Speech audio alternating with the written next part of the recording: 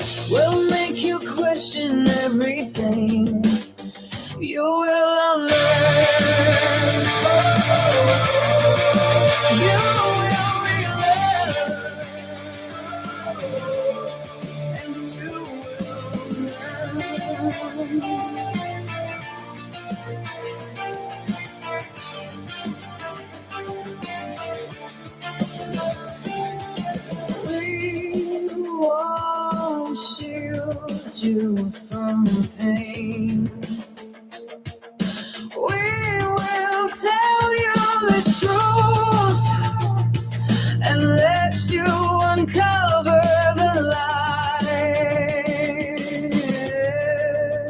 lies. Face reality, and you'll be free. Confront your fears, and you will be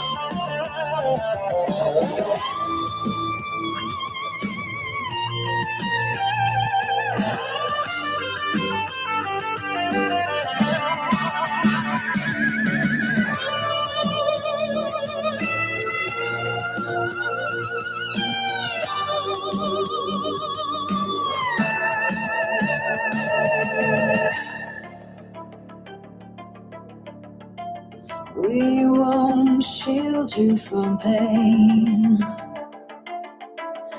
We will tell you the truth and let you uncover the lies. Face reality, and you'll be free. Confront your fears, and you will be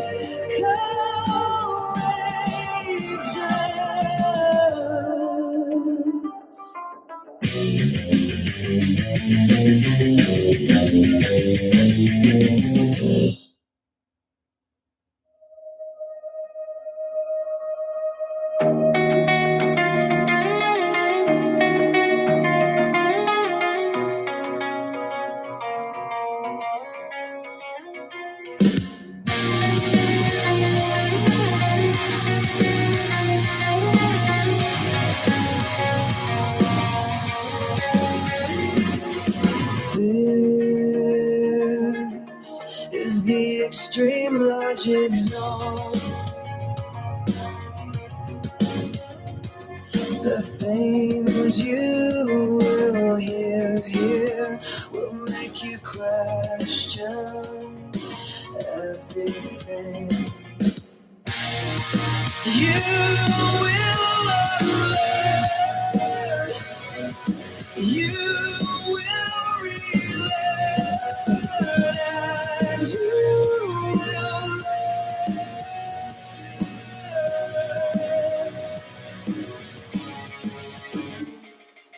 We won't shield you from pain. We will tell you the truth and let you uncover the lies. Stage reality, and you'll be free.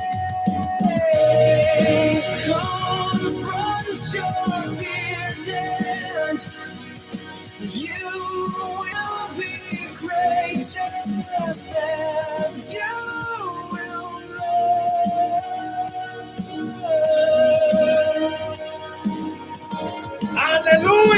church. Hallelujah, church. Hallelujah, church. Hallelujah, church. We are here now.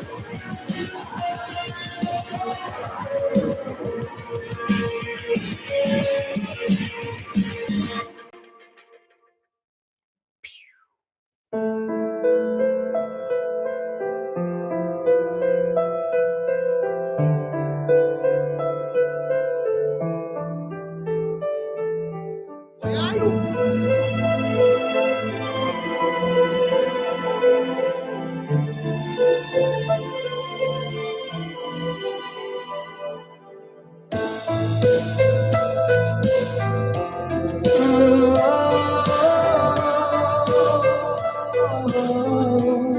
Get the lights up, get the lights up, get the lights up, get the lights up, get the lights up. This is the extreme logic zone. The things you will hear will make you question everything. You will unlearn. You will unlearn. You will relearn. And then you will learn.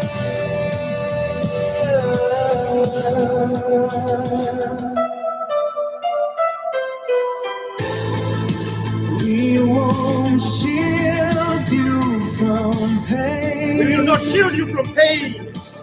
We will tell you the truth. We will tell you and let you discover the lies. And let you uncover the lies.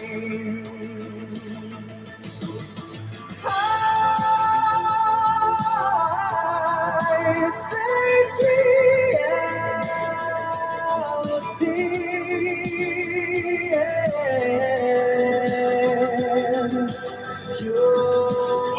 and one more. Get the lights up. Take the lights back and keep watching. You get started.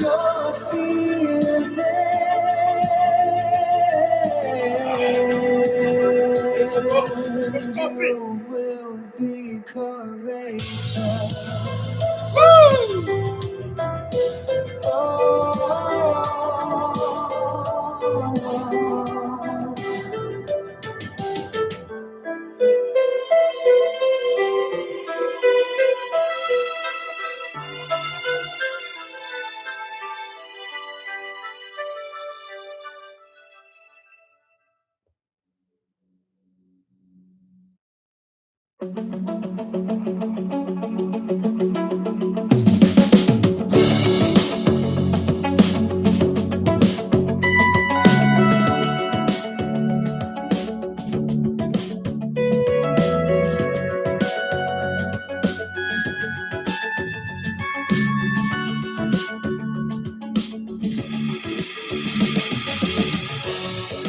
This is the extreme logic zone. The things you will hear will make you question everything. You will unlearn. You will relearn.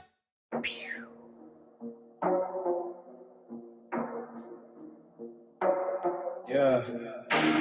Welcome to IQ Watson channel. Welcome. This is the extreme logic zone of the Ask IQ show. We conduct real talks here. We do. Nothing is off limits. Nobody's off limit. Nobody is off limit. The mark of the man is dependability and reliability, and he delivers the truth with honesty. Gentlemen, minimize your needs. Uncomplicate your life. Simplify your routine. And constantly have things to look forward to. That is very important. Do not involve women in your planning. They may be on a plan like a burger is on a menu, but not in the kitchen like a chef. Every man with an ambition has a period in their life where they build a foundation. No fucking around. No distractions. No excuses. Just pure tunnel vision. And building themselves. This is what separates the best from the rest. You are good at anything you put your mind to. The day you decide to change the things you put your mind to is the day you'll be good at what you put your mind to. Be protect your seed. Be deliberating, choosing the mother of your future children.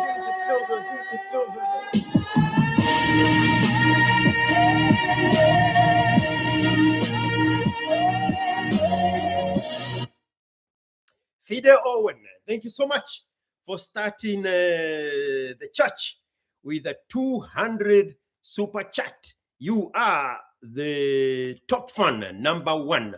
This is to an even bigger and better year, 2026. Thank you so much, Fidel Owen. Be like Fidel Owen.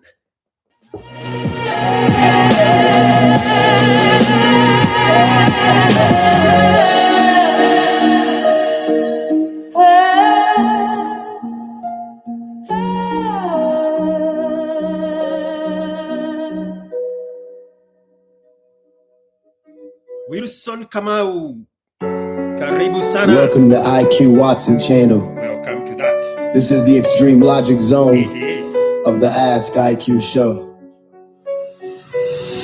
We conduct real talks here. Nothing is off limits. Nobody is off limit. The mark of the man is dependability and reliability, and he delivers the two with honesty. Gentlemen, minimize your need, uncomplicate your life, simplify your routine, and constantly have things to look forward to.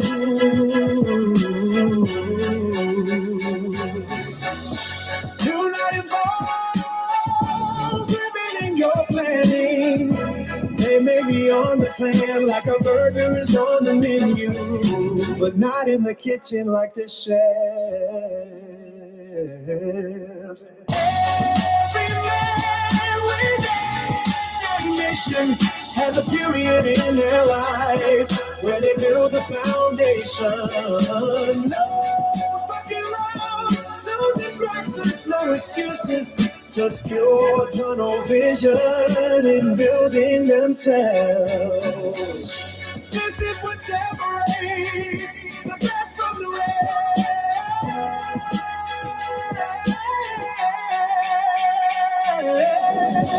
You are good at anything you Critical battery, please charge.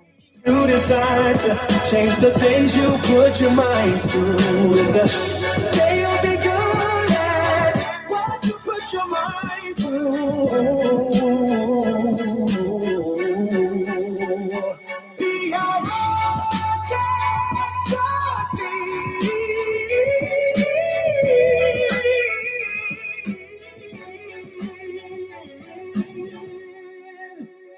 Be deliberate in choosing the mother of your future children. Boston.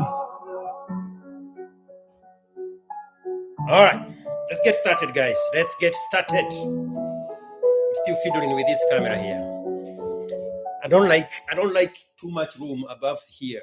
One more and we're done. Welcome to IQ Watson channel.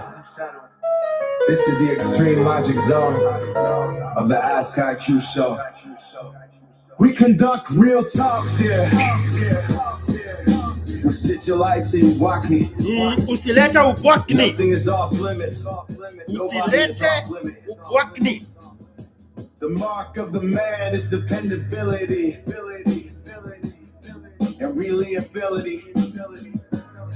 and he delivers the two with honesty. Gentlemen, minimize your needs. Uncomplicate your life. Joseph Mwangi from Canada. And constantly have things to look forward to the classes.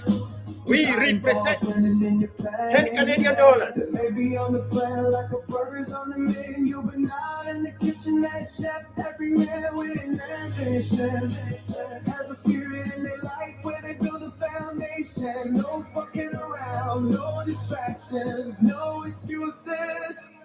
Just pure tunnel vision into their purpose and goals. This is what separates the best one from everybody else. You are good at anything you put your mind to.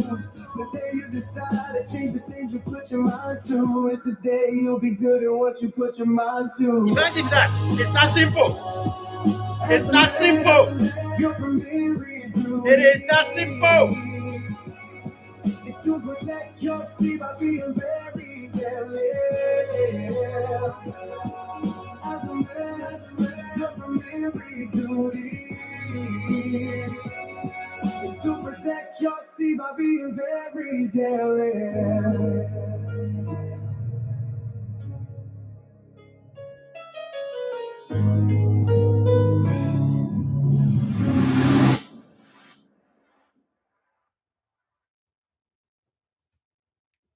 Okay, guys, let's get started. Why are we here? Why are we here? Am I too shiny? Is my afro okay?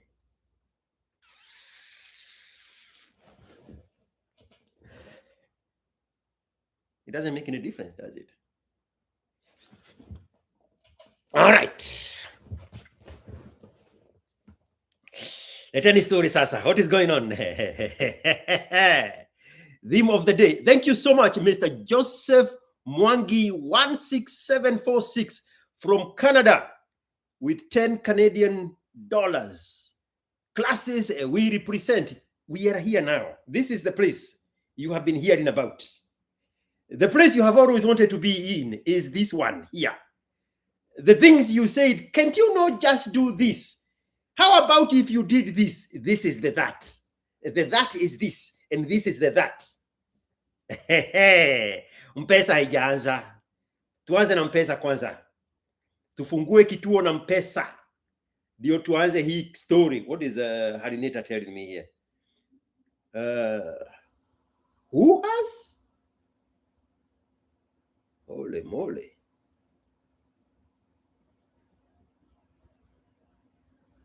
Holy moly. All right. Tufungue kituo na Mpesa. And you need to give me material. I'm blank. I'm blank. Give me material. What do you people want to talk about? Ita Mr. USIU atupigie story the life story the life Kiokoto. That is upon him. He will have to want it for himself more than anybody want it for him. That is a message to everybody, especially you Dwanzis. You think you have to be Pebelezwa to do better for yourself. No, this life is yours and yours alone. You decide what you want to do with it. Let me see if he has texted me on the other phone so that he knows I am here.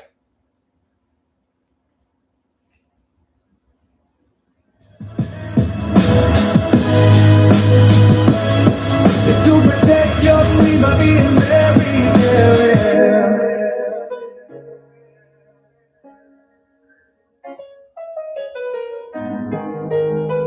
All right. One more for the Latinas. Oh, that's not it. Yeah. Goja, Mr. Welcome to War. Action Watson channel. Let's do the Latina one.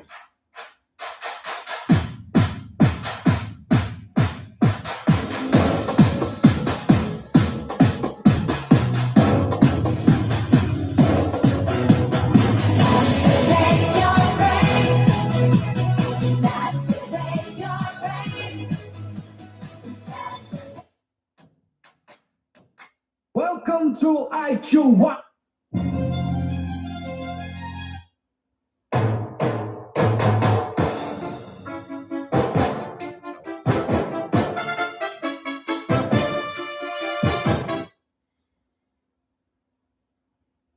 Eve Rosa, yo, IQ, don't know if you have addressed this before, but what do you think about trading? What do you think about trading? Mr. Eve Rosa, what do you think about trading? Tell us that thought process of yours. Wacha kuingiza straw kwa akili yetu, tunyonye akili hapa kiholela holela. Kama wewe kuna story ya trading, piga simu tupatie hiyo story. Namba yangu iko kwa profile za social zangu zote. Usijifanye ubwaki ni hapa ujui. Namba yako ni gani? Wanu, umesema 5, 1, 2, 512 or 521. Tafuta namba yangu kwa profile boy.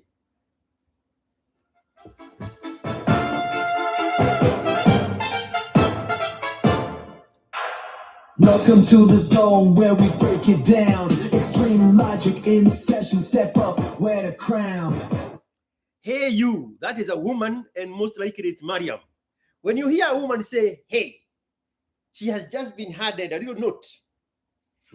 I don't know if you guys saw, Trump was squeezing the balls of some corporations, the oil corporations that eventually are going to end up in Venezuela. And the vice president, J.D. Vance, was sitting between the president and ExxonMobil executive. And as the president is speaking, J.D. Vance had a point that the president missed. So he took a note and he said, go back to that issue of the ExxonMobil. The ExxonMobil executive is sitting next to him. And then he handed the note to the president, and then the president read the note out loud. Hey, that is what women do.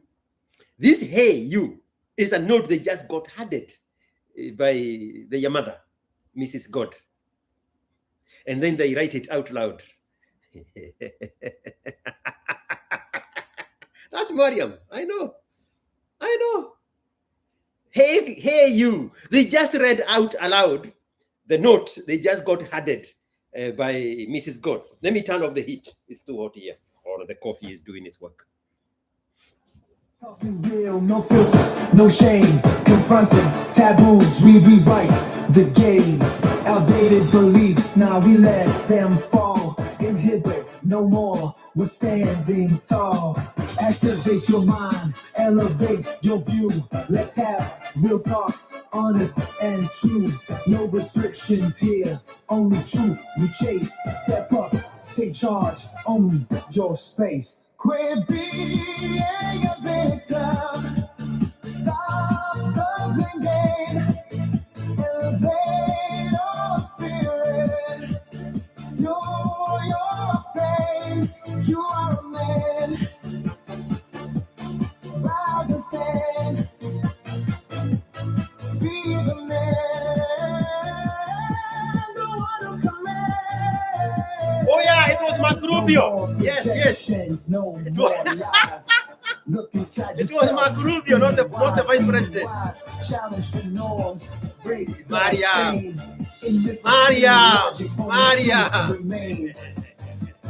We go there where others fear. Face the facts, make it Mariam! Hey! Don't hesitate. On your path, decide your fate. Yes, Jose. It was Mark Rubio, not the VP.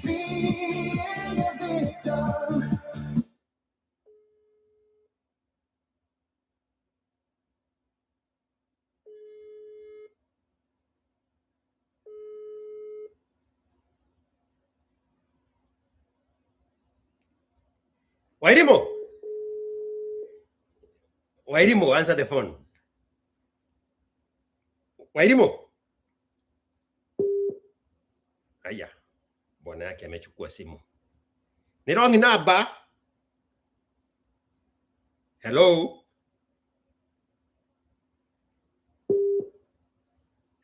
Amekata.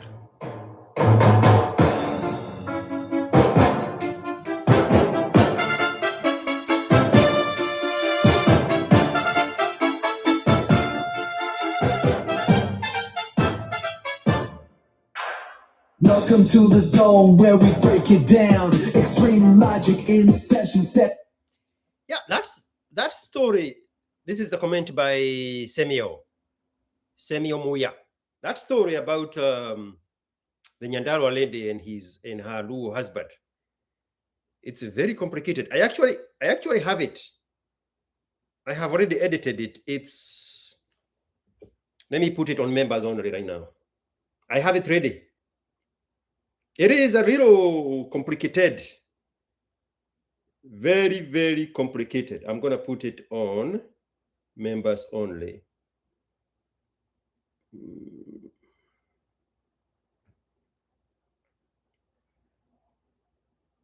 All right, it's now on members only. Yeah, that story is a little tricky.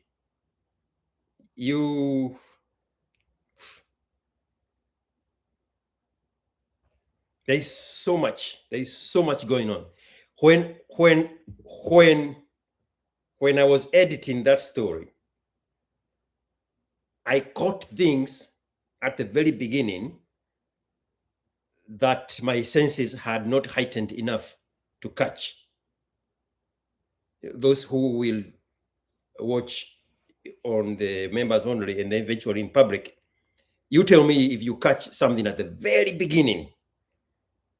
At the very beginning, there is something very profound she said. And it's only when I was editing the story that I caught it, because it connects with the very last 20 seconds of our conversation. And Taleb pointed it maybe on the comment. The hesitation at the end connects with the very first 1 minute of our interaction with her. But you will have to figure that out for yourself. And then you put in the comment section if you caught it. Yeah, it's a very complicated story. And as always, with these kind of stories about relationships, there is the other side of the story. You bet your ass there is another side of the story from the man's perspective. Just like Master Miner, or I don't remember what he was calling himself.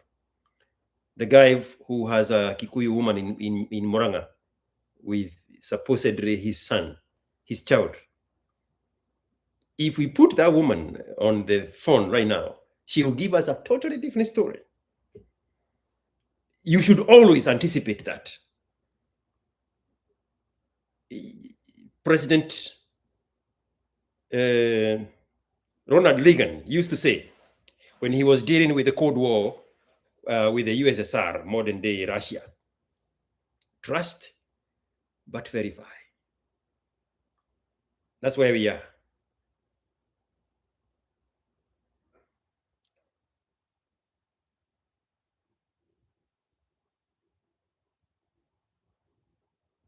Let's see.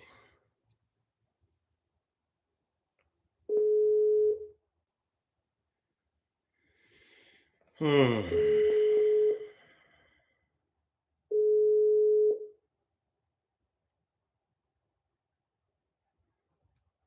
me try one little trick here and see if it's going to work. As you guys gather your thoughts and tell me what you want to talk about. Joseph Day is saying, don't be like a leech, sucking information free and not giving back anything. Choose one, M-Pesa or alike, both if you can. That's a good message. Why are you being so nice? Why are you being so nice? When people get so nice, I am like, what is the product? What is the product? Why are you being so nice? Si wabie wasilete ubwaki ni hapa. Is that not a more straightforward message? Usilete ubwakni.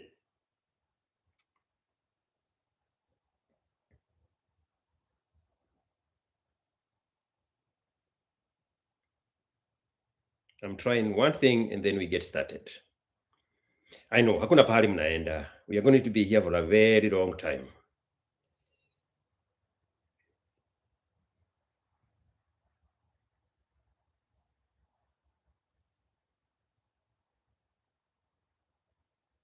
Primary, yes.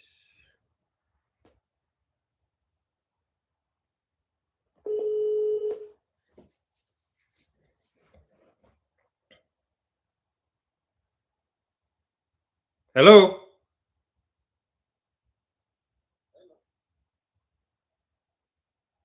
Hello? Hello? Yeah, I can hear you. Tunaongea na nani? Ongea na Jamaina. Wewe wapi ile story utupatia hapa ya uta come back na feedback? Ati ya campus na feedback. Huh? Can I call you on WhatsApp?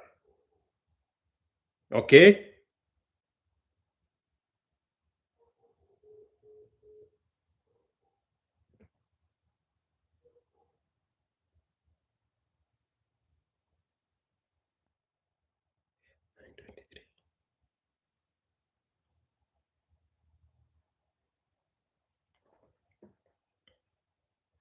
All right, guys, let's continue. IQ suspicious of the guy being so nice. Why? Because it's a game. Oh, now you want to project it on me, Mr. Evans Mutevia. Have people not been nice to you in life? No, people generally are not nice for no apparent reason. I mean, which one do you people live in?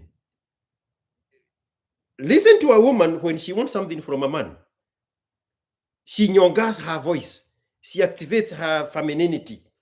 She becomes soft. And she looks.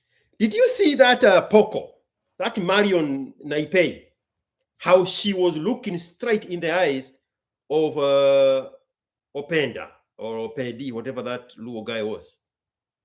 What do you think that was? And the moment she got rejected, her natural character showed up. Not the day after. In that moment, when the guy said, enda kwa hiyo room ingine, ukunywe pombe na hao, nimenunua pombe, wachana na mimi, usitake bibi yangu akukute hapa. Akamwambia, ulikuwa unanileta hapa unitajie mambo ya bibi yako. Then the moment she realized that activation of Kinovia is not working, her tone changed, her face changed, and said, bas, nilipia Uber niende. The same person in the span of 5 seconds. Now, which one is the true character? The one that cooked lies about drugs and being drugged and all these lies she cooked? Or the one who was trying to occult the man and the man rejected her? You need to watch an episode on my YouTube. Unconditional love. Something to that effect. I can't remember what is the name of it. There is nothing like unconditional love. There is nothing like people being nice for nice sake. Even kids, newborn kids. You people don't even know this.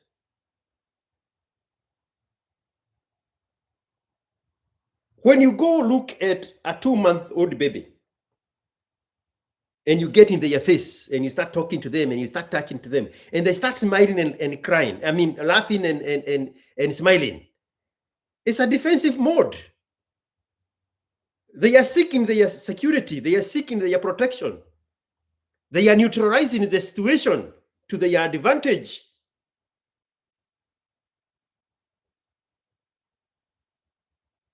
The same kid, when they figure you out that their smiles and their softness is not working, they start screaming. The same kid in 5 seconds.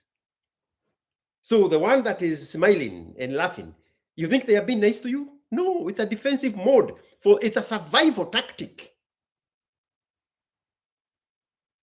on the part of the kids, 2 months old. Now multiply that by 100 months. And you have these people with a pretentious. If you know anything about North America, is the fake smiles.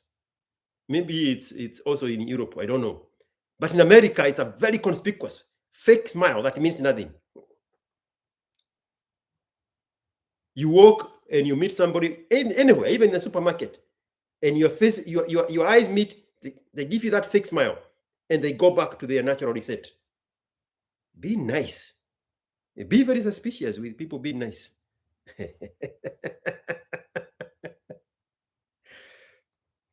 Have people not been nice to me in the past? You want to ad hominem this conversation and project it about me. You be nice to me for nothing. Boy. Joesh, si moi. Usilete ubwakini punes. Mwambie. Moses Odhiambo, our very first Luo human being on this species. I just graduated last year. I am dreaming to come to US. I am dreaming to come to US for further studies, for the masters, and I shall look for you and just say hello to you. You are a big inspiration to me, IQ. Wacha kunipaka siagi. Wachana na Brewbird. Brewbird has cholesterol. It's not good for me.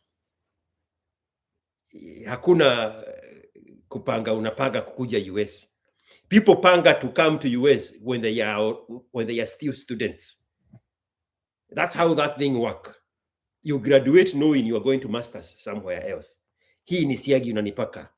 Tuma mpesa, niamini hiyo story yako. You see? You want me to be nice, mister. I am teaching you a lesson here. This is a social science experiment. Pay attention. Yes, Fidel, that guy was trying to ad hominem the conversation. I see you doing the same when recording those people in the streets while asking them questions. Yes, because I want something from them. And I have to disarm them to be comfortable with me. You need to pay attention every time I approach these people. If you don't know me, you would think I know them, because I never say hi. I never say excuse me. I never say, can I ask you something? I never use those words. I go straight to talking to them like I know them from Adam. Watch the video I did before I left for Kenya in December, when I was riding on a driverless car, the Waymo, Uber Waymo Jaguar. Watch the young couple that I approached and talked to them as if we were making Kipindire. I don't say hi to people. I don't say, excuse me. I don't say, can I ask you something? That one right there, it creates a whole new perspective. You walk to people and straight up. If hi and how are you doing is ABC of interaction, go to W. Start the conversation at W. You see how successful those conversations are going to be. When you say hi, when you say excuse me, that person is already now raising their guards, trying to figure out, why is this person talking to me? That's what happens. Can I ask you something? No, I'm busy. Hi, they keep quiet. Excuse me, stop talking to me. They raise their guard. But if the first words that come out of your mouth is context of that which you want from them, then you ebb them into flowing with it. Go back and watch every single interaction I have done with Americans. I go straight to the point. Joseph Mwangi 6746 sent IQ a gift membership. Ah, man. What does it do? Is this something I give to somebody? Hey, this is my second day on the job. I don't know these things. Received a gift certificate by, okay, so what do I do with it, Mr.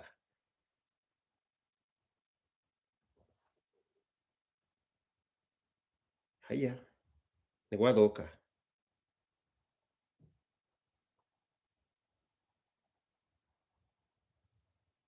How do I go about purchasing that book right behind you? If you're still asking that question 4 months later, wachana nayo. Go by the Gideon's Bible. If you're still asking how to buy Kibe's book, wachana kitabu. This is not for you. Go buy the Gideon's Bible, the little tiny one that fits in your pocket. Wachana kitabu. Hii imekulemea. Akili yako haipadi gorofa ya juu. Anza na Biblia tafadhali. Sinilete ubwakini hapa. It's giving somebody a membership to your channel. Never. Can I cash it for cash? How much is it? Nobody needs help. What would they have done to earn a free membership? Why do they need a free membership? This is the culture of beggars. We are not going to cultivate a culture of beggars here. Can you cash it out and send me the M-Pesa? The M-Pesa say, the WhatsApp says I'm unavailable. You don't know my WhatsApp, bro?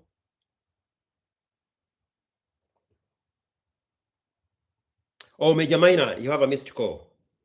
Okay, just one moment. Let me dunga these people. Nobody needs help, Mr. Dethrone. Nobody. So tell me, seriously, me, I don't know how to talk any other way. You have purchased a free membership to my channel to give it to somebody who needs it or somebody who wants it. Why would anybody need it and not purchase it for themselves? Why would anybody want it but not buy it? So you can soften my words and make them look nice. Because you, George, you have to remember you are selling a product. Be nice to these people. But that's what I meant to say. So now change it to your sweet language. If you need something, you work for it. If you want something, it's because you can afford it. Who is this person who needs it, but they're not buying it, and wants it, but they are not buying it? I don't know that person. I do not want to be associated with that person because that person is going to be a problem to me in the future. Do you know that thing about giving evokes appreciation, and the second giving, and all the way until it creates entitlement? I don't want to produce that. This is not my first rodeo with humans.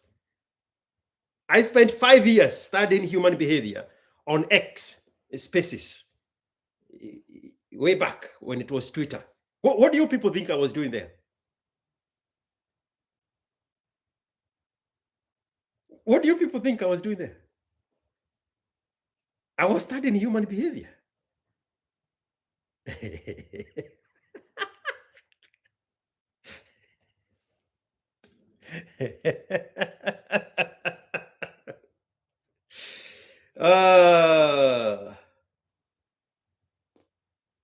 What is that saying about giving that starts with appreciation and all the way to the end, it ends up with entitlement? No gift is small when given with real gratitude, but handed out without that, and folks start expecting it. Turns into entitlement fast. Ring any bells? Yes, but there is give once, you evoke appreciation. Give twice. Give once, you're appreciated. Give twice, you're expected. Third time, it's owed to you. Like entitlement creeps in. That's the one, right? Yep. Say that one more time. Give once, you're appreciated. Give twice, you're expected. Third time, it's owed, like entitlement sets in. I know not to cultivate that. It's now the time for me to report me to your God for not being nice. But I just escaped a red flag of the future.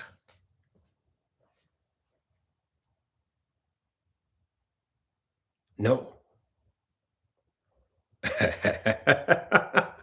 Yes, Jose, free membership is not good. Oh, Jose, the other Jose is saying he was trying to buy it for himself.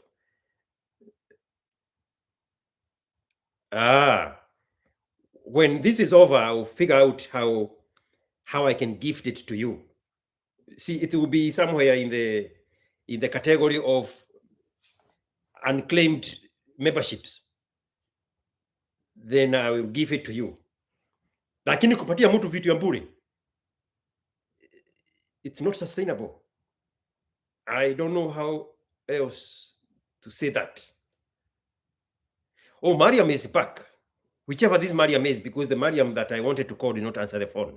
To me, being nice attracts favor, but being nice doesn't mean saving you. It's disappearing.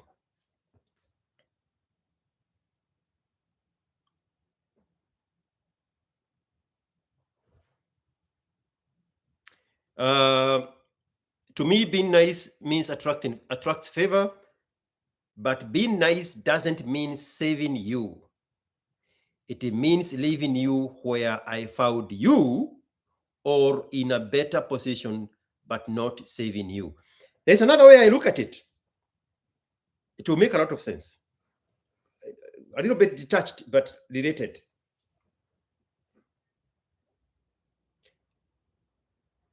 The people who expect something for free from other people, the people who beg for something, the people who expect kusaidiwa, pay attention. If they were in the same position as the person they are asking help from, if they were there, they would never help anybody. Interrogate your circle of friends and family members. The people who beg, the people who expect, the people who ask things for free, if they were the ones with that stuff, they would never help. They are the most selfish human beings. Because that act itself of begging for something for free, of expecting something for free, that act in itself, it's coming from a place of lack and scarcity. So even if that which they are begging was abundant in them, the lack and scarcity mentality would never go away. They would hold, HOARD, that which they were previously begging from other people. They are the least generous people, potentially, if they were if the roles were reversed. Interrogated. Right now, I have numerous people in my head, from family members to associates to friends to people I know in my circle. They are the least generous human beings, the one who beg the most, the one who expect generosity from others, are the stingiest and the old English word meanest people you will ever meet. Interrogate that for yourself. Again, Mimi, I don't know how to be nice. I only know how to be real. So take my words and then shape them up with niceness. They will make a lot of sense. If you remove this harshness, those words are going to make a lot of sense.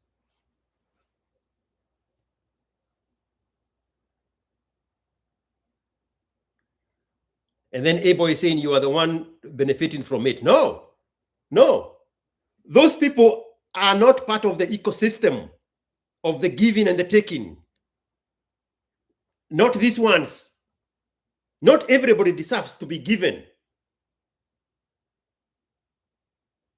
I am about to take you to a very dangerous place one more time.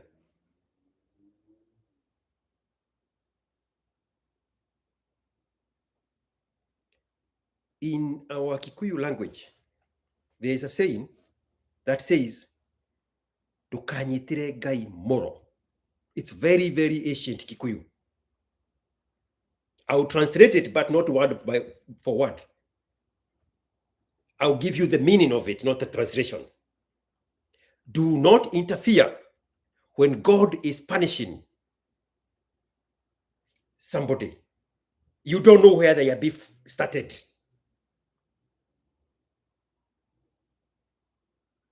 So if somebody is being inflicted with lack and scarcity and poverty and misery and hardship and pain and diseases and loss, they are not automatic candidates to be helped, because it could be God is dealing with them. There is a quote I quoted today on Mariam's page as a reply from the Bible. God saying, I am a jealous God.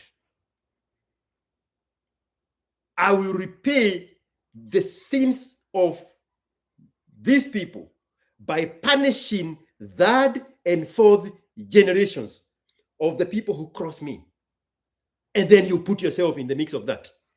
You are the one benefiting. Wachana watu. The universe is very organized. Very, very, very organized. When it gives you an opportunity to give, so that you can sow the seed of the reciprocity of the universe, the right people will show up. The right characters that are going to be the beneficiary of your giving are going to show up. The Spirit himself is going to speak to you and say, that one is the right one. But not the one God is dealing with diseases and hardship and pain and misery and poverty and lack and scarcity. It has to feel very organic. Problem is, most of you have not practiced giving, so you can tell the difference. And the ones that beg, 99% of the time, is because they are serving the punishment of God. I just warned you, I'm going to take you to a very dark place.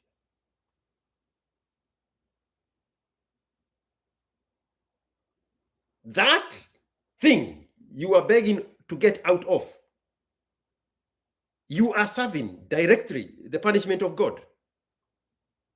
Whether you directly, your father, your grandfather, or your great-grandfather. God himself said, you are own God in your own African Christian Bible. I will read the quote. It's on my reply to something Mariam wrote.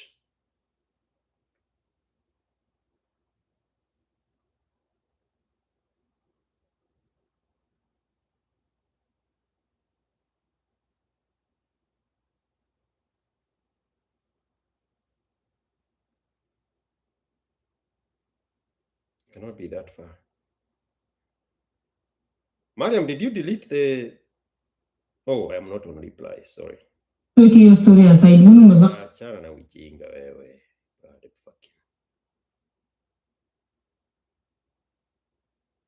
Exodus 20, verse 5. Exodus 20, verse 5. Read for me Exodus 20, verse 5, and then expound the meaning of it.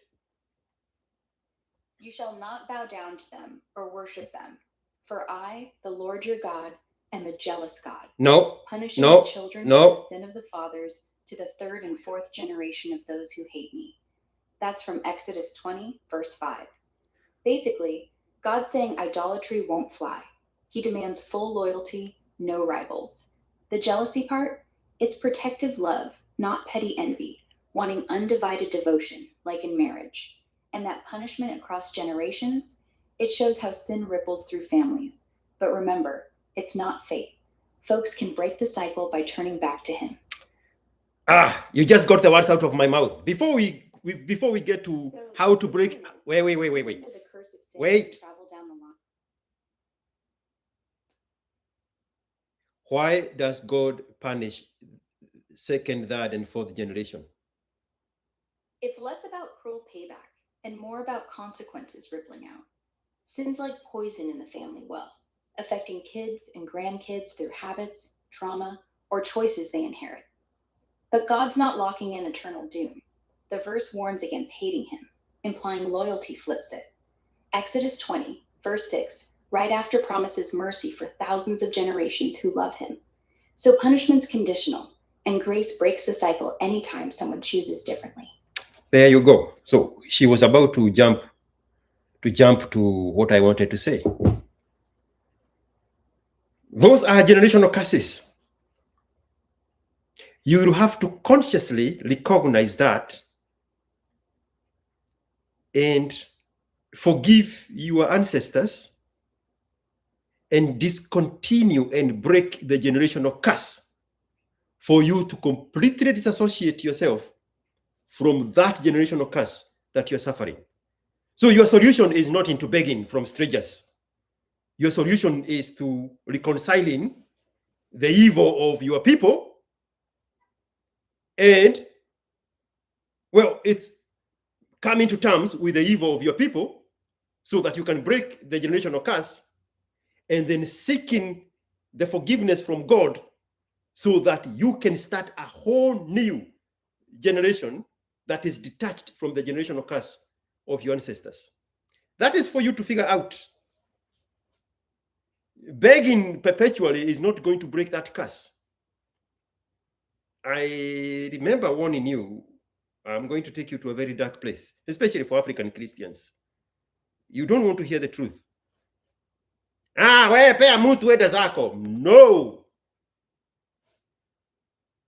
No. There is a whole new spiritual ramifications to this. Because and I had this conversation with Mr. USIU, if you interfere with that holy anger of God in punishing people and meting the punishment of the ancestors on innocent great-grandchildren, that you are, in essence, buying into the curse. People who are from Western Kenya and Kisii land, don't pretend you don't know what I'm talking about. Because your cultures are inundated with witchcraft and sorcery and generational curses.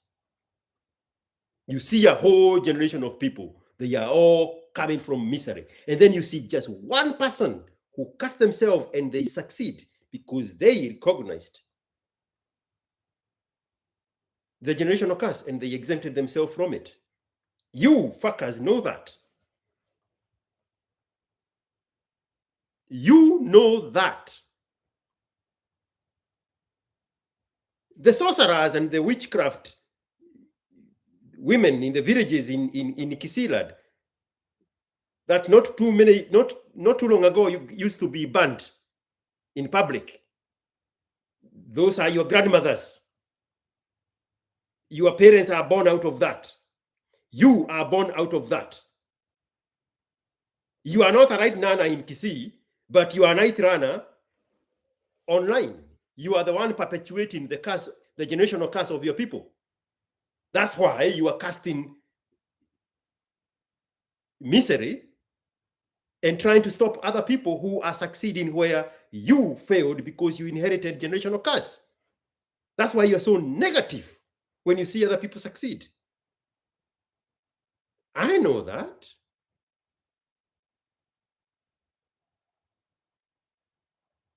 You are digital witches. For the third time, I warned you. I'm going to take you to a very dark place. That negativity of yours when you see other people succeed, because you inherited the curse of your sorcerers and witchcraft ancestors. It bothers you. Listen to Otero. What is his name? Osama Otero. square candidate, a true manifestation of a digital witch and sorcerer. He was saying this Kibe's book is AI. He is squarely serving the mission of the generation of curse, of sorcery and witchcraft where he came from. Osama Otero.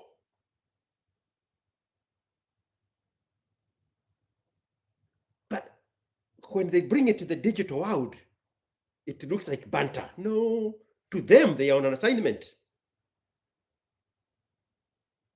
Digital witches. Their job is to stop progress on others because they are serving the curse of poverty. The one in Exodus 20 verse 5.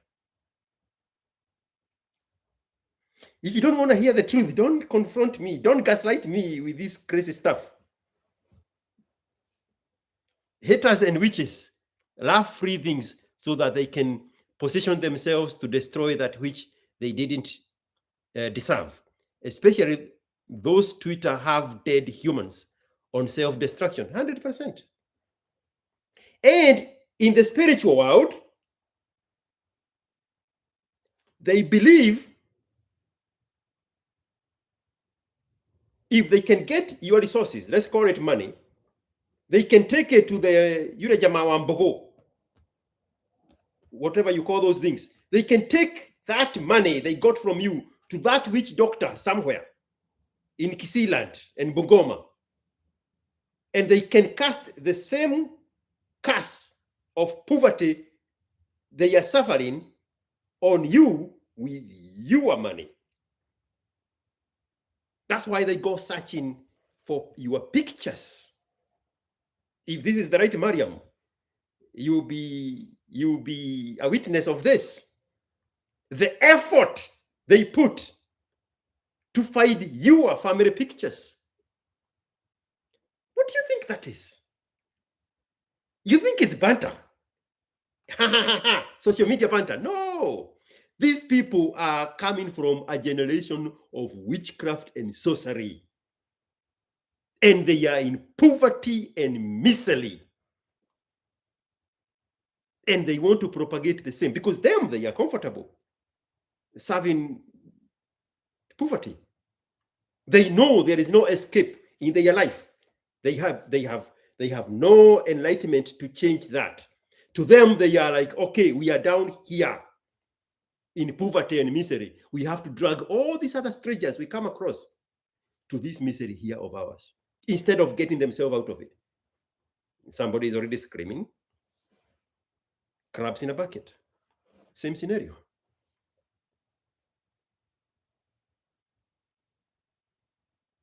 Yes, I'll give you your membership back, Mr. Joseph Mwangi.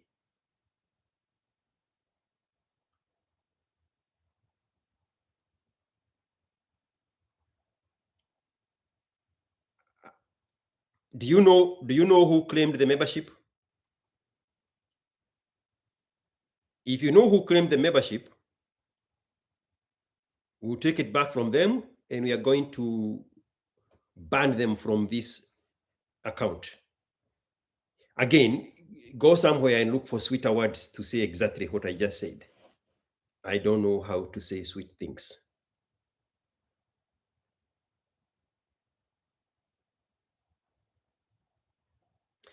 Selfish people can't stand a world where people are not solving their problem. That is George Lucas. It's not George's. It's Gigi.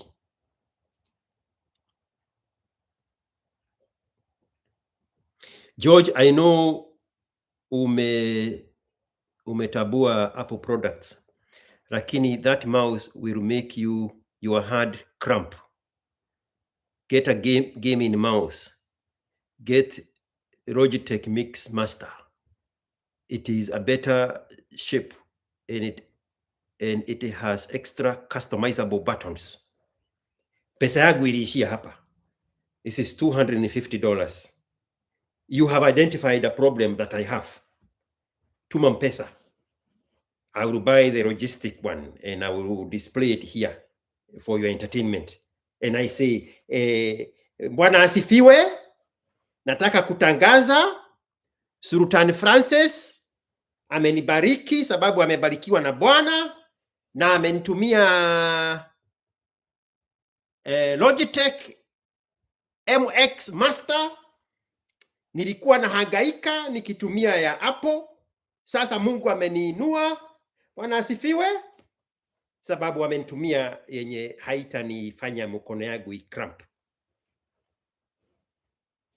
Let's have that conversation after the M-Pesa ring on my phone.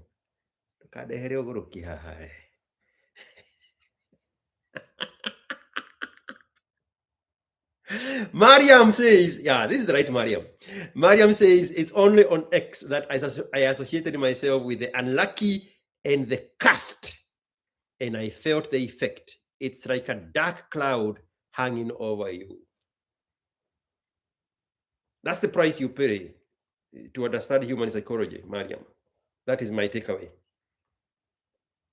I used to live a very isolated life. The moment I became an adult, I worked for 5 years in a gas station where I was working 6 days a week with adults. There was only one guy who is 2 years older than me, Wainaina, this Kikuyu Kiangwashe of Nakuru. We never interacted much. And then I got channeled into Happy Church. And I quickly discovered the fakeness of the church. And I never wanted to associate myself with those people. And they were all older than me.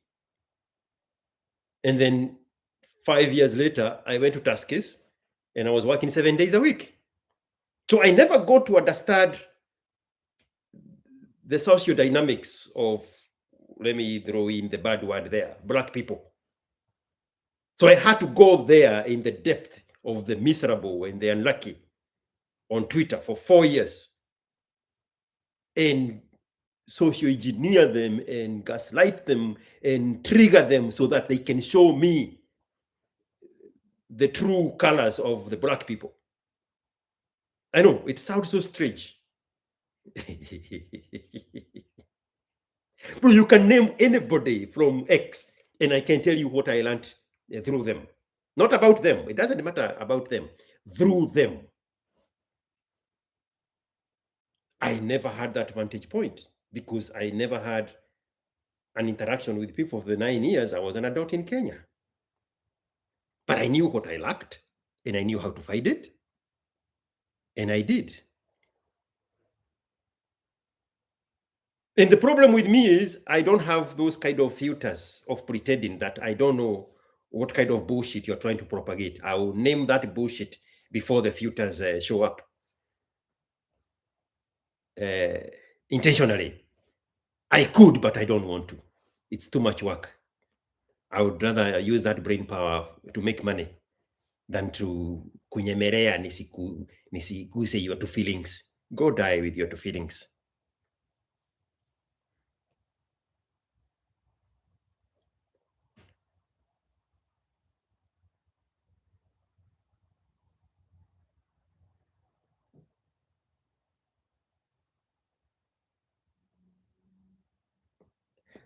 Taleb Mogora, mimi siongei na wewe. Chukua simu.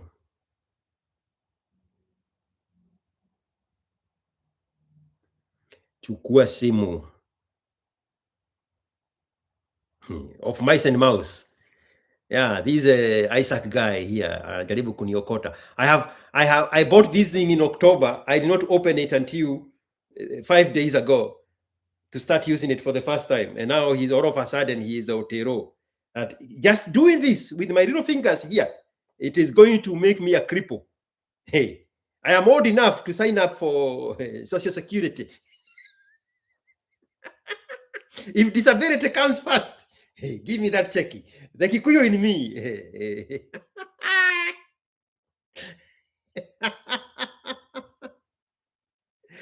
Oh, shit.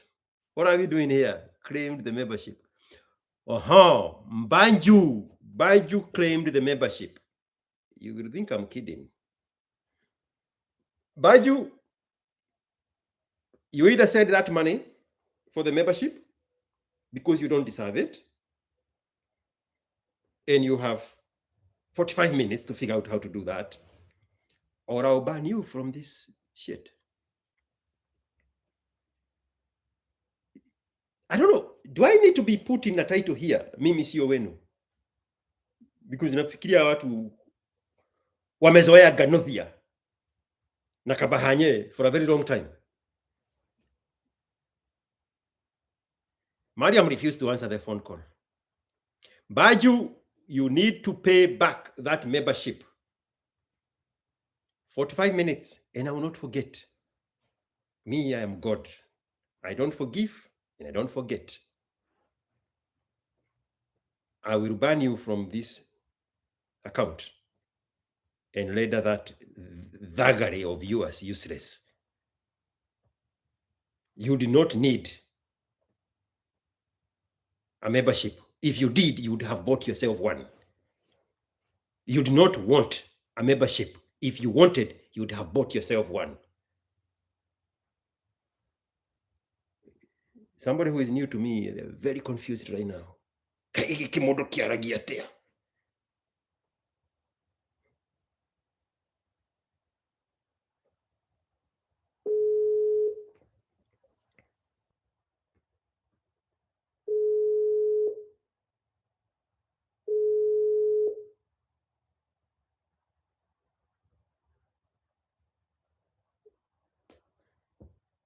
Hello. George, Yes. so now I have to, I'm watching you on the TV. You're like crazy. Let me mute. Aha. You like what you see, Mariam? You like what you see, Mariam? If you say you're sweating, I'm good.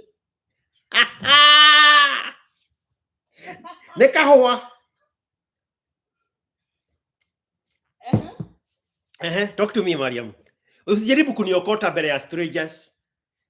Mimi siwezi kuokota, George. Kama ulikuja Kenya and you didn't see me, I'm like, you're past the kuokota stage for me, okay? Oh, I'm glad you brought that up. I asked you,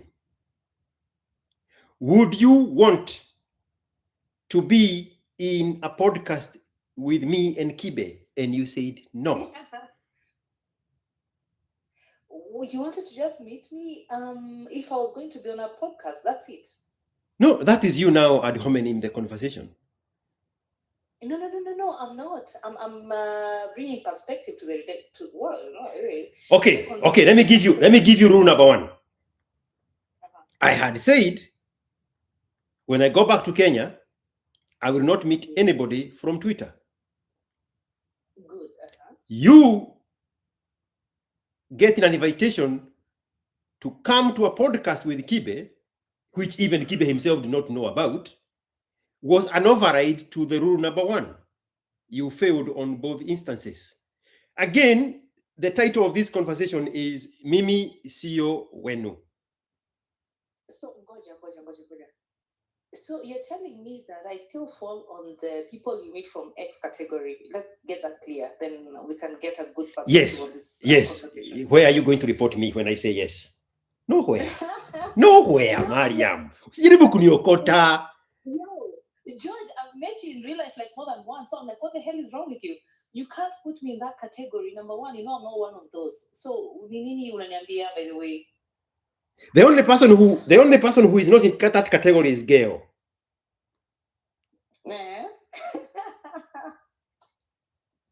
It's okay.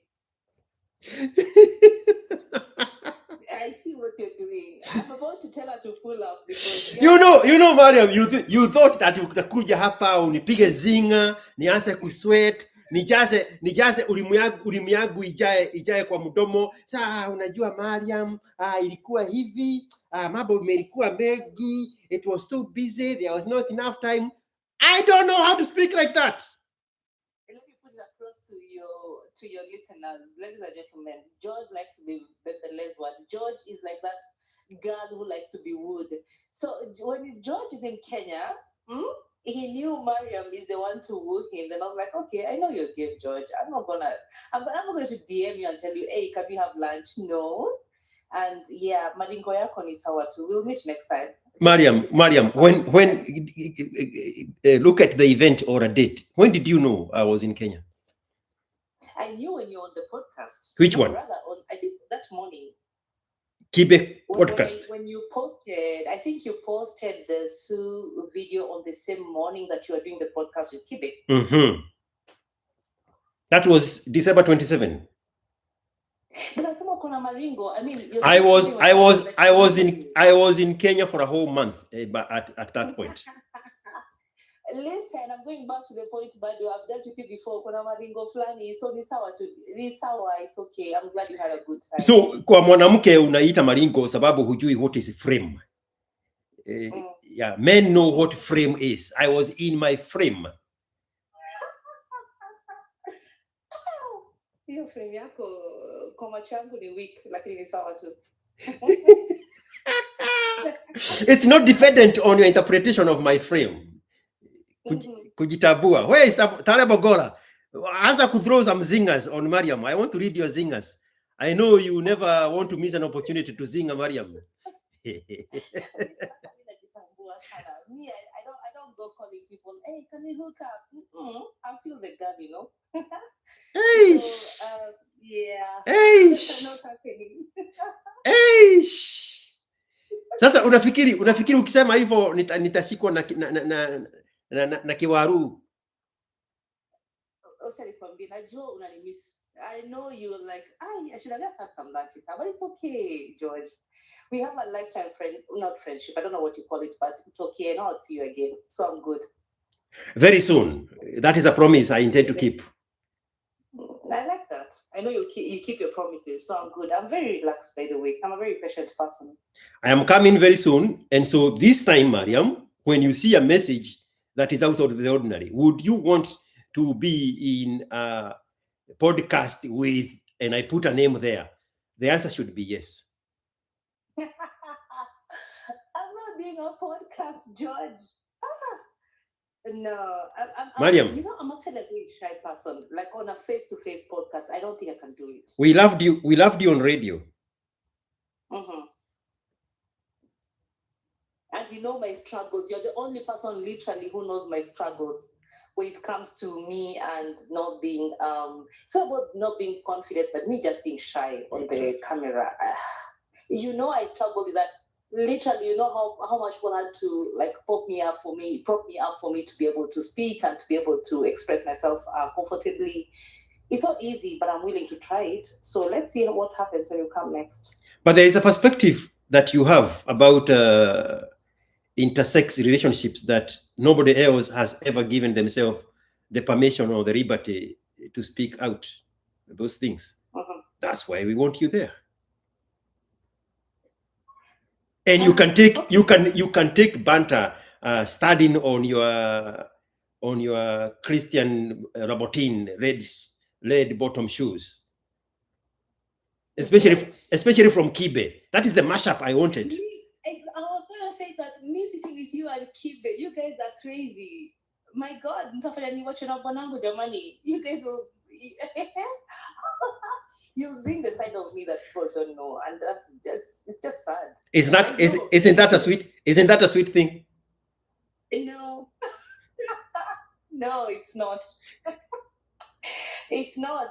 There are those bits and pieces of you that you hide from your significant other, because if they know you, who you really, what you're really all about, they'll be like, yo, can I really deal with all of this?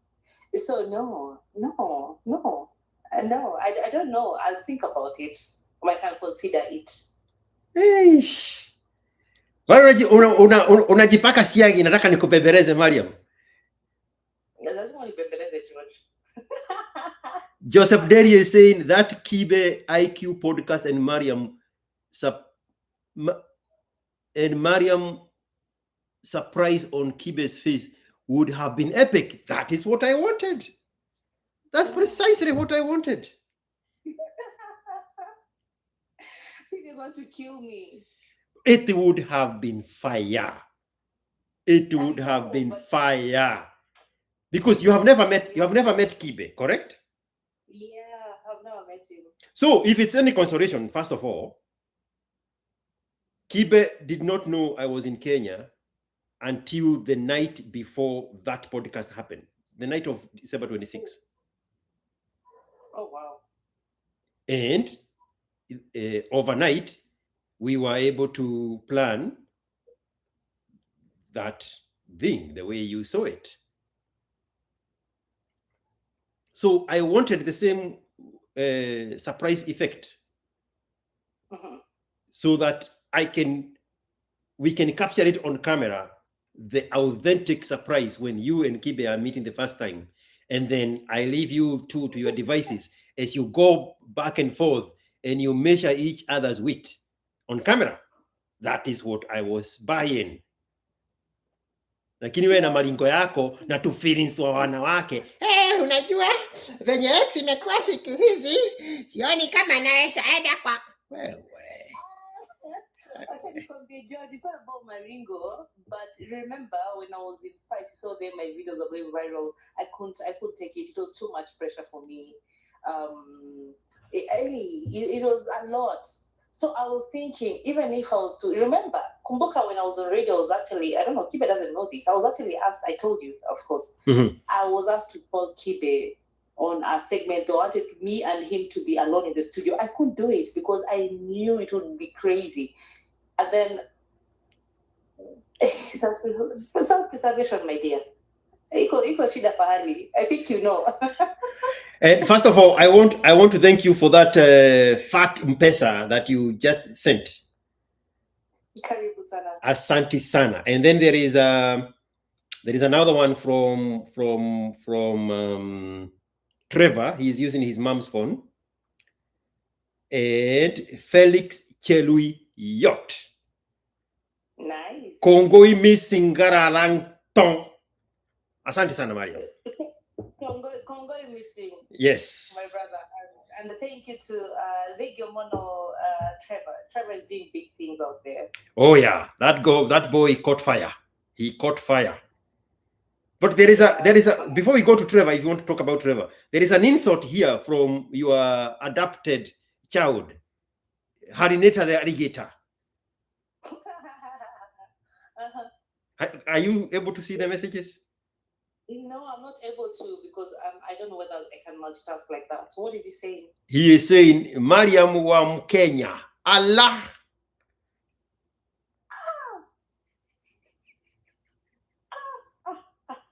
You know, people try to pin Kenya on me all the time because they think I'll be embarrassed of him. But I keep telling them one thing. Kenya is a boy who is a man. He's not a boy anymore. He's a man who is winning in his craft. So I can never be embarrassed to be associated with someone who is like, is he 12 years younger, maybe 15 years younger than me? But he's winning in his craft.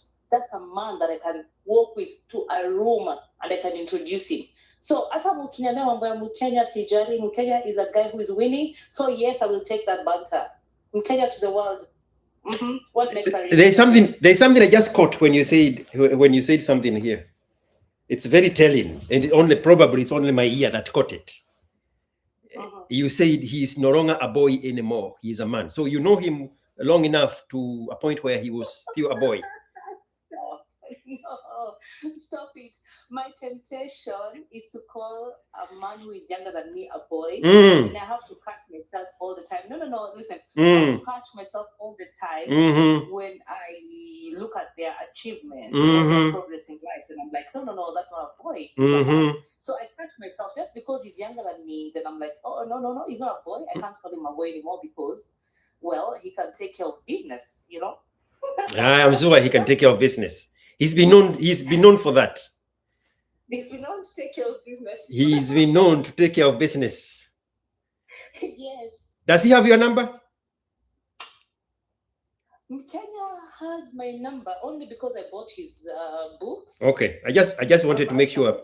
I want to add him. I want to add him here. Yeah, but he doesn't misuse my number. That's why I respect him actually. That is solid, eh? Let me see. Mukenya. I have so many of his numbers. And let me say hi to Taleb Gola. That freaking yeah, let me not talk badly here. Hi Taleb Gola.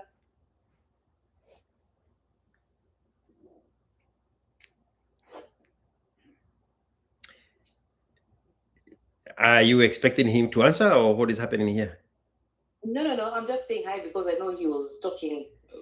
Oh yeah, he is throwing shit here on you, but now he's saying hi, Mariam. He likes throwing shit. Ameanza kujipendekeza. I mean, me, sir. Probably. Yeah, obviously. But he's probably missing the drama. He likes drama. That useless ex-drama.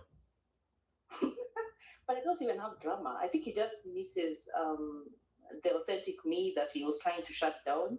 He can't take my authentic energy. Yeah. He was hell-bent on dimming your star. That's why in the previous comment, he was asking if I believe in witchcraft, because he wants to know whether I have figured him out. Mimi sio wenu. He needs to visit Benin. His brothers are there. Benin in West Africa. That is the center for witchcraft. That is I called it the hotbed of witchcraft. It's where the devil resides. Actually, they say that's where the devil lives. If you believe in the devil. My sister has gone to Benin. She had visited Nigeria and she took a trip to Benin. I don't know whether it's true because she likes joking also. She told me, when I was on my flight from Benin, literally like half the plane guys were carrying pots. You know, those pots, someone has said, put Taleb in this pot, put George in this bottle. So you'd see guys carrying some funny stuff. And she assumed it's because guys have put other people inside those whatever's, you know, those pots and the bottles are both out. Yeah. So yeah. Those are people serving the curse from God himself. And they are happy with the predicament they have been dealt by life. Let me tell you, when those, I don't know what to call it, dark forces, it's just the negative energy. When it puts you down there, for you, if you're born into it, I think it's next to impossible to pull you out of that predicament. I don't know. Yeah. It's almost impossible. It's like your fate. Yeah, that's the word. It's like your fate. Is Kenya on this call? No, he's not answering. I have so many numbers, and some of them showed up as if they were not on WhatsApp. It was saying invite. Okay. So I don't know which one is on, or probably I have not saved it on this number. I don't know, but he's not. Wow. Okay. But I would have added Taleb Ogora, but I don't want him to have your phone number. He's gonna start sending you his dick. I know him. No, it's okay. Nani is a solid person. Kenya is a very solid person. Kenya is real. Much respect to him. Yeah, the number here, 2 of his numbers are saying invite. I don't know why they are not on.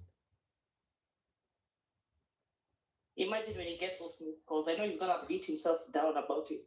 Yeah, it's not gonna work. Do I let you go with your boys? Someone will start saying, IQ is whipped. You know, these boys like crying. They don't matter in my life, Mariam. I got the research I needed. Yeah, now I'm in a different high. You know, the last time I was trying to have a conversation with you, they were so angry. But you can put Taleb through. I mean, my number was put in the public domain. Someone told me that yesterday in my DM. By the way, I have your number. Like, very good for you. My number is in the public domain, so you can pull him through. Put Taleb through? Will you put him through? What's the worst he can do? Send me a pesa? That's the worst he can do. There's nothing. He can't do anything with my number anyway. You know that guy called Goja kidogo Taleb, Goja kidogo Taleb, Goja kidogo. You know that guy called Wasike, Jobless, Abyssinia Dental Clinic. Yes, big up to the guy. He is the one who bought me the goat that we slaughtered with Sue Owino for Christmas. I saw that. Big up to you, Wasike. I saw that. So, how was Sue's food? Subiri kidogo. Wacha nikupea ile story nataka kukupea. So I did not have M-Pesa number to give him. I gave him M-Pesa number with somebody who have similar names like you. You cannot convince this guy that he did not send that money to Mariam. Are you kidding me? I'm serious. Wait, I am serious. My other name? No, it's Mary Wairimo. What? Yes. This guy, there is no way of convincing him that he did not send that money to you. You know, God, I've been accused of being your wife. It's a spiritual thing.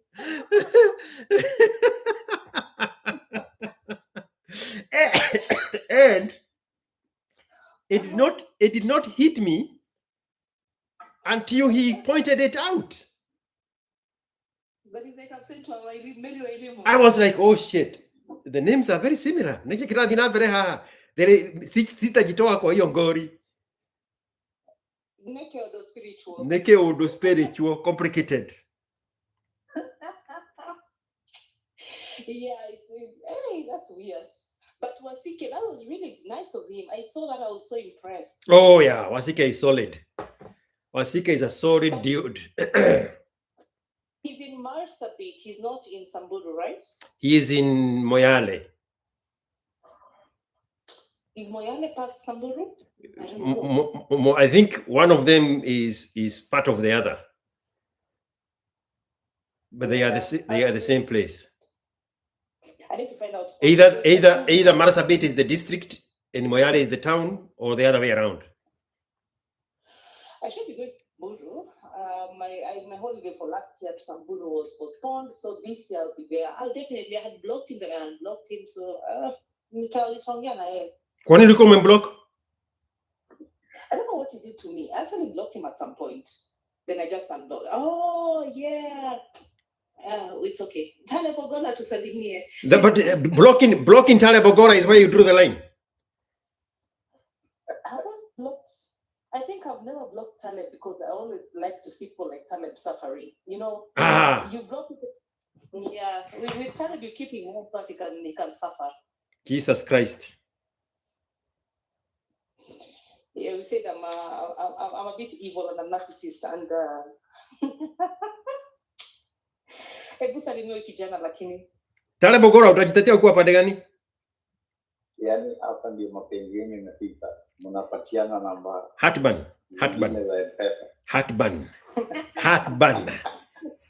Speaking. Hatban. Nilifikiria mkitoka X mtawachana. Hii mambo gani? Hatban. Ngumu sana Taleb. Hii mapenzi yangu na IQ itakaa for a while. Hello, it's Mariam. How are you? I'm very well, Taleb. How are you? I'm good. How are you coping up with the life outside Twitter? The life outside what? Twitter. No, but I'm thriving on X, Mike. But what do you mean the life outside Twitter? On Spaces, to be precise. It's like a breath of fresh air. I was saying earlier today that even someone told me that the last time I did my space, I'm like, Mariam, you're holding a space without IQ is so weird. We're not used to this. We want you together. So I'm like, yeah, I can stay away from there if he's not there. He needs to come back for me to feel like it's impactful for me. So I don't feel the difference. Just to answer you. Come back where? Subiri kidogo. Come back where? Well, the space is on X. This is the space. I know, clearly. I mean, how many million times have you heard Kibe say, why do you want to take me back to the rooftop? Mm-hmm. Why do you want to take me back to the space? No, I'm responding to Taleb because he's asking me how is life away from X, and I had to. But the two of us are here, Mariam. How can you not decipher that he is just jealous that he finds the two of us here? He thought X had separated us. Mm-hmm. Now he is like, "Hiya, neke kiradi na bere haha."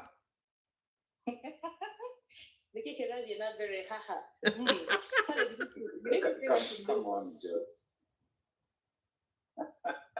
Angoma dimbele kai. Repeat that again. Angoma dimbele kai. Angoma dimbele kai.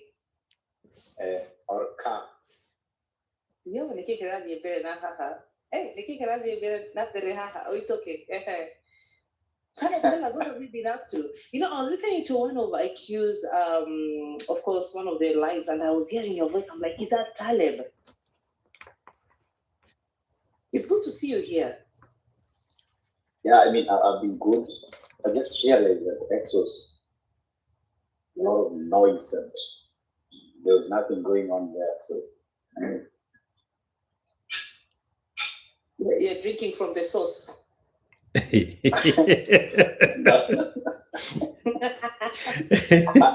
You see, I've realized that when you decide to detach from something is when you realize that it was completely meaningless. That's true.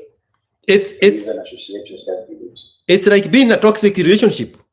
You convince yourself you can power through until when you disconnect with it and you look back, you are like, why was that me?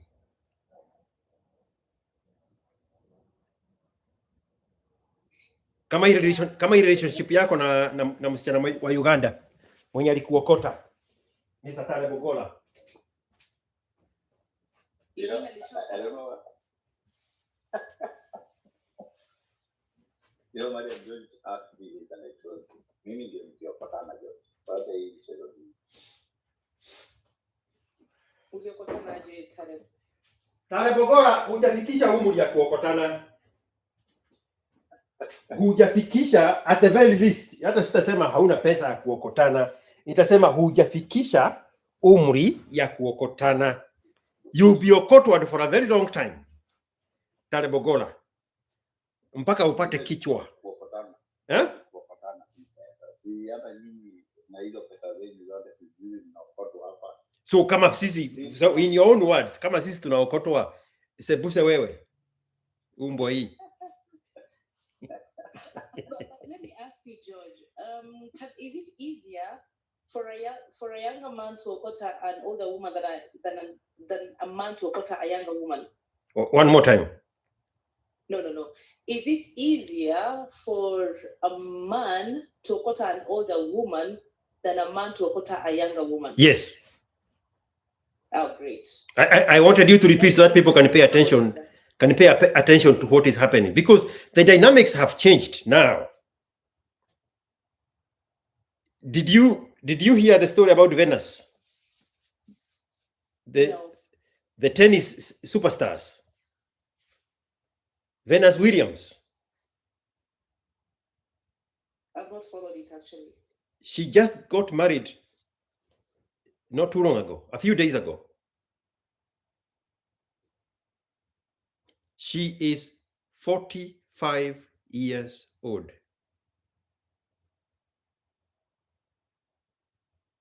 She is worth... Who is her husband? Huh? Who is her husband? You're waiting for who the husband is. Si story ni yangu, nikupelekea na mtaratara. Okay. So. She's 100, well, she is 45 years old, childless, with a kind of a disease that would threaten her chances of getting a child. She is worth $100 million. The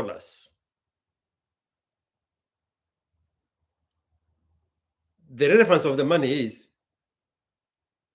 there is no rich man that wants her. She is too old for a rich guy.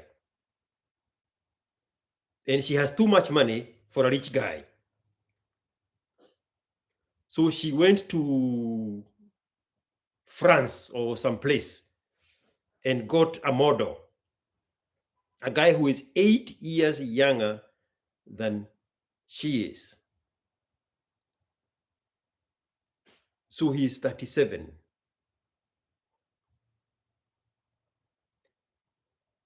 And he has 100 times She has 100 times more money than him. He is worth at least, at most 1 million. She has 100 million. 8 years her junior. But it's a very good deal for him. Because now he has access to the trappings of the richness and the fame of these Ndanguro.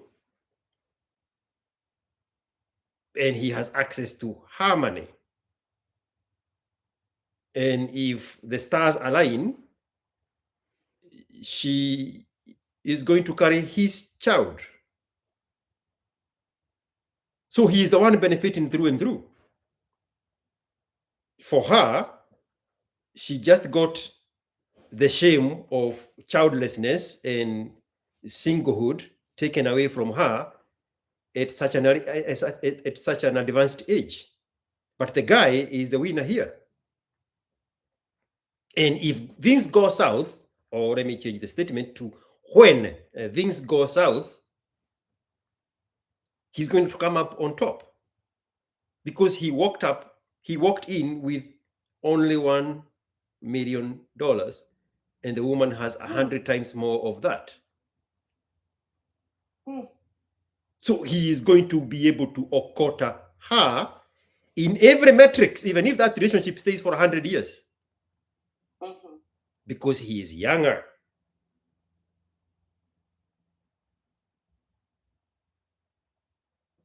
If the roles were reversed, now you get the second part of your question. It is harder for an older guy to okota a younger woman. A younger woman will 100% of the time okota. What is the name of Sheshe? That ex-NFL player. He got, how much did he get for this one? 5 million? I don't know. I think he was offering 5 million and she wanted 50 or something like that. So yeah, the dynamics are different when the guy is younger, you know, like you and Taleb, or you and Mkenya Daima, more appropriately. It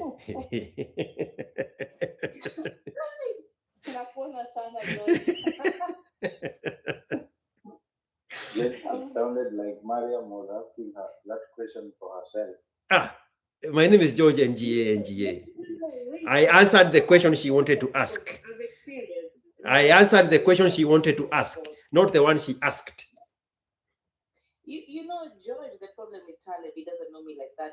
Where with Taleb, go be a dick slinger somewhere and then experience that. Mimi, Nisha experience a situation whereby I have money and I can access a younger guy. You can never get loyalty out of that guy. You know, for women, we try to get loyalty from men. You can never get loyalty. Loyalty, I think, it's a very difficult relationship when you're trying to make a man commit to you. Naturally, I think it's a woman who's supposed to commit to a man. So, what are you asking, Taleb? And subiri kidogo, just say, Serena already has a husband, a white guy, and they have 2 children, maybe 3. That is a different sister. Venus just got married 10 days ago, the other sister, to also a seemingly white guy from Europe. But Serena already has children from her Kafukusui gay-looking white guy. Endelea. Taleb. So Mariam, you Had the resources before and you tried that. You did not get loyalty. Of course. Me, I've been I've done that at quite not at an old age. Like I had, you know, I don't come from poverty. Guys, I've had money in my 20s. So when I was in my older 20s, I had money enough to bag a young guy. So you're a cougar at, you know, you're a cougar. Cougar is what? You become a sugar mommy when you're quite young. So you have the money to access the younger guys. So you can access a younger guy, but you can never buy loyalty from a man. That's one lesson that you learn the hard way. And that's a lesson that would be very sad when women learn when they're much older, because they're much more desperate. Because you see, for me at, let's say, 29, 30, if I'm able to access a guy who's like 23 years, then it means that I'm still getting guys who are like in their 30s. Okay? I'm still at that place where I can still access both sides of the world. But imagine being 40 and you're trying to access a guy who is in his 20s, then the odds are very bad for you. So, Mariam, at 20, you access a guy that is out. I'm not going there today. You know, I was sitting back to listen to this Toboa session of Mariam tell it all. I was like, Mariam, tell us more. You used to be a mama. Dina better Mariam. No, but I can just say that just like your ex-girlfriend, even mine now, of course I got my millions in my 20s, so definitely when you have money, you want to play around with it, you want to access something that is inaccessible. So yeah, you'll find yourself accessing people who are not supposed to be accessible to you, which is obviously the younger guys. Funnily enough, both for the men and the women, the younger gender, or whatever it is. I mean, if you're a man, the younger women. If you're a woman, the younger men are usually more fun. They're more spontaneous.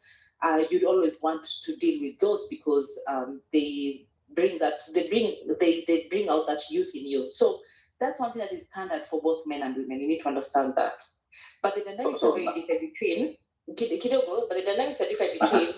the two, because the younger woman will be loyal to the man, but the younger man will never be loyal to the woman. They will always be attracted to something younger than them because that's nature. So it's a little bit of a very different dynamic. When it comes to the feelings, it's the same, but the dynamics are very different. The outcomes, probably, rather. Yes. So I need to change the title of this space to Tell It All Saturday. Where do I go to change the title?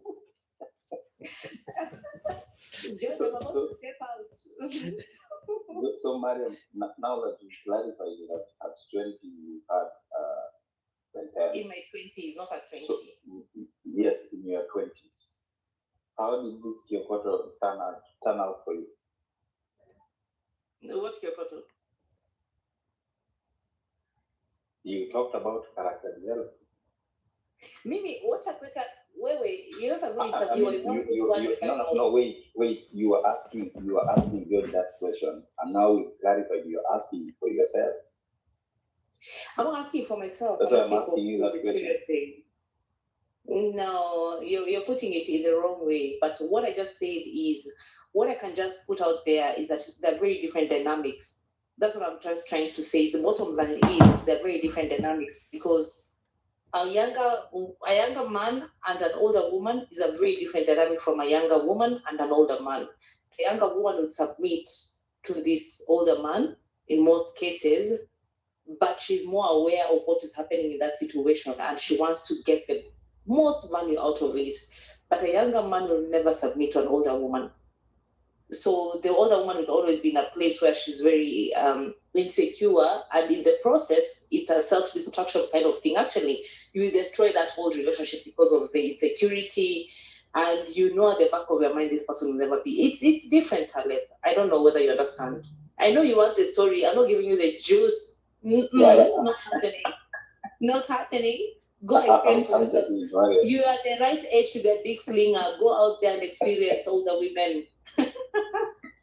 Mariam labda nianze kuteseka ndio nitapata mama sahihi bado. Unaona sasa. Exactly. So wewe mimi upate experience yangu ati one on one haiwezi. I mean, Mariam, so now let's move away from that, okay? So you talked about not being able to get loyalty from younger men. So what would have happened if you got this loyalty that you are desperately looking for? Would you have opted to marry this younger guy that was with you at your 20s? What? Would you have opted to marry this younger guy that you are with, if you would have gotten the loyalty from him that you are desperately looking? But that's a very bad hypothetical, because I've told you cannot get loyalty from a man. No, I am asking you if that would have happened.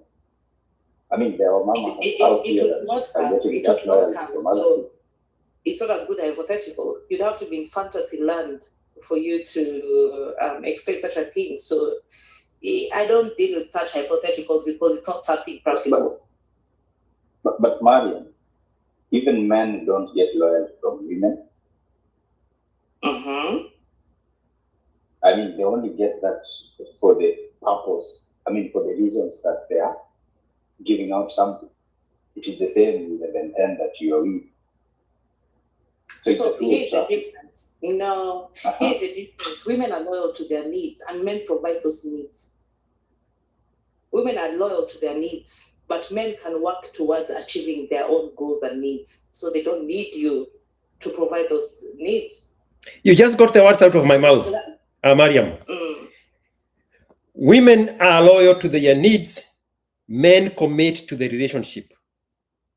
Mm-hmm. There is the problem with the modern woman is they want to force men to be loyal. Men cannot be loyal. Men can only commit to the relationship. And that's why Mariam now is telling you it's very hard for a younger guy to commit to a relationship with an older woman. Mm-hmm. It's very easy for a younger woman to be seemingly loyal to that's the right point. Yes, that's word. Seemingly loyal to an older guy because her needs are directly proportional to the value of the source of her provision. And the older guy has a greater value to provide to this younger woman. So where it looks like the woman is committing, it's being loyal to the man, to the older guy, in reality, she is being loyal to the value of the source of where her needs are being met. Because the value is so high, so it may look like she's being loyal to the guy, but she's being loyal to the provision, the value of the provision. And the older guy provides that value. And George, to put that a little bit more into perspective before you go into it, the fact is this: when a woman gets a man who 100% provides for her, she becomes comfortable. But a man, if you try to keep a man, he will keep working on himself. He has to be so lazy for him to be comfortable under a woman. So when a man is with you, a younger man, he's still working on himself. So he knows where his focus is. He knows what his potential is. He already knows what he wants for his future. So he will never commit to you. He's committing to his future, which he already is working on. So he doesn't need to rely on you. But a woman, once she gets a man who's providing everything because she's loyal to her own needs and immediate needs, we don't have that kind of focus where we think of, I want to do this and that. No, we know our man is going to do that for us. So we relax. We get into a comfort zone. So we're not working hard towards a future because the man is working hard towards that future for us. Exactly. So, yeah, a man will never commit to you because he's already working on himself. Are you getting it? Mariam, yes, I'm getting your point.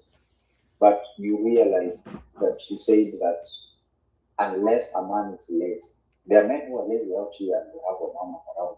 Are you disputing the fact that they will be loyal to their needs as well?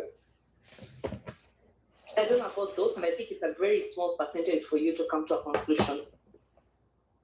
And the human nature in them will never allow them to be comfortable. That's why they will always be caught out going for the younger women, dogging what they will never be able to provide. And remember, when a woman is keeping you, she should expect you to take up the role of a woman. That's the funny thing, IQ. I know of at least 2 women who have kept younger guys. and they expect them to keep the house clean, to cook, all that bullshit. There is no man, even the man who gets comfortable will never get into the feminine role. You need to understand that women get into the masculine role. Men don't get into the feminine role. It's ngumu sana. Sana. Forget about the female nature. Feminine roles, ngumu sana, Taleb. That's why the comfortability is never 100%. So you will not get a man who's comfortable being in that situation whereby he's being kept and he's doing everything that he needs to do to keep this woman. He'll be somehow looking for a way out because there's something you just said, Mariam, and I want to piggyback on it. Yeah.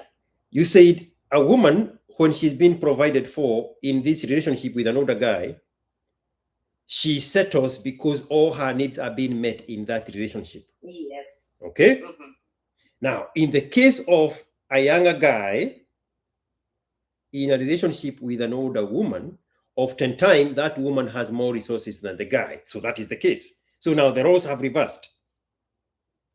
In the situation where the woman is settling because all her needs are being met by this older guy, in the case of a younger guy in a relationship with an older woman, in his head, he needs to get as much as possible to himself so that he can detach from the source of the provision and become his own independent provider of his meeting his own needs. That's why a younger guy cannot commit to a relationship with an older woman, because all he wants from him in exchange for his energy and youth and vigor is the resources so that he can overcome the limitations that put him in that unnatural, awkward situation where he has to feed off of an older woman.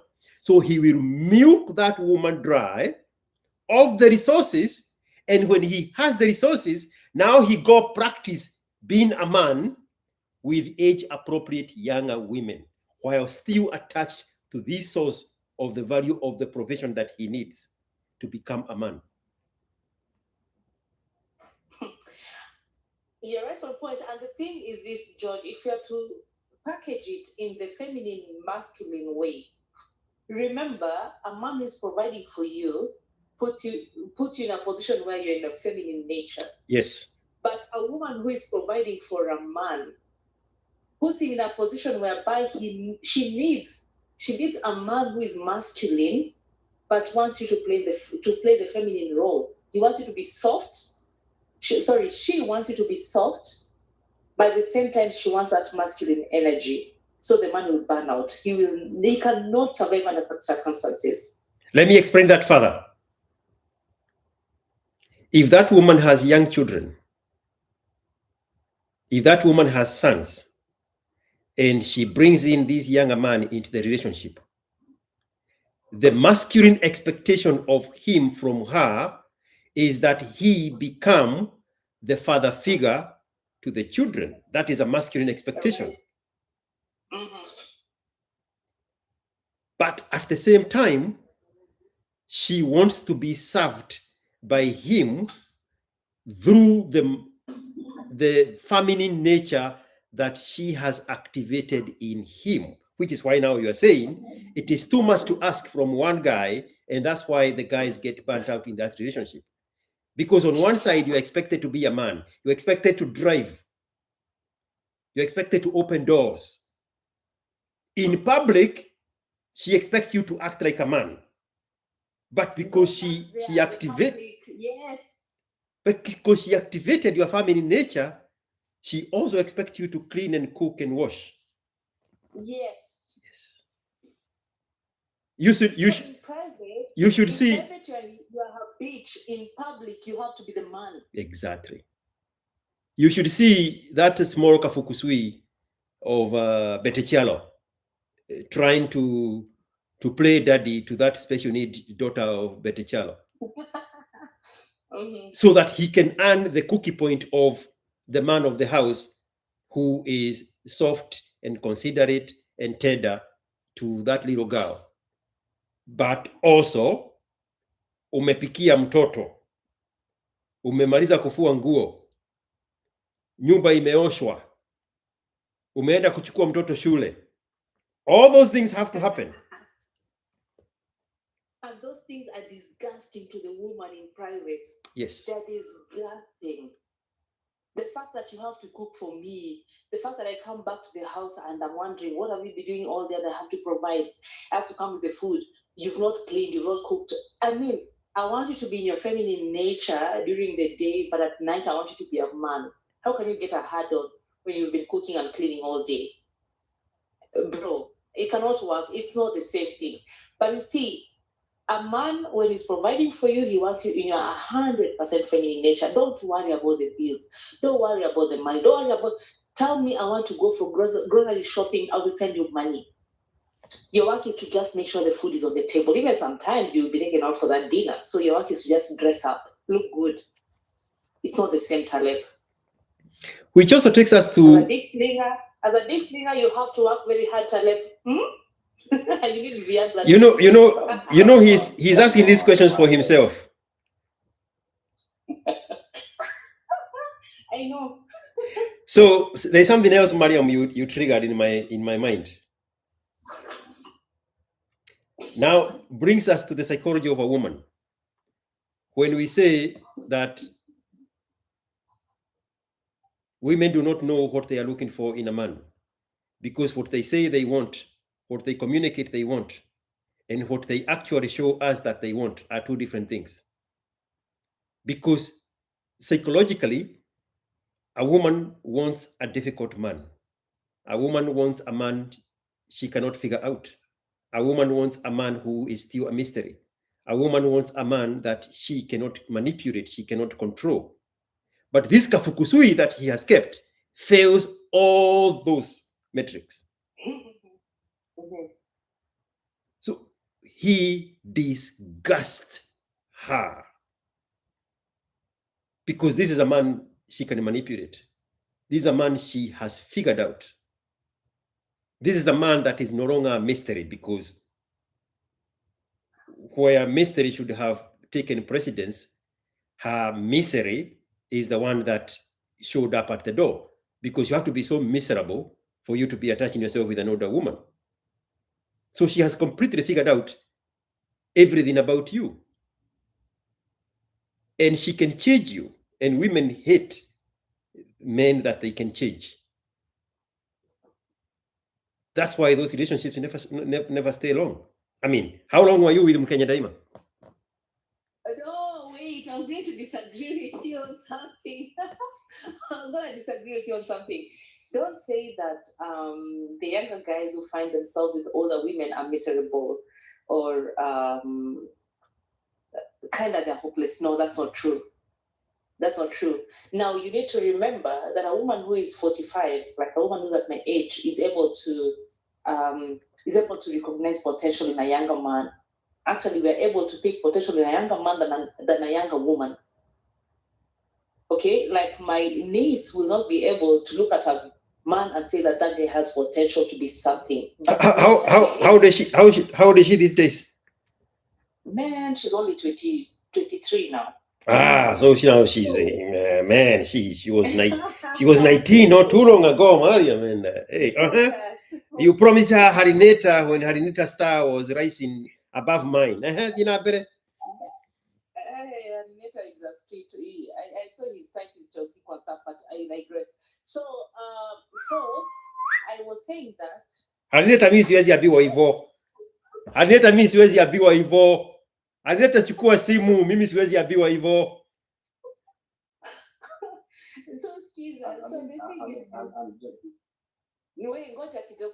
So I was gonna say this. For me, at my age, I'm able to look at a man who is like 25, 26, and I can tell their potential. I can tell this guy in the next 10 years. A man, you have to give a man time to build himself. And the moment he manages to, kuomoka, because we use that word in Kenya, man, that guy is untouchable.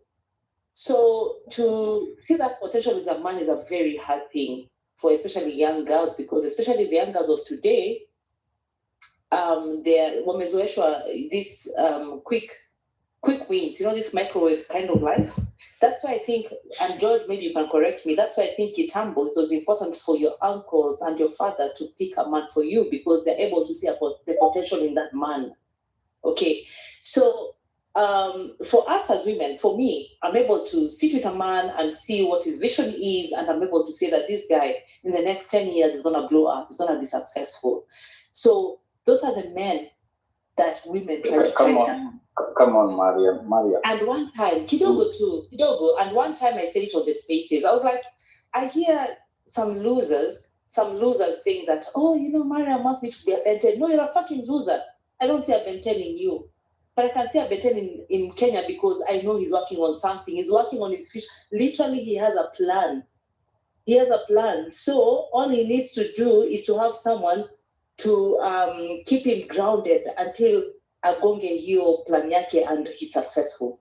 So I want to jump on this so that Harynator does not take the words out of my mouth. Mm-hmm. It is true. Women want a man who has potential. Yes. In their head, they think that if they can get that man for themselves, they can turn that potential to themselves. That man is going to come and help them build a business. Yes. Okay? In general term, let's just say a business. But what we find is, while it is true, the kind of men that women, the kind of young men that older women will be attracted to, is that when those men go there and attach themselves with that woman with resources, they use that interaction to benefit themselves and not the woman. No. Repeat that, John. We destroy that potential because at the same time we are jealous. So this no, Mariam, let me explain it in my version. Mm-hmm.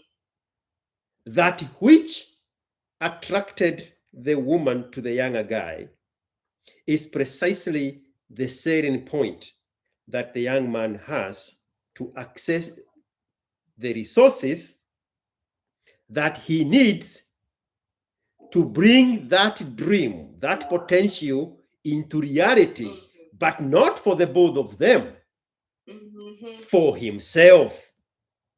So even though the woman had this dream that she can use this guy to build together with her, when the guy gets there and get access to the resources so that he can bring that potential into being, he does that selfishly for himself because this is unholy, unnatural relationship and he is ashamed of it.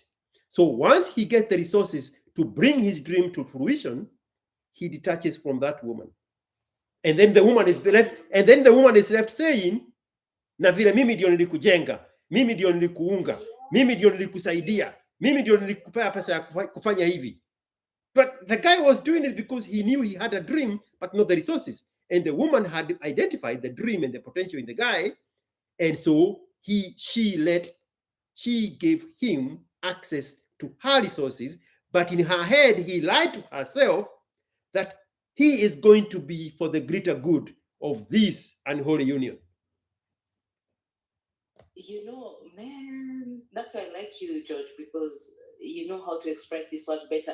And maybe you need to get Simon Kabu on your podcast because I saw someone on my comment section saying that Simon, when they were in college together with this guy who was on my comment section, he claims that Simon Kabu used to take people on trips in college. He used to do it.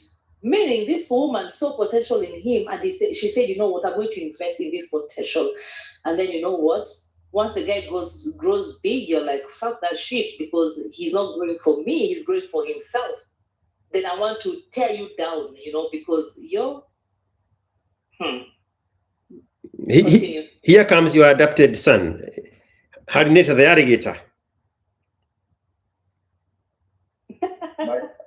Mariam is finished university. Harynator is older than I. He cannot be my son. Yes, Harynator. Has your niece finished university? Oh gosh. Tumerudi 2022. Harynator focus. Akona mchumba saizi. Hizo maswali hazisaidii. No, who is that small boy interfering where nature is to be taken at play. But tell that small boy to get lost. Let me tell you, I'm actually surprised. I'm thinking I'm a very good role model. She got a very good guy, and he's not older, but he's very successful. So Harynator too bad. She has a very successful suitor right now who is very young, and I'm like, hey, where is this one from? And he's not a cryptocurrency guy. Not his young. Is he doing forex? No. I know his career. He's even tried to hook me up with some people from high places. Yani, son-in-law nishapata bwana. Ai, see God. I see God, Harynator. So Mariam hao watu wawili wako na nyota ya kushare madeni. Nani hao? Sasa tena they're coming up with your Nissan. Oh, kuna nyota ya kushare madema wawili. Taleb, the haters never stop. Hey, that one has come from a place of hate. The last stage after jealousy. What? Imenichukua muda hata kuelewa what is happening here.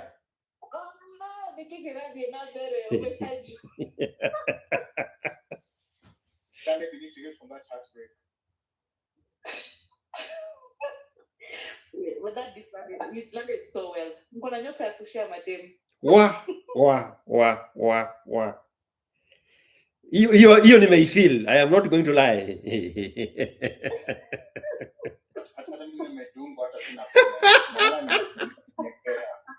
Hiyo nimeifeel.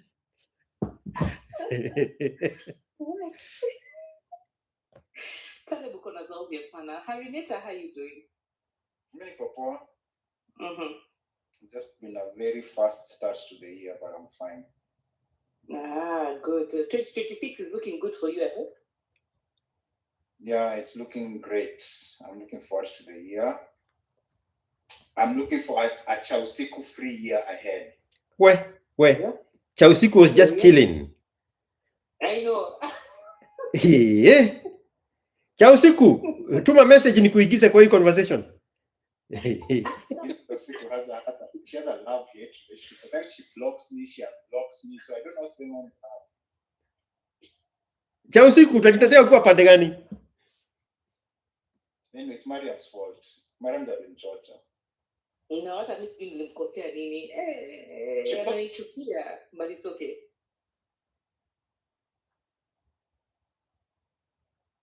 Are you here to object, Harynator? Object to what? I don't know to what I was saying because you like objecting to me.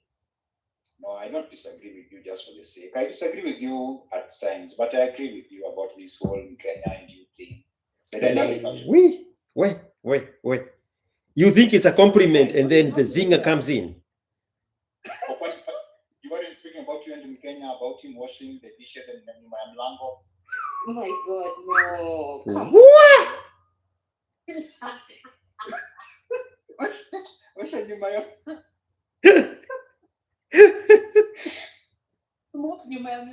see the way you can tell Zari and Shakib, you can tell she just despises that man, but she's like, bro, I have to humiliate this guy in public.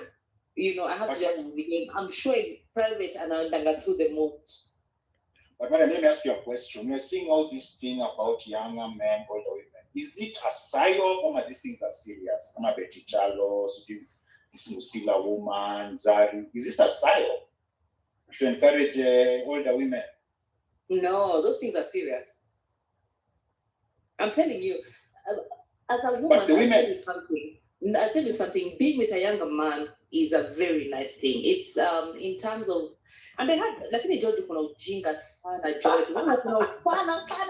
George kuna ujinga. I had George once saying, but you know this menopausal woman need a younger man to balance their emotion. That's from, I was cringing. I was like, George, stop, just shut the fuck up. But it's true. But it's true.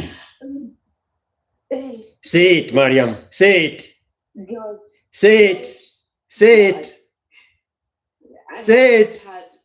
sexual relationships with a man. No. General term. No. Generally, Mariam, rogama haurogamete.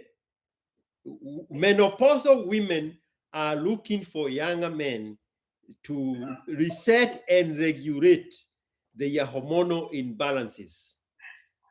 You are so full of shit. And George, it's very funny that Mariam keeps on saying that she has never been with a younger man. But she's saying, yes, in your older age, but you're saying it's a nice thing to be with a younger man. How do you know that? Si wewe ushike hiyo na utembee nayo. Kwa nini unarudia? Captain Obvious.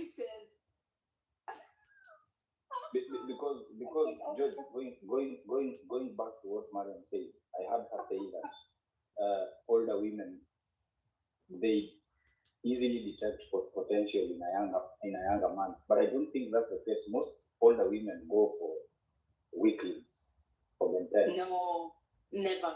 They go for men they can control. No. The man is controlled because he's at a disadvantage. They don't go for men they can control because every woman is looking for a masculine man, but they clip them down to a level where they can deal with them on, to be comfortable with them, because a masculine man is very overwhelming. Oh, shape on a masculine man.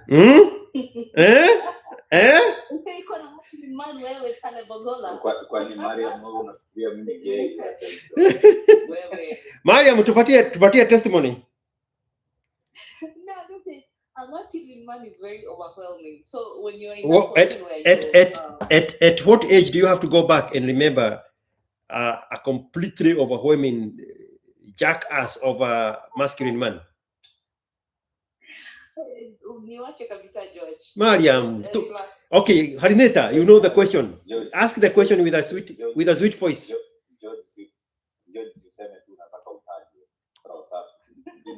Taleb, ogewatch. Harynator, use your sweet voice to ask the same question. Madam, when's the last time with a masculine man? I'm with a masculine man daily. So, yes, of course. Jesus Christ. I'm just saying that a masculine man is very overwhelming. So what happens is that when you're at an advantage of financially, then you want to clip him down to a level where you're able to kind of not be overwhelmed. He's not controlling you, because a masculine man is very controlling, by the way. But masculine man is overwhelming for a masculine woman. No. Okay. That you have a good point. You can now hang up and log off and throw away your phone. Because Mariam, a trainer is only harsh to a wild horse, but not a tamed horse. A tamed horse has already submitted to the masculinity of the trainer. So what needs to be broken here is the masculinity in you. You're right. It's hurtfully true, by the way. Harynator, that's a very nice catch. Yeah. So a masculine man is only overwhelming to a masculine woman because, and you see, many women have tasted that freedom, that side of their masculinity. So yes, they need to be tamed back to being feminine. So a masculine man will tame you to being feminine. So it can be very overwhelming. So women will try to clip you down to a position where they can kinda not control you, but they can manage you. Manage you is the word. They can manage you.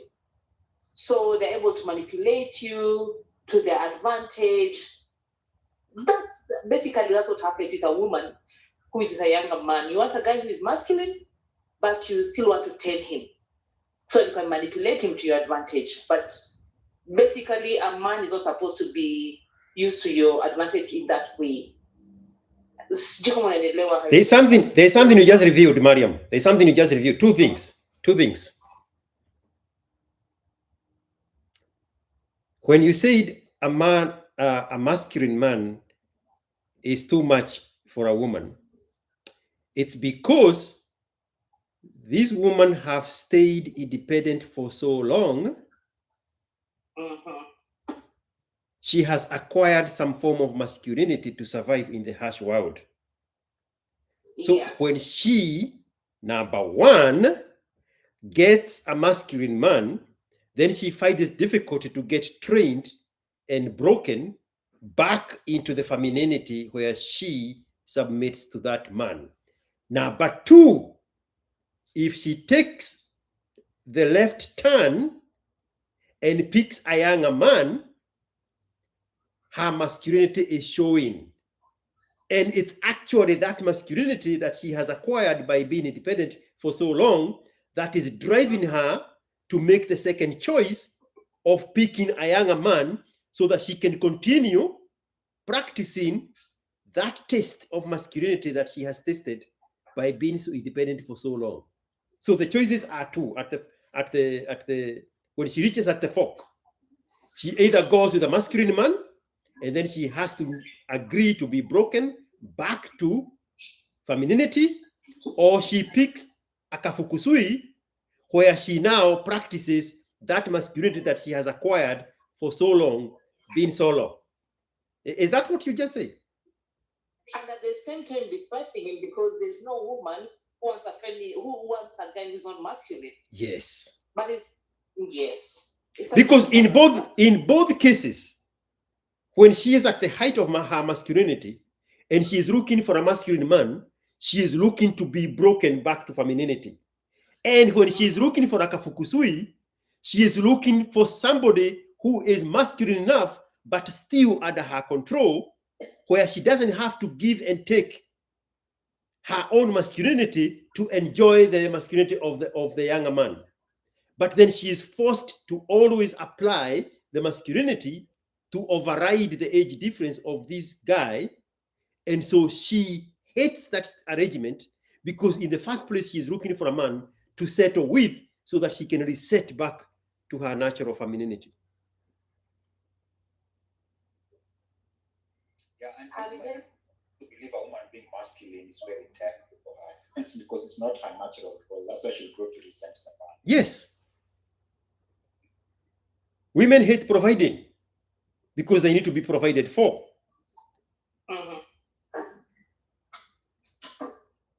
And Mariam, there's this thing of women wanting to switch their braids off. That's a thing, right? Oh yeah, she just mentioned it not too long ago before you joined. Yeah, like 80% of the time, I want to just have my brain off. I want someone to solve all my problems. I want everything to be done for me. I just want to access. Women just want to access. We don't want to work towards accessing whatever it is we are getting. So yes. Let me ask you. We want our brains to be relaxed and switch off. By the way, the only way you can get femininity is if a woman's brain is 100% just relaxed. And relaxed means you're kind of switched off. Okay, I come from a good place. I ask this question in complete good faith, but when you're within Kenya, what percent of the time is the brain switched off?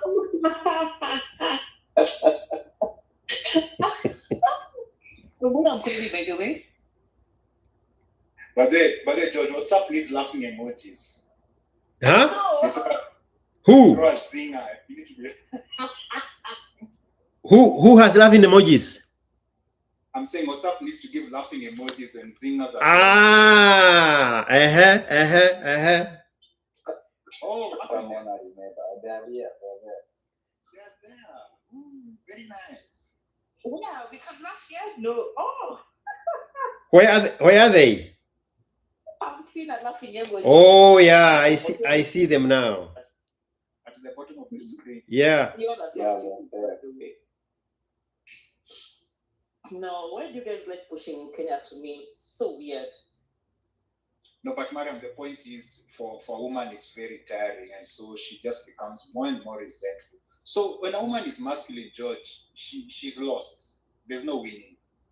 Because she'll refuse to be broken, and she will resent the man who accepts her in her masculine state. Yep. Hey, Mariam, how did you do it? How did you become feminine? Because I know you used to be masculine. I mean, she just confessed it without confessing it. by saying it's overwhelming being with a masculine man. She was alluding to the difficulty process, the painful process of being reverted back from masculinity to femininity. Kanatigo Mariam oko dakuga. No, in fact, George, I've said it before. I've told you before that the only thing that will keep me grounded is the fact that, you know, the importance of this man in your life to a point that don't want to lose him. The moment you don't want to lose a man, you have to break yourself down to that femininity. You have to check yourself out every time. You're like, oh, by the way, act right. Like, just do the right thing. Very important. You have to be in a position whereby you're checking yourself, not him checking you, because men will only check you like 2-3 times and they're like, fuck that shit. So you have to be in a position whereby you check yourself. You're like, I can't do without this one. So I need to act right. So, Mariam, that's from a point of desperation. It's not desperation. It's not desperation because desperation from what? From what? I'm not financially positioning myself in a way that I'm surviving. I'm not surviving exactly. That's the word. I'm not surviving. But I know the benefits. You know, there's survival and there's benefits. So I'm on the benefit level, not on survival level. So are you always looking for the energy from masculine men? Not you necessarily, women. Usianze kujishuku. Are women always looking for masculine energy? Yes. All the time. And hold that thought, don't answer it. Is that not the same drive that draws them to a masculine man so that they can destroy that same masculinity that they saw in a man? And it's funny, you guys talk about this all the time, but you know, women don't do that consciously. It's very subconscious. We don't do that. It's like some kind of a default setting whereby you described it earlier. We are so accustomed to the masculine energy, which we've discussed before, George. It checks in when you're in high school. They take you to that girls' school. For many women, at that point, your masculine energy kicks in. That survival mode. So for you to check out of that energy is very hard. So it becomes a very subconscious thing that every time you get a guy, you want a guy who's masculine, but you want to destroy that masculinity to your advantage, but you cannot put up with a man who's not masculine. So that's why many women struggle with keeping a relationship or a marriage. It's such a hard balance. I'm glad it's coming from you, because if the same words came from me, it would be propaganda. No, for real. Like, I'll tell you something, George. You know, I was single until I was in my 30s. Yeah. And I was doing extremely well financially. I've never struggled financially. So for me to get a husband, it was all about the financials. But I needed a man. By the time I was getting married, I knew I wanted a husband and a father to my children. That requires masculinity. A husband and a father to the children. I mean, I don't want to be a man. Like, I can't. I'm very arrogant, by the way, as a man. So, a father to his children, not your children. It's okay. I'm going to give back to them, Harynator. It took forever for Mariam to reconcile that reality on Kibe Spaces in 2022. That those are not your children. Mariam fought with that reality for the longest time. I remember those conversations. They are our children, George. No, they are not. He could swap you out for anyone else. They are not, Mariam. They are his children. Explain that, the sense behind that. Is your son a teenager now? Almost. At the time, I think he was 8 or 7 years when you were on Kibe Space. Mm-hmm. Yeah. And you struggled.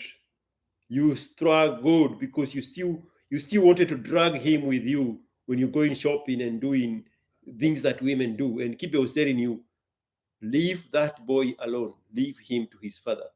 Take the little girl with you, but forget about the boy. Say, but he's my child. He's my child. He's doing this. I said, leave him alone. You struggled with that reality for so long. Mm-hmm. Because that's what women do. They oversmother boys and they destroy them in essence without knowing. There is a Kikuyu saying, Yeda mono ikuraga rorira. When a cow gives birth, they clean out the newborn by leaking the amnioin membrane off of the baby, the calf. But if it overdoes it, it's going to eat out the umbilical cord that needs to stay hanging for the healing process to start. That is where that very, very ancient Kikuyu come from. Yeda mono ekuraga rorira. So the cow, the new mother, cannot overlove the newborn calf by overleaking the amnioin membrane to the point that it's leaking off the umbilical cord, because that cord needs to stay hanging for the calf to start the healing process of separating with the mother. And that is the same scenario that mothers do with their sons. And you struggle with that reality for the longest time. So, you know what, George, what you need to understand is one thing that I came to realize long term is even my daughter is able to be more in her femininity when she's with the dad, because there's no way. Yeah. Those dynamics are very different. Yes, so, that is the natural order. Subiri kidogo, so that we can make a good statement here. There is a new person here called Denise the G, Mr. IQ Watson Salamu, and there is Samuel Karanja, Badman George, big fan man from Vika. My M-Pesa is pinned at the top of this page. Appreciate me in the M-Pesa. Empty words, take them to your girlfriends. Mariam, now let's go. The dynamics between the relationship between the mother and the son, and that one of a daughter with her father.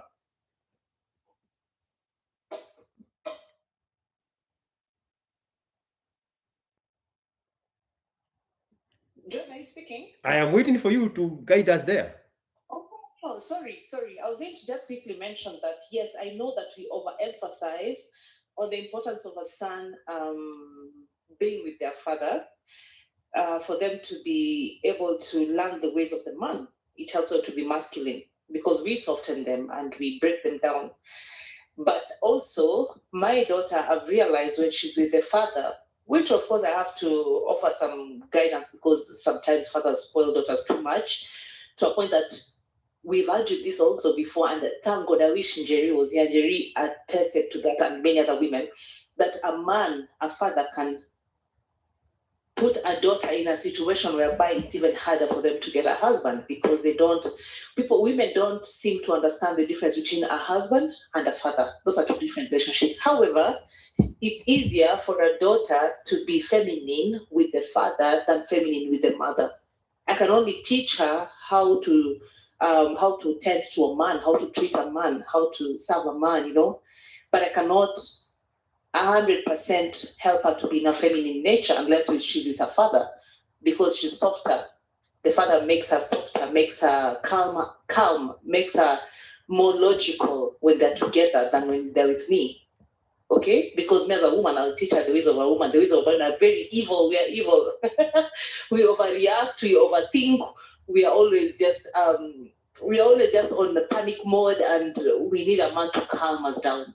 So the father will provide that kind of energy for her. But again, I have to teach her that the way a father treats you and the way a husband treats you are very different things, because at the end of the day, a husband's job is not to spoil you. You have to actually be a responsible woman. You have to take care of business also as a woman.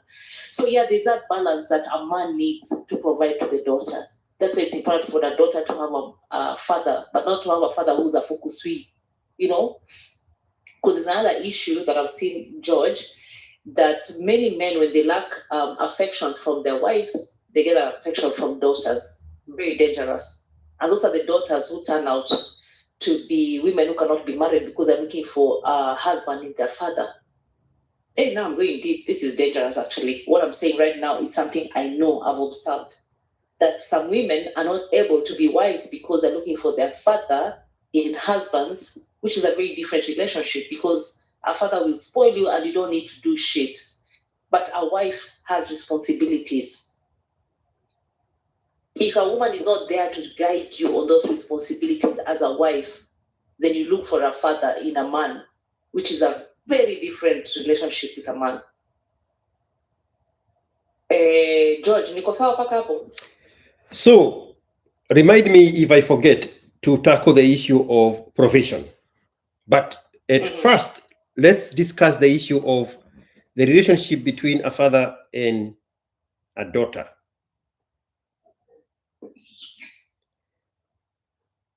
A daughter is learning how to relate with a man from the father.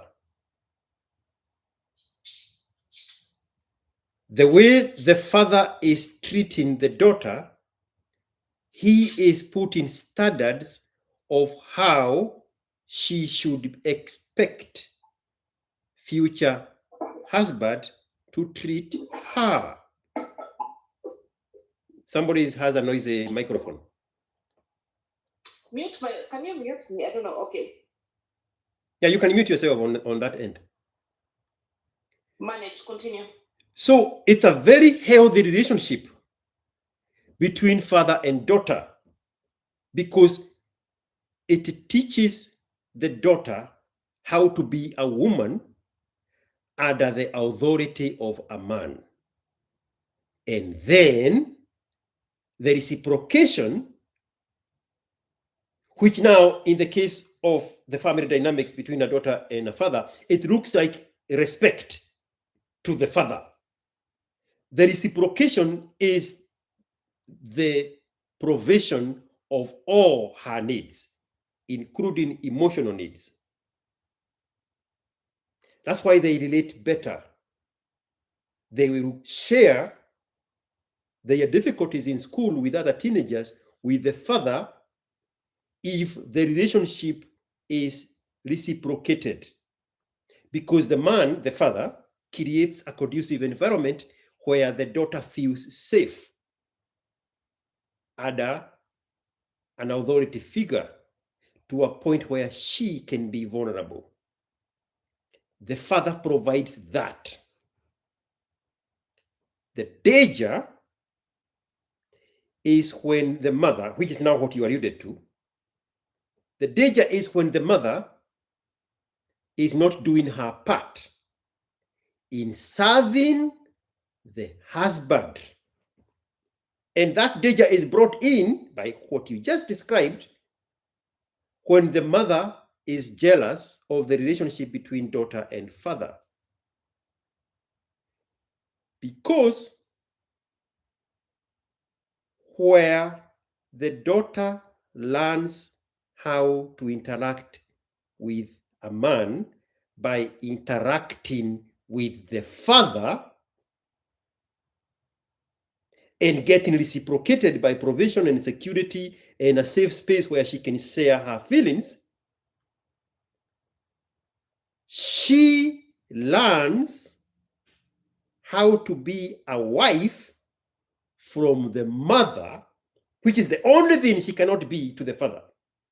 She learns how to be a wife from the way the mother is treating the father. She learns that by observation. The relationship between daughter and father are practical. It's a symbiotic relationship of exchange of energy and love and comfort and security and tenderness and vulnerability. The one between the mother and the daughter is dependent on the practice aspect of the mother and the husband. And hers is to observe. So when the mother is not playing wifely duties, she is shortchanging the daughter because the daughter needs to observe the practical relationship between father and mother as in her role as a wife so that she can know how to be a wife. The only thing she cannot be with the father. And so if the mother is not having a good relationship with the husband, then she does not learn how to be a wife in the future. So that which you said that it spoils the relationship of expecting too much. No, it's because there was no balance. There was no opportunity for her to observe the mother being a wife to the husband. So the woman, when she's not doing her role, she fails herself, she fails the husband, that she's denying her energy of being a wife, and she fails the daughter who needs to observe in practice her being a wife to the father. If and when she gets both the observation of the mother being a wife, and she gets the energy she gets from the father, she's a complete woman ready to start her own relationship. And she go and start a very healthy relationship. I want to drag you back before I talk about the provision. I want to take you back to a viral video that is going on of a young lady talking to her father. The father has a British accent. They are both black. A very affluent setup. The father is lying on a couch. He is wearing a Patek Philippe, $120,000 watch. You will know why I am bringing that up. And he is wearing the traditional Kauda suit. And the girl comes with an iPad and she said, "Dad, there is this guy I am talking to, and there are things he is doing. I want to run them by you and tell me so that you can tell me if he is a good guy." And the father gets so excited, he gets off the couch and he sits on the carpet. Apewe uhondo. Have you all seen that video? No, I've not seen it. Man, go on my Twitter. Everybody, every one of you, go on my Twitter, on my profile, and at the top on my profile, there is a search. There is a search icon. Click that icon and search the keyword Patek.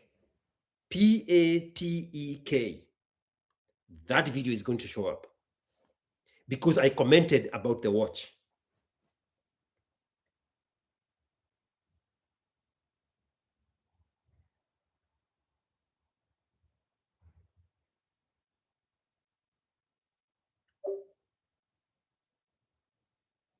So I just did, and it's the first video that showed up. So this is the video. We're gonna make a TikTok. Can you sit Okay. You can see the dad getting so excited when it was TikTok, and then when it was about a boy. This TikTok is actually, I'm gonna tell you, basically, you know how you asked me the other day if I had a boyfriend? Yes. So I don't have a boyfriend. You have a boyfriend now. But... No, but someone that I'm talking to. Okay. There he goes and sits on the floor. Now everybody is already there.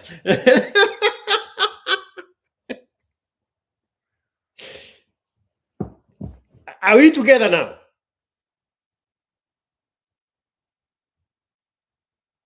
Or you guys are watching the video? Yes, George. Yeah. I think Mariam has dropped. Oh, probably because she went to the video and it interrupted with her account. So, the things the girl is listing, the whole time the father is listening to a story about a boyfriend that the girl is telling him about that he does not know exist. And the things she is listing are about how a man should treat the wife or the girlfriend. At the end of the list, she discloses to the father, because the father is going through the, oh, is that good? Oh yeah, that is a good one. Is that a good? No, no, no, no, no. That's not a, that's a bad guy. Is this a good one? Yes, that is okay. Is this a good one? No, yeah, that is okay. And then when she is halfway through the list, she discloses that those are the things you do to me. There was no boyfriend in the exercise. The things I was running by you are all the things that you do to me. And those are the things that the woman learns from the father.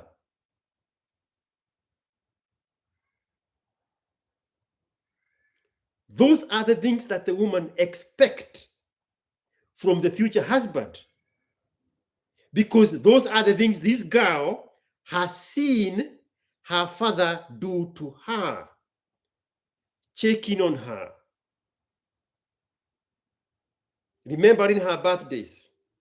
Taking her to dinners. Tracking her flight when she is flying. Calling her, texting her. Those are the things she expects from the future husband because she got them from the father. Now, that is practice. The missing link is the observation between how that girl's mother treats her husband. Tumeelewana? Yes. Now, we go back to the provision.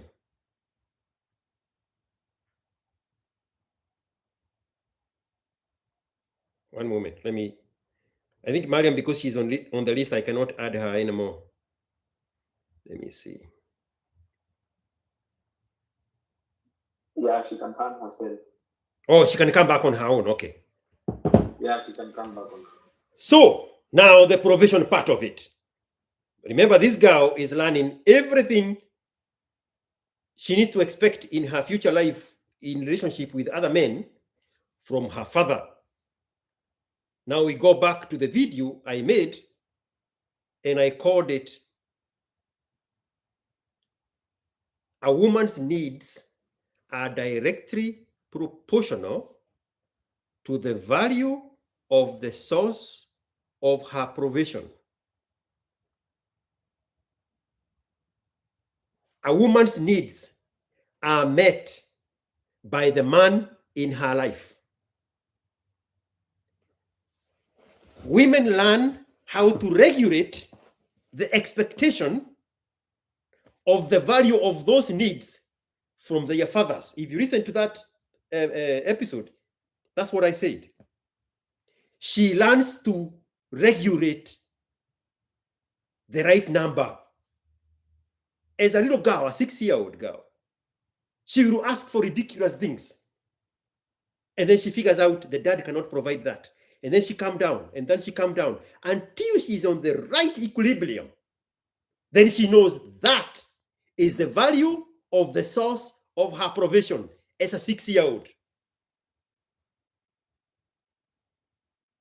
She's going to take that as a unit of the value of the source of the provision from the dad as the expectation to the future men in her life. Boyfriend, significant other, husband. And for the modern people, partner. Here is the danger.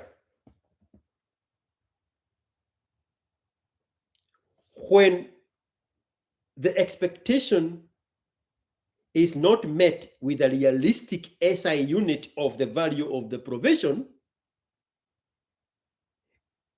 in layman's language, the father is barely meeting any of her expectations, even the bare minimum, because of poverty and lack. This is in the context of the value of the source of her provision. When the father is not meeting her needs as a 6-year-old, every time she asks for something, a bicycle, a dress, a pink dress, a pair of shoes, a doll, any little things. It creates a trauma of scarcity. And in her 6-year-old mind, she figures out her needs cannot be met by one man, the father. That is the beginning of POCOS, whether you like it or not. A 6-year-old brain internalizes it. How come my father cannot provide any of the things I ask? Oh, it's because one man cannot meet those needs. That 6-year-old is the 26-year-old version of a woman who goes there and sets standards on strange men that the father did not meet. Because there was so much deviation in the utility delta. You need to watch that video. The difference between the gratification, the satisfaction of a utility, that provision that she needs, the difference between that and the unmet expectations of her, the unmet expectations from the source of her provision, which in this case is still the father. It now creates a situation in a kid that one man does not provide this. Maybe if I had two men, they would provide that. Maybe if I had another man, they would provide that. That's how a 6-year-old internalizes it. 20 years later, she's a full-blown POCO. Poor men raises POCOs because they created this scenario where the need was not met. So other men have now to come and compensate for the deficiency of the value of the source of the father's provision. So I was saying that to counter what Mariam said, that if the mother is not careful and regulate both the access of the value of the source of the provision from the father by the girl, it is going to create a scenario where the girl thinks all men need to meet that. No, there is no problem with that because that is the SI unit. The father is setting the standards. Remember, there is an SI unit of the value of the source dependent on the socioeconomic status of that family. And the girl, naturally, is going to regulate and find the right equilibrium of that value. So this girl here that we just saw in the video, very affluent family, you can tell by any metric on the video, her expectations are so high because the father has set up the standard and she regulated the equilibrium of the SI unit of the value of the source of the provision from the father. That SI unit is the one she's going to take in adulthood as the expectation for other men. So she's always going to attach with the man who can provide that. But the girl who has the deficiency of the father not meeting the expectations and lowering the equilibrium of the value of the source, in the girl's mind, she internalizes it that she has to compensate that by getting it from somewhere else. That is the danger. So the girl being able to access that which the father is able to provide is a good thing. There is no spoiling a girl. It's just setting standards so that the girl does not come out here and set up standards on strange men that the father did not set, which is what most of us complain. Anatuwekea standards zenye baba yake hakumpea. Me and my man has to be making 6 figures, has to have 2 cars and put me in a bungalow, but your father did not provide that.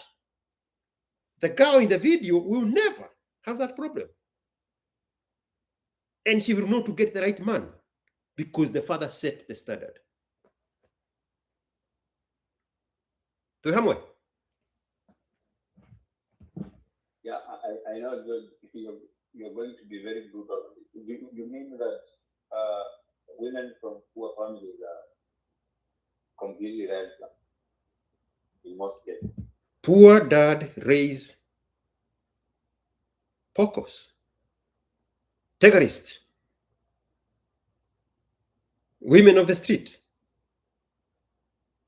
They are just acting out the traumas of the childhood lack, where one man could not provide. So she steps into adulthood and she has to fill that void with multiple men to provide that which she figured out should have been the SI unit of the value of the source of the provision. Multiple men have to come in to compensate for the poor dad. Poor dad raises pocos.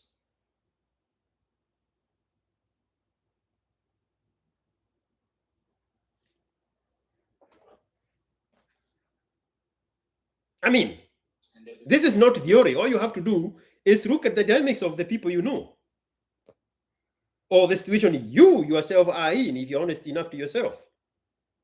And it originates from childhood, lack and scarcity. And now, it's not a problem for women because women know how to hypergamize to where that need is, to bridge in the utility delta. For men, in the same scenario, where the women go and look for other men to compensate for the lack of the poor father, for men, they go hate. They go out there in the wild with strangers, and they hate the men that are doing better than their poor father who could not provide. We have seen that here manifest on Twitter every single day. Women autocorrect because women are self-preserving. Women are selfish. Women are serving nature. But that same exact trauma, but in a boy, that trauma of coming from poverty, that trauma of expectations not being met, that trauma of being exposed to poverty and lack and scarcity, when they come into the real world, now they start hating anybody that was not like their father. And then they carry that deficiency onto themselves. Instead of working on themselves to overcome this, the same way a girl, granted, works on herself to compensate for that which she lacked, the guy now started projecting. Now she's fighting. Now he is fighting his father's battles on strangers on Twitter and on Ruto and Morokomen. And they go gather all the reasons to validate why they demonize success. They are doing better than my father because they are corrupt. They are doing better than my father because they stole. They are doing better than my father because of this and this and this and the other. They are compensating. They are trying to excuse, to suppress the childhood trauma of being brought up exposed to lack and scarcity. I'm emphasizing the idea of being exposed because a regular income father can shield the children from that trauma successfully. Successfully. My generation was never exposed to lack and scarcity, even where poverty could have been qualified in that family. My parents' generation were very good at shielding children from things that do not concern them. But not this generation now. Not this generation now. Now their children are out here fighting ghosts of their poor fathers in strangers on Twitter. It's a conundrum. Rich Dad, Poor Dad by Robert. Yep.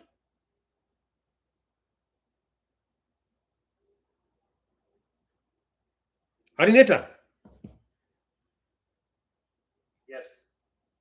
Ongea Kijaruo kidogo na huyu bootleg Luo guy.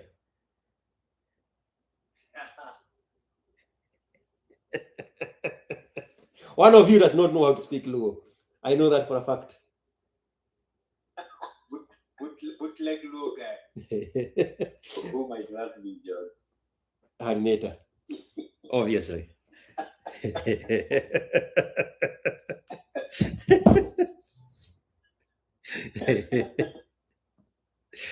Have you ever seen Harynator in those useless Luo spaces with Luza Luoliet?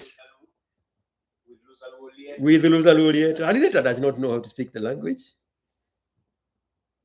But George, you realize you've never been in those spaces, those Luo spaces. There's nothing important they always discuss. Most of the time they are discussing women. How we do know when they are speaking Ogewach? And the funny thing is that majority of those people there are over 40. Oh, they are true losers, like the loser Luoliet, they are patron. Yeah, they are old guys. Ah. The only other person there is the other girl that your crush. What is her name? The one that you keep on commenting on her nails. The slim girl, this very small thin girl. Yeah. The lawyer one, or the one who was on Luto's space? There are two girls. There is the lawyer one, and then there is the one who actually picked up the mic when Luto had a space with that Kisii poverty witchcraft Osama Otero. No, that girl, I think she got a baby sometime back, and then she's very, very. Oh, this sweet one. Yes. What is her name? My God, if she's listening, she's going to hate me. What is her name? Is it Kisii or something? No, not Kisii. It's the other one. Ah, man, what is her name? You keep on commenting on her name. Yeah, she's been in our spaces. Oh yeah, that one speaks very sweet Luo, and she's a Luo and Luya mix, right? Or Kisii. Yes, Harynator George is always ruling over. Yeah, that one. I mean, why are you stuck on that? Like it's a crime. I mean, if she was not with other men, she would be a complete my type. Or you're not used to men admitting stuff like that. You want me to hide in the shadows, like your fathers who go and smash the same girls, but hiding behind the mother. Me, I don't have anybody to hide from. Me, I bought my freedom. She told you she has other men? I mean, she just had a child not too long ago. What is this girl's name? What is this girl's name? Yeah, she's the only young girl there. And then the other one that came on spaces the other day to cry about a guy meeting her friend. Was it Atiena or something? What is that sweet girl's name? But I think if you knew Luo, you would talk to those guys. You know, the only reason I cannot be around them is because they're in bracket. I don't have time for those guys. There's the empty talks, whining about everything. Nope. It's not your portion. O'Brien. Thank you so much, Mariam. O'Brien. Yes. I knew it was a male name, but I couldn't say it. Sweet little thing. Sweet as can be. She's too light for she has 2 kilos for Taleb. Taleb likes them a bit bigger. I once told George and George was crying about it. Anyway, so Harynator, you don't know Luo why? Or George is just making this shit up? No, actually, the thing is, how can I put it this way? So I think George calls them which generation? Are they called it the boomers? Which one? The people who are born just before independence, they're called boomers. Yes. That is the younger, that's the younger boomers. They are the last group of the boomers. Yes. So for and us, Just the reason I'm asking you that is because I realize that Luos do not have that kind of those kind of problems. If in most cases, Luos that are born in Nairobi, they always end up understanding Luo and speaking the language because in the house everybody speaks that. No, it's so only for us, Kikuyus that I've seen having that problem. Yeah. no, for us, we were brought up English Swahili. The only person who used to speak to us in Luo was my dad's sister, and she used to live in Charles. And we rarely used to go to Charles. In fact, it's only in her last, my dad passed away before her, and she lived, I think, 5 years longer than him. So it was only then that we used to go visit her frequently. And the one thing I admire about that lady, even when we were small, she would never speak to us in Swahili or English. So for me, where I am at, I understand, but my problem is when you speak to me, I have to translate it to English in my head, then I translate it back. Taleb, stop laughing. Coming out funny, man. Yes, but that's as honestly as I can put it. You get? Yeah, because you see, even the Luo that grow up in Kibe, they know Luo. But they're spoken to in the Luo, even in the house, you know? Yes. Yes. Geoffrey, these guys, subiri kidogo, Mr. Luo guys. Geoffrey, everybody should have my number by now. My number is on top of my profiles on Twitter, on Facebook, on TikTok, on YouTube, everywhere. If you know my name, you know how to look up my socials. My number is at the top. So you want me to solve which problem? Of you figuring out how to find my number or you contacting me? My number is +1 512 738 6400. It's everywhere. If you're asking the number or Kibe's number, or where do I get this book? It tells me there's no conversation there. If you wanted to get in touch with me, you would find a way to get in touch with me. We are way past that stage. Elevate kidogo bwana. Kidogo tu. Just dial up the brain activity. Hey.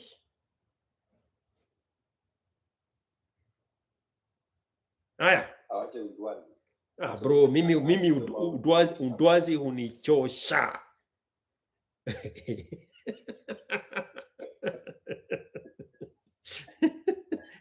Have you seen that video of a Nigerian teacher and a little girl? Maybe she's in grade 3.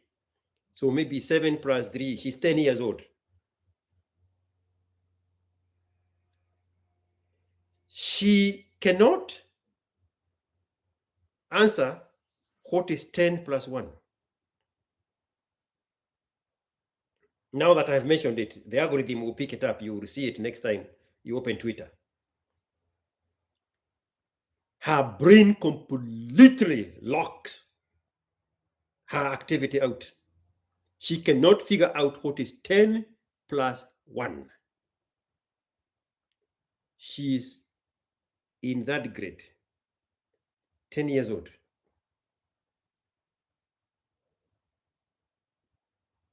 That is the brain inactivity of somebody saying, how can I get in touch with you? Na namba yangu iko kwa top ya profile. How can I get that book behind you? Mimi, I'm not going to tell you what 10 + 1 is.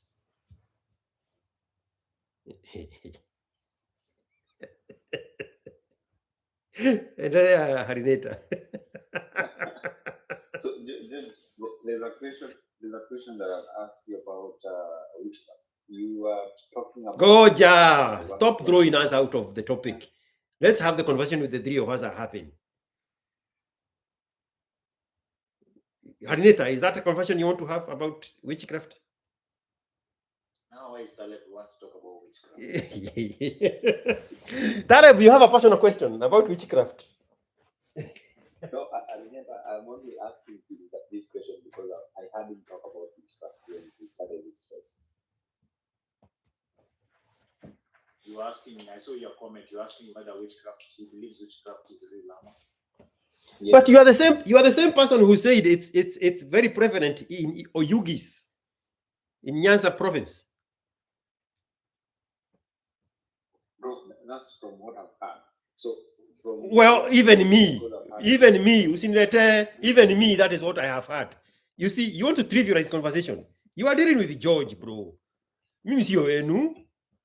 I have heard you say before that you do attack Kuroga.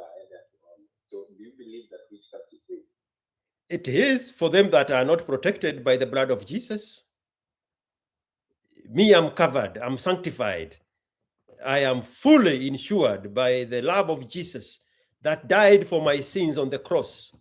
By the stripes of Jesus, I am healed. And by his blood, I am completely covered.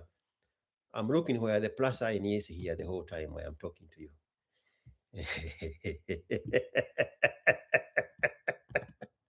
You did not see that one coming, right?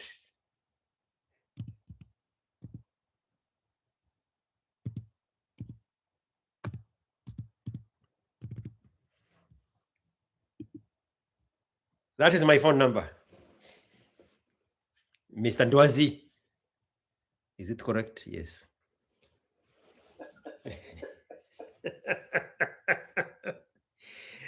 You see, the Gen Zs, they have been used to being spoon-fed information. So like, kuandika tu namba ndio inakushida, because they don't want to activate their brain like the real Nigerian girl. 10 plus 1. Uncle, let me do the calculation. Uncle. It's a painful video to watch. That's the Gen Zs. Brain dead. But we are not supposed to tell them because we are supposed to be sweet and considerate to challenged, special needs children. See there? Inclusive diversity and diversity and equity. This world does not respect those rules. This world does not respect those rules.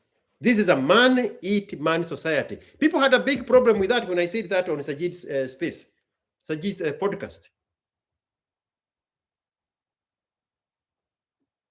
If you want to know what is expected of you as a man, observe nature. Watch National Geographic channel. Watch The Wild. You are that animal. Whatever that animal is, you are that animal. There is no ye in nature. For me, the closest parallel, what a man is supposed to be, is the life of a male, of a lion. Of course, a lion is Brother. So you see, a lion has to earn its, first of all, in the richest image, it is kicked out of the pride. Then it has to form a coalition with other, maybe its brothers or cousins, to take over a pride. Then even if it takes over a pride, it has to guard the territory. And then once it's old and useless, it's kicked out or it dies. Isn't that what women do to old useless men in the village? In all our market centers across Kenya, they're old useless men, discarded after sacrificing themselves for their families. For me, the life of a lion is the life of a man. Ruthless. And then, if another lion takes over the pride and finds your cubs, it kills your cubs. Isn't that the life of a man? And now imagine that last part you made. The modern man has been conditioned to take care of another man's children as the stepdaddy emeritus. Imagine that. It's like Taleb taking care of O'Brien's child.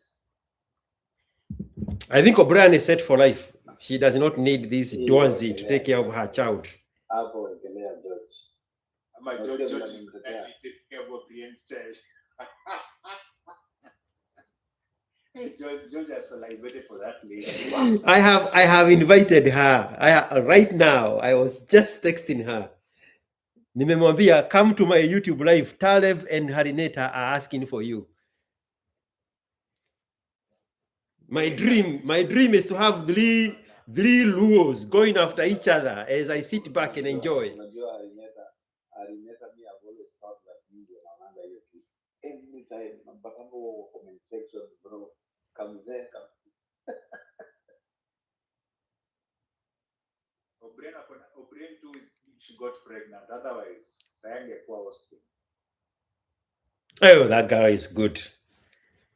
She has a very and probably it's just a tendency she has learned, but she has a form of femininity that is very, very, very, very attractive.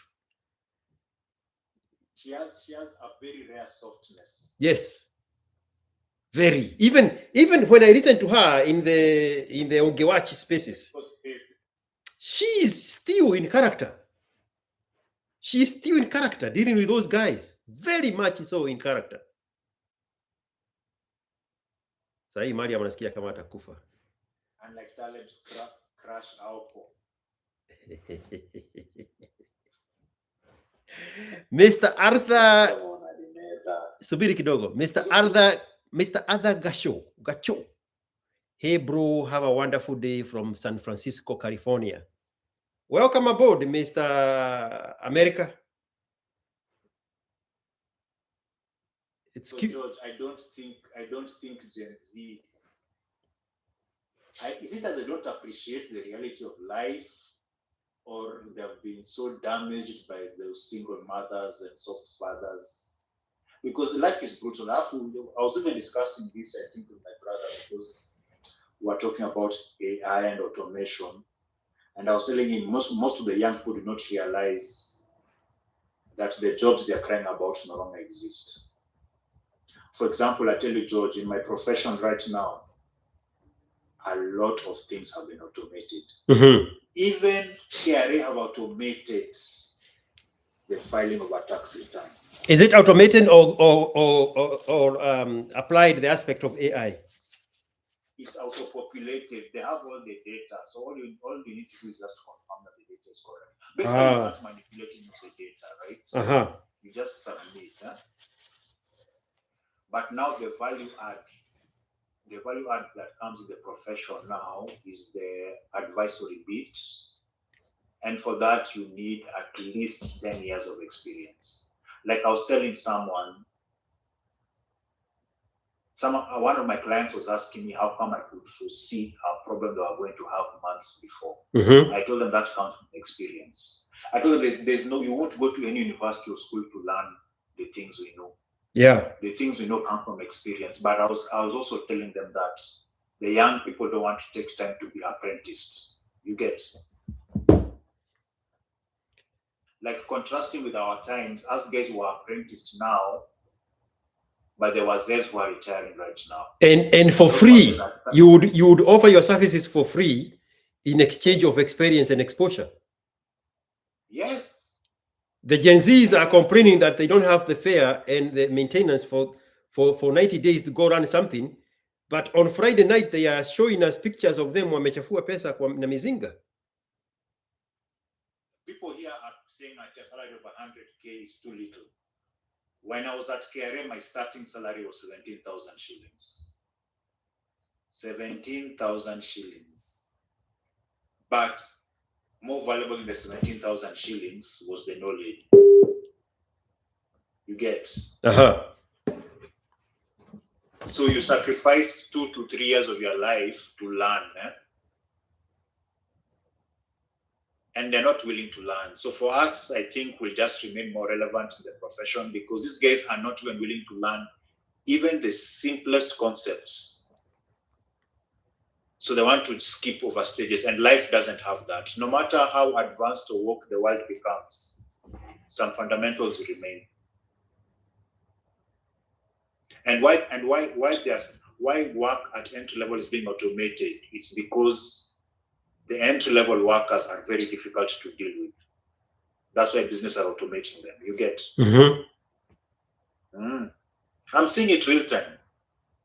You'd think the government would be the last to embrace automation. It's happening really, really fast.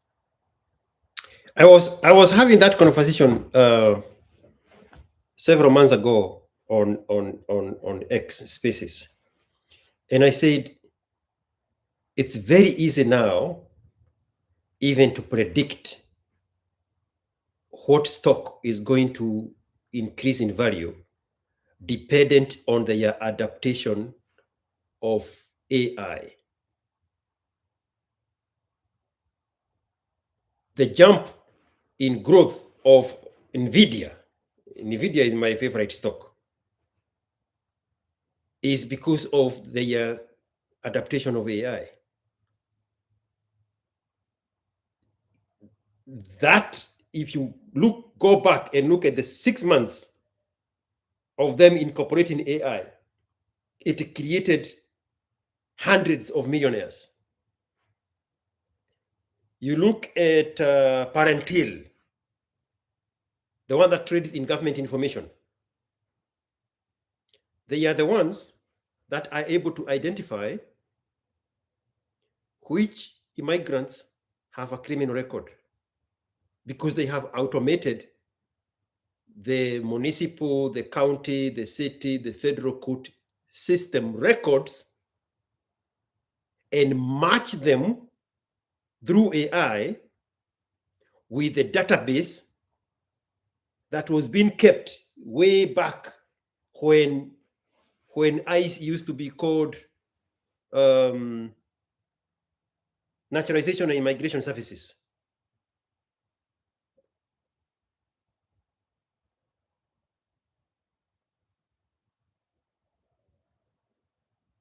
They have gone back to the old records and integrated and digitalized that record, supercharged it with AI, and connected with all the criminal elements reportings.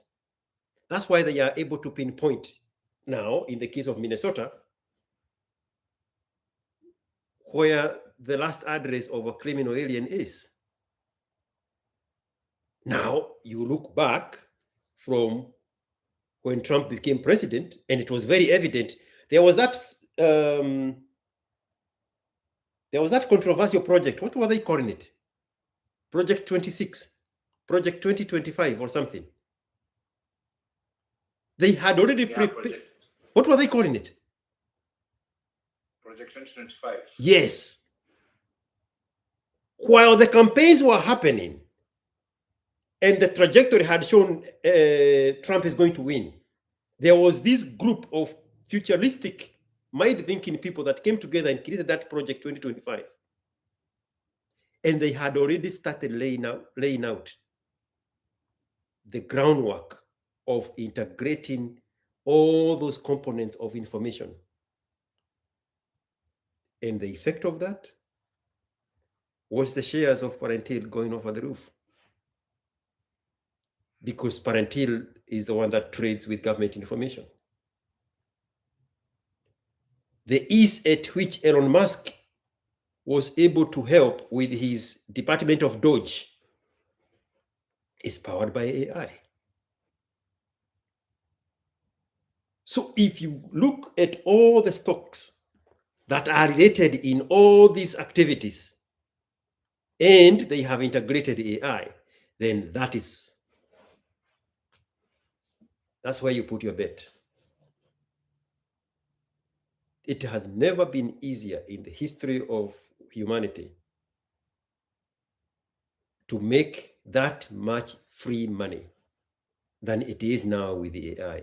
You know, when we say that in 2020, the lockdown created 166 billionaires and thousands of millionaires in that period of the lockdown, AI is going to be in the hundreds of thousands of those. Those numbers are going to be staggering. If you keep track of the millionaires before the lockdown and 3 years after the lockdown, the billionaire count moved from 667 to 7 something. There was an addition of 116. But now, if you look from 2025 and you give it 3 years, look at those numbers. Look at how many of those millionaires' money has doubled in less than 2 years. Literally less than 2 years.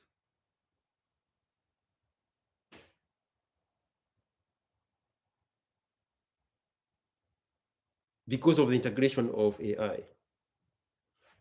That is where the future is. And you can participate in that from any corner of the world, including South Sudan. But Ruto is the problem. He must go. Bro, that's exactly what Trevor Noah is saying. Differentiate between crypto and stock for the TikTok advances. Yeah, Ruto has to lose for them to win. Because they are propagating the poverty of their fathers in the childhood traumas that we just spoke about. This man that is able to provide where my father failed, that one has to go. That is the manifestation. You cannot convince me any other way. If we pick individually every one of those people and we follow them honestly into their family dynamics, that's where it's coming from. 100% of the time. Women don't engage in that. Women look for where to attach, to compensate, and replace that which they lacked in their childhood. Men project that because they settle in ability, in activity, in laziness, and victimhood. My father lacked because Kenyatta stole all the land. Now I am lacking because Ruto stole all the money. Perpetual victims. And then there is no hope. Where there was no hope for their father, there is no hope for them. And God forbids, they are going to multiply the same kind of misery in their own children. It's a cursed generation. Again, Mimi, I don't know how to speak. You will have to sanitize what I'm saying by tuning your ear to hear it like you are translating language to language. Now you have to tune your ears from harshness to sweetness. But the message is the same.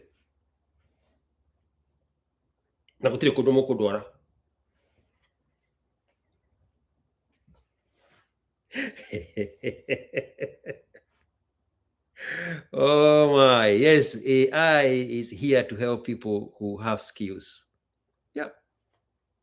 You know, and Harynator, you are a witness of this. People said AI is going to replace jobs. No. AI is going to help, especially what exactly what Trevor is saying. It's going to help people with the skills to be more productive, to be more efficient. Yes, it will increase the productivity. I picked up a stock. Who are not, yeah, go ahead. the people who are not skilled will be rendered irrelevant.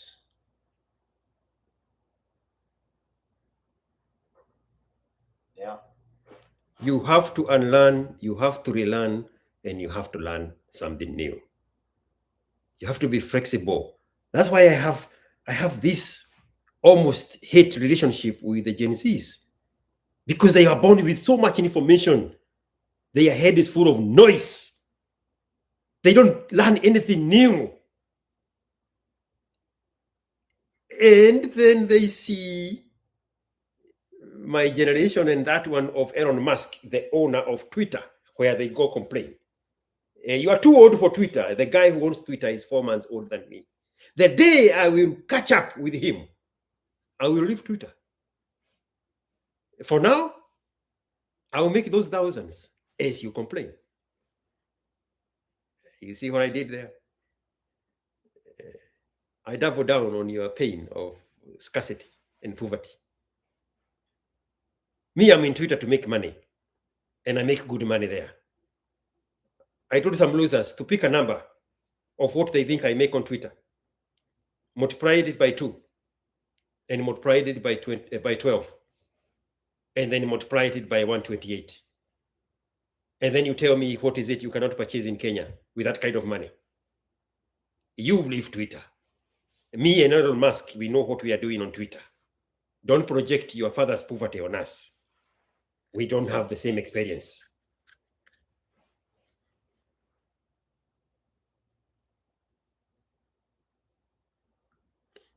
Jose, you just read my mind.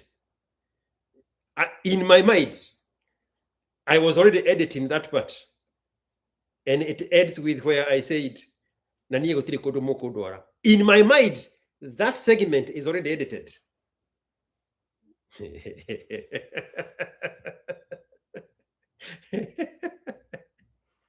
There is a whole video about the zinger between the Gen Zs and Ruto.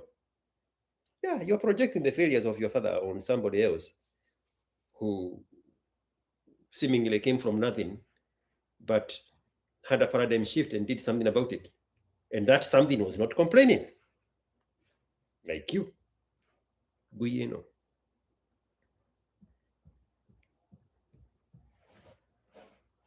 Kweno doge, Tarabogora. We are here now 3 hours, 38 minutes. Anything else? You still want to talk about poverty and witchcraft in Oyugi's Nyanza province? No, you already answered this. What did you hear? What was the response you got? Your response was that you're covered by the blood of that was a cookie point. That was the cookie point to the African Christians. We are the same people.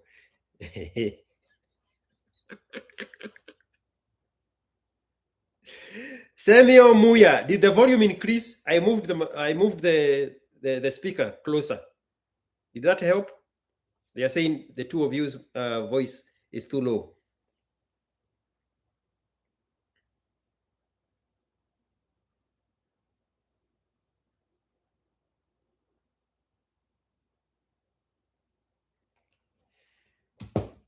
Kweno doge Wandao kuna lingine. Hakuna kitu.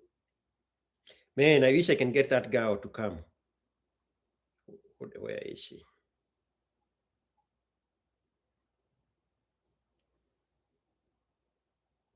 Your girl is bado ananyonyesha. Wacha wivu bwana. Wacha wivu. Si wewe ulikuwa Kenya kuangalia watoto wenye ulikuwa umeacha? Wameanza kutembea?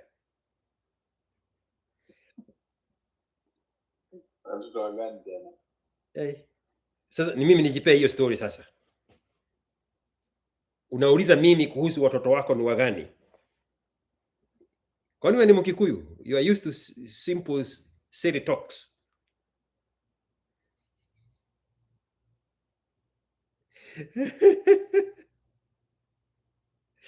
Oh my. What time is it in Kenya? It's 21:41. That is what, 9? Yes, 9:41. Okay. I wish you can come here. She is something else. What do I want to do? Okay, I know what I wanted to do. Harynator.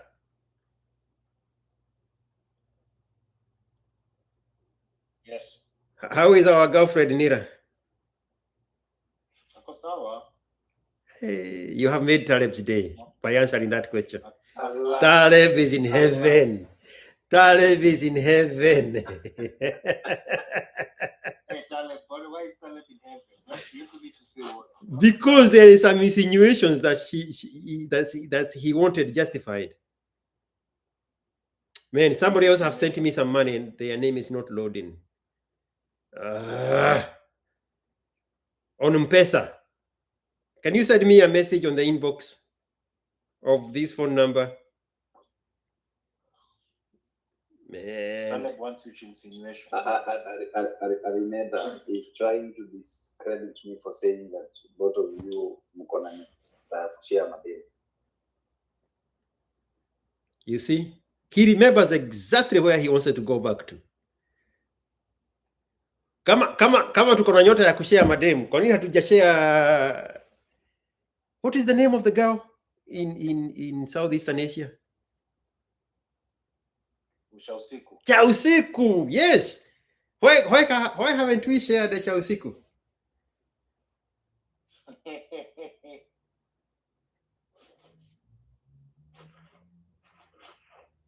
Taleb Ogola.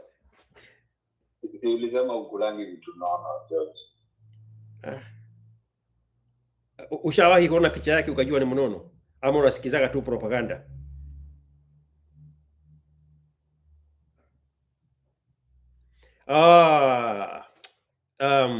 What is her name? O'Brien is saying she's hosting a space. She's hosting a space. Yeah.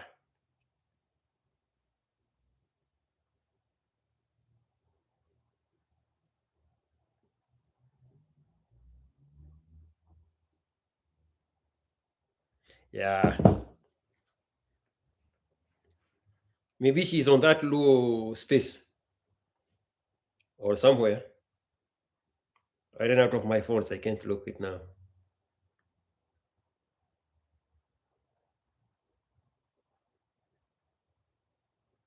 Mariam, you're still here. Come on, come back, Mariam. I see you now saying sanitizing ears.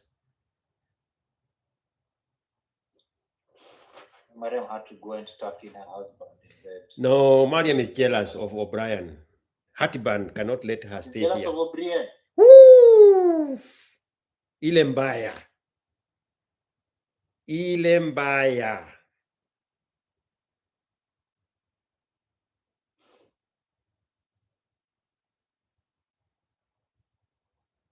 Taleb, what happened to your Ugandan girlfriend?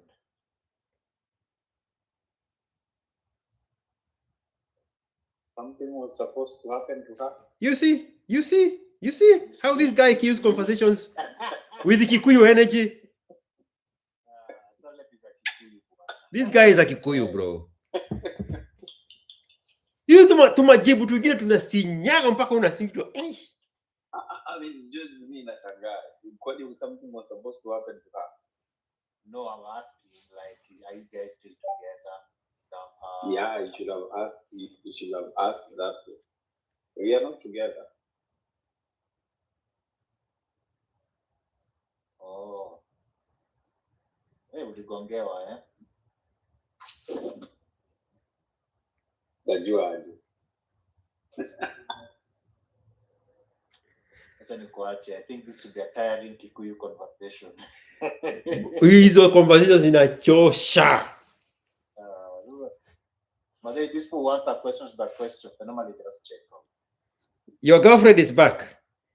And Tony Silva, thank you for the 200, but I'm not understanding the message. Hii ni transaction charges ya ile 10k ulikuwa utume. Nilikuwa natumia nani 10k? All my girlfriends are sorted. Who am I missing? George maybe is talking about the 10k you were sending to the person that shared your mugshot. You remember? Yeah, but I sent to the person who sent it first. If you did not receive, it's because you are not the first one who sent it.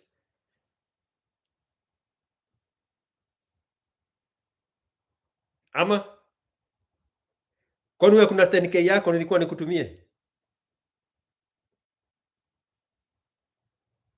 Na niulize, yani nyinyi mnakuwa mpaka na mugshot zangu mnasubiri tu pahali tahitajika. Almost 10 people sent those mugshots. Even different profiles that I did not have, like side profiles. Actually, it's on your profile. If someone goes on your profile and then they type wife beater, so it's there. Yes. But I had not shared the side profiles. Where did they get those one from?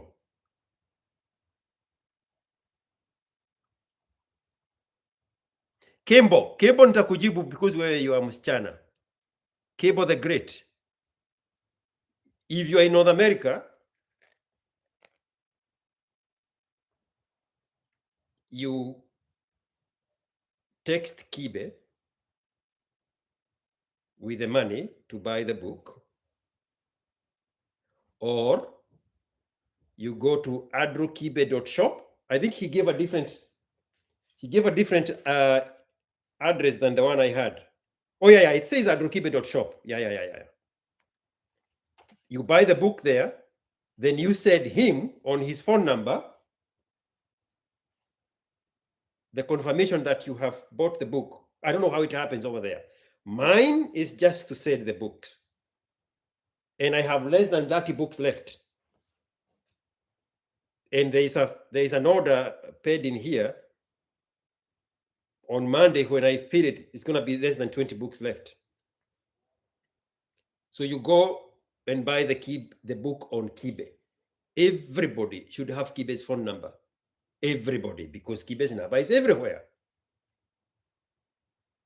Kibe is the one who is going to text me your name and address, and I will send you the book. That is if you are in North America. North America is Mexico, USA, and Canada. Mexico is not in South America or Central America. It's in North America, for your information. So Kimbo, that's how you get the book. My phone number, if you scroll, you're going to see my phone number here written in the golden colors.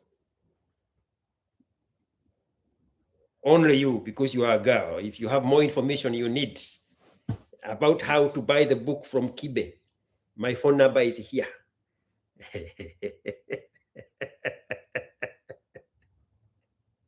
Mariam. You are muted, Mariam. Oh, sorry, am I okay now? Yes. George, me, I'm too comfortable. I don't feel. Huh? Say that again? Can you hear me? I'm saying I'm away from the Wi-Fi. I'm a bit far, so I'm hoping you can hear me well. We can hear you very well now, yes. In bed watching a movie, so I don't want to speak much. However, hey, you guys watching a movie in bed? Of course, you poverty-stricken low. What is wrong with you? Guys, zinger after zinger after zinger. Party after party. Yo. 26, you're not taking anything lying down, eh? Hapana, unajua mimi notice ninyi watu wa nini mnafikiranga we are the same. No, you're not the same. Finish that sentence, Mariam. We are not the same people. Let me switch off my poverty-stricken mic. So let me tell you, George might tell you these 28 commandments. Aki Kibe lakini Kibe. Hey, Kibe ni ule say. So, my friend Jason bought me, I think, like 2 copies already. Mm-hmm. Autographed copies. Cash, of course, he bought like 50 copies, I think. But he said, Mariam, Kibe akanambia, akalenda your story. The next person again went and bought for me a copy. I can't remember even who it was because it's that bad. Like, another person bought for me a copy, Kibe refused. I sent Kibe money for the book.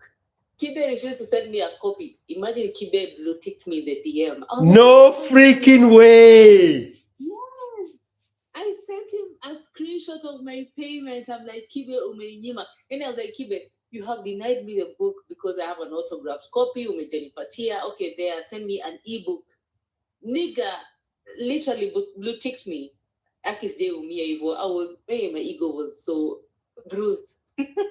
Yeah, he's gone out of the way to make sure you're not going to get that book. Oh, there's no way I was not going to get the book. Guess what? I bought 2 copies of that book and I sent it to a friend of mine. I was like, you know what? I'm going to get this book because I'm like, why is Kibe refusing me to get this book? That book is so good. 28 Commandments is awesome. I got 2 copies. I sent to I sent it to a friend. I sent it to a friend of mine. Siku ile mimi nitajikuta nikijishika ati nataka kusema kitu lakini naogopa nani atasikia, nitajiua hiyo siku. mutakuja kukura mushere Muranga. Because I bought that book for someone, and like I think 3 days later, he was going through something at his workplace. He's a corporate guy, obviously. And he's like, oh, you know, these corporate women are doing blah, blah, blah. Of course, Kibe says you should not tell women your problem. Then I was like, you just suck up to them and apologize because, well, it's someone who needs to go up the ranks. I was like, you know, just apologize. Then it was like, commandment number 3, do not fold. I was like, yo, I'm sorry. He's like, Kibe said, do not fold. I am not folding. I'm going to stand by what I believe in. I was like, kudos, you're reading the book. That is so awesome. So yeah, the guy really appreciates us. Like, that's a very, very, very, of course, even I'm saying it's a very good book. But coming from a man who was like, that book is 10 over 10. Like, it's really giving him guidance through how to navigate some of these challenges that seem to be very, they're very common challenges, but that book can give you ways of how to handle those. It gives you like morale of how to stand your ground as a man, because sometimes in this women agenda world, you find yourselves folding, you know, and you find yourself compromising. Actually, compromise is a word. But it's like, I cannot compromise. My word is my word. I've said I don't want to do this. I'm not doing this. So let it kaende is sour. So yeah, good book, IQ. I love the book. So did you buy a book to the boy or to the girl? Come again? Did you buy the book to a boy or to a girl? I bought it for a man, obviously. Ah. So I have my copy, and then I gifted it to someone that is really, really nice. Like one of those people who have been telling, hey, I don't want to sleep with the guy, so don't say I'm thinking he has potential, but I'm like, that's a person who is climbing up the ranks and is really, really focused. So I gifted him the book, and he's so appreciative. He says it gives him guidance. He totally loves it. Harynator, you can say it. Harynator, you can say it. Harynator, you can say it. I can hear Harynator wanting to say it. You can say it, Harynator. Did you buy from Kenya the book?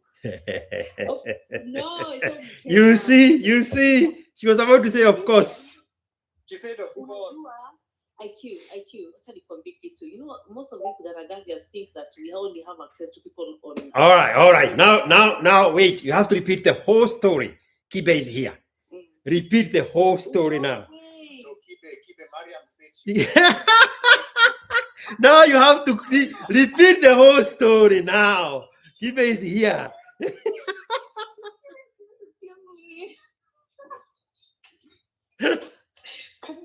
Can you say hi in his nice voice first? Well, you guys are interrupting my Mara trip to ask what? No, it doesn't make any sense. Oh, I'm inside the Mara.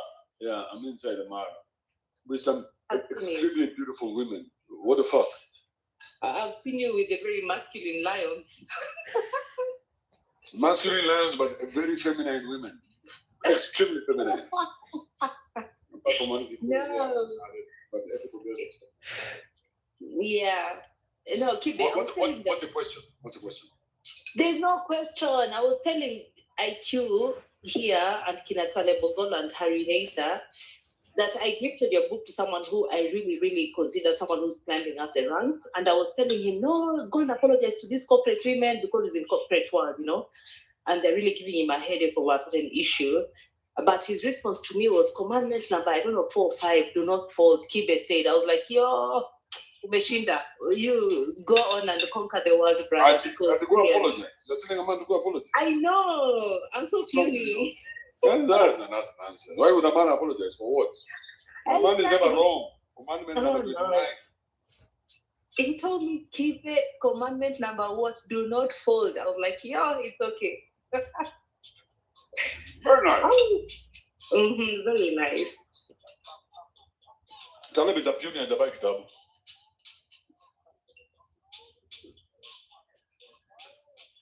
Taleb, you see the way they're quiet when you're here. Taleb is a pioneer in the bike tab. Sasa nitanunua kitabu na umeniblock, nanunua kitabu wapi?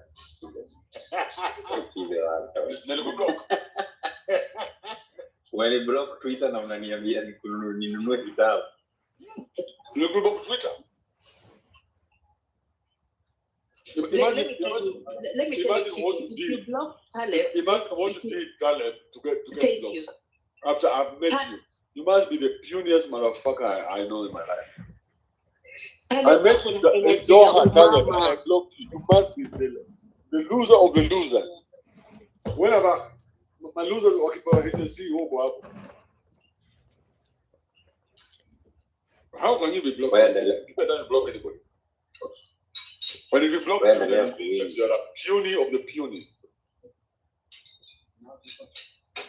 When you useless, where you go number one, Taleb. You are the when I escort, you are the losers of the losers. Esco is the guy who used to be your moderator on IG. What about Esco guy? He used to be your moderator on IG when you used to do IG lives. Oh, fuck that guy. That guy is such a loser. They're African Taleb, they are best friends. Ah. This is Loser's Paradise you're talking about now. No. Who is Esco? Don't tell me no. Don't tell me no.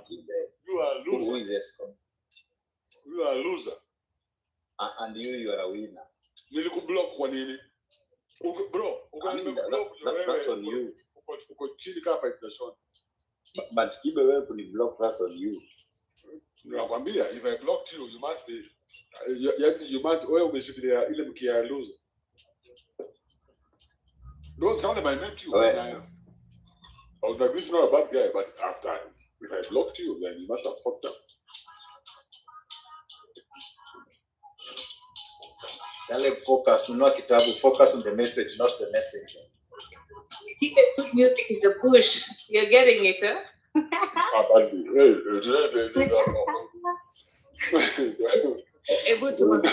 Jeez. Hey, today there's They are making sense. They are making sense. But why do you sound so far, George? What's going on? I think it's because you are too many of you now. So it's trying to distribute the sound. I don't know. No, you sound like you're very far. Like you put the sitting room in the shower. I am here. Near the haha. Yeah, I can hear you, but you sound badly. Yeah, but Mariam, the problem is, Judge, I think the problem is inside because me not still. Yeah, even in the recordings, my sound come out very well now. I think I have hacked it. Maybe not. So what's it doing? What are we doing here? Oh, before Mariam gave you kudos for the commandment of do not forward, she was complaining that several people had bought her the book and you refused to send it to her. But I know the answer to that question. Thank you. I know the answer to that question. That part I know. That part I heard you say it, I can remember where, and I completely signed my name underneath that statement of yours. Very nice. Tell me why, George, because what hurts me the most is that I DM'd Kibe and he ignored me. That thing bruised my ego, and I was so sad. I was like, how can Kibe ignore my direct message to him? Did you say my name is Mariam? You know me from Twitter?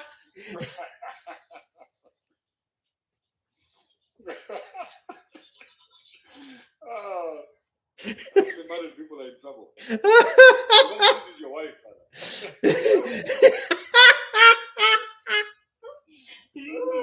Oh, yeah. I would kill myself. Why haven't you called me the whole day? Why are you not giving your energy?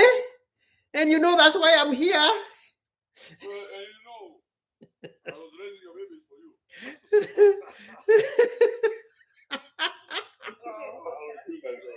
No, Kibe, focus. I DM'd you because I wanted the book so bad. So stop it. So for you to ignore me, I don't reply DMs by women. I don't. But you replied to my DM, hello. Check the message before that. I don't. I try as much as possible. If I'm in my all my senses. Dema kile DM na joni saitana naongea, so I try and stay away. I don't live in the devil. The bottom line Yeah, is George, like why listen, George took like 100 books to America. We're distributing books in America. And there's nobody who's DMing me the way you're DMing me. So what the fuck?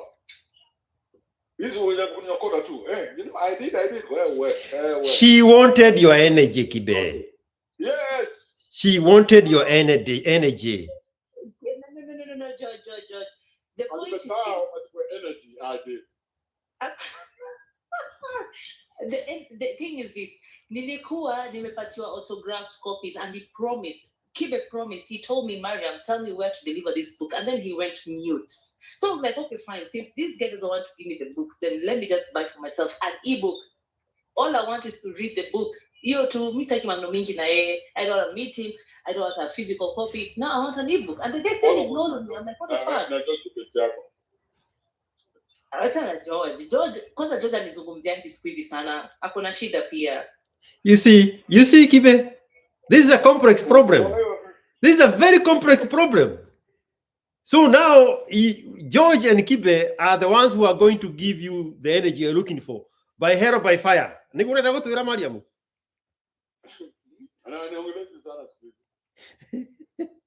When she, can you go back to your women? When she came here, she complained that I did not tell her I was in Kenya. I did not have time for her. I ignored her. But she is the only one that I had contacted, and I said, do you want to do a podcast between me and Kibe and you be there? And she said no. I was like, okay, you will never know that I was asking you because one was already cooking. Mariam, why would you do that? Let me. Mariam, you there. But you know, Waterworks. Waterworks, Ministry of Waters by Minister Charity Gilu. Thompson Falls. Ministry of Water and Irrigation.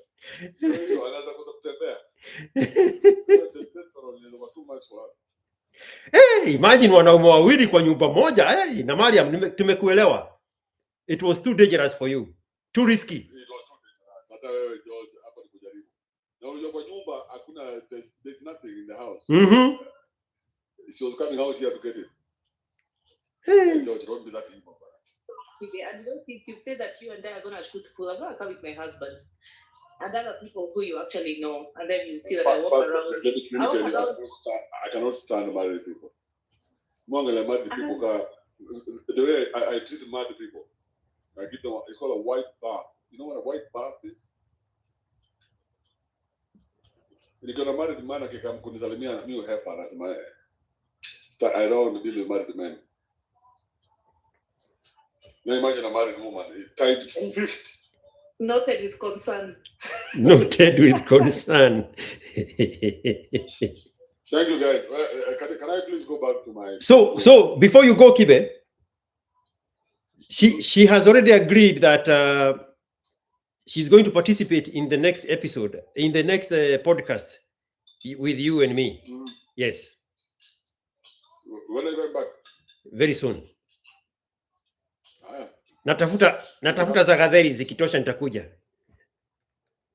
Tafuta kwanza zagadheri zifika. Yes. Your transport si mchezo, especially business class. Usichome. Usichome. Osa matako kabisa. Tafuta pesa bro, ndio ukuje. Nitaenda kuuliza kazi pahali Opondi, sijui Opande alikuwa anafanya kazi sababu sasa amekuwa Kenya.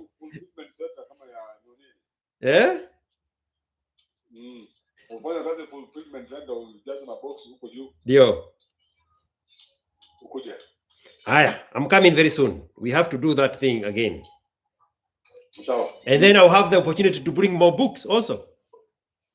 Yeah, that's what's up. Yep. All right, you guys enjoy yourselves, man. Thank you so much, Kibe. I'm in the Mara with some beautiful people. Uko na picha tuone? I'm so jealous. Kuna moja kuna specs na Usikai. Eh. But the rest are drinking, so we might take advantage of them tonight. It's a Flat good one. tummies. Mariam not flat tummy. I know, but Kibe knows how to live his life. I envy him sometimes. Kibe, enjoy yourself. Enjoy the marriage. It's a beautiful place. Hujaniuliza swali inafaa Mariam. Swali gani Kibe sasa? Mimi sina maswali. I just want you to enjoy. How old? How old are they?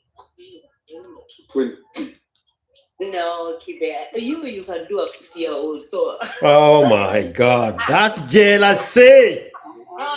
Jealousy! So automatic. She know exactly where to go tap it.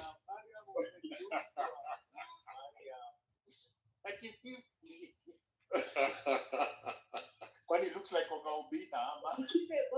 Kibe bora unakaa poa na ijipe. Him is good. You're not good. Well, don't man. Asante Kibe. Thank you for calling back. Sure. Enjoy the marriage, Kibe.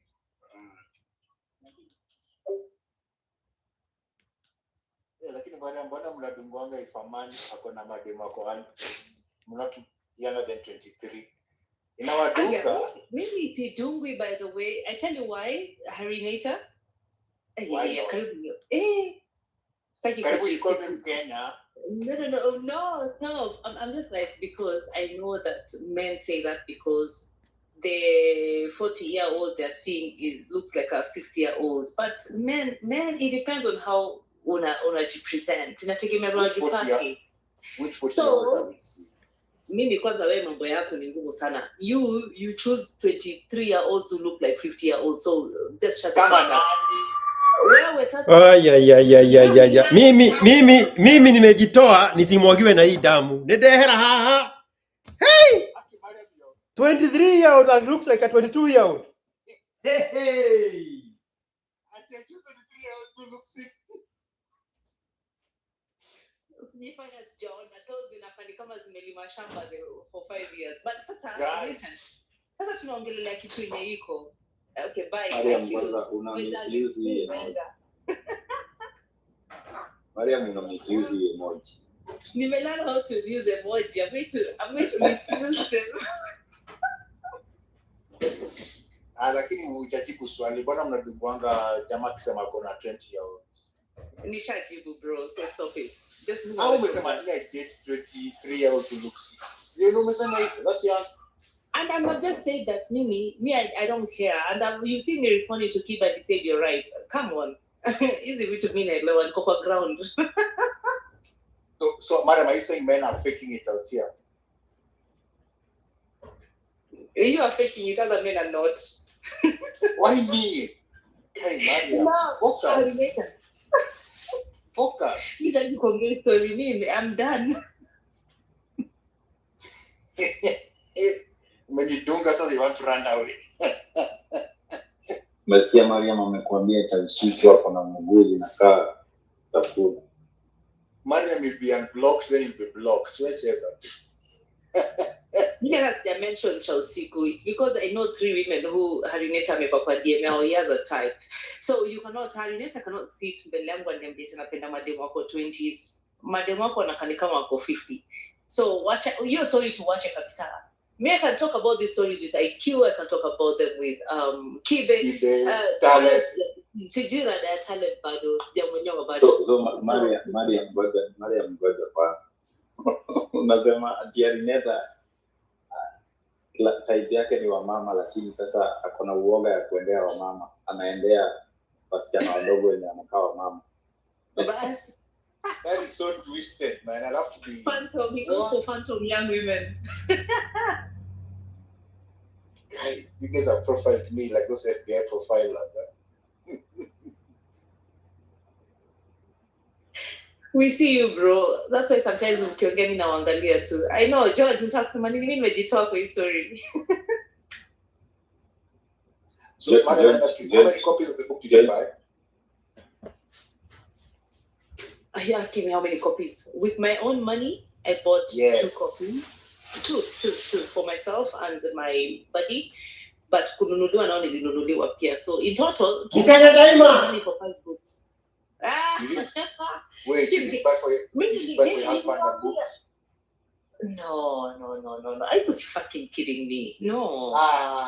So you don't want your husband to dump your sorry ass, to kick you to the curb, eh? Hey, Mariam, you're keeping information. And she wants the husband to remain clueless. Yeah, she wants the husband to continue being filled with estrogen.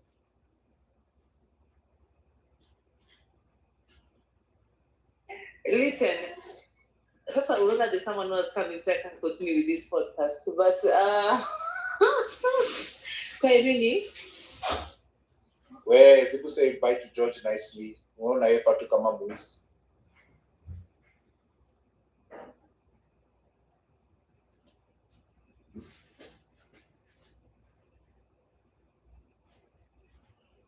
Hey, Harynator, Taleb, George, have a good night. Thank you. That was a very, very good podcast. Totally enjoyed Ngoja kidogo, Mariam. Give me 3 minutes. Let me come back. Harynator bwana amefika kwa room.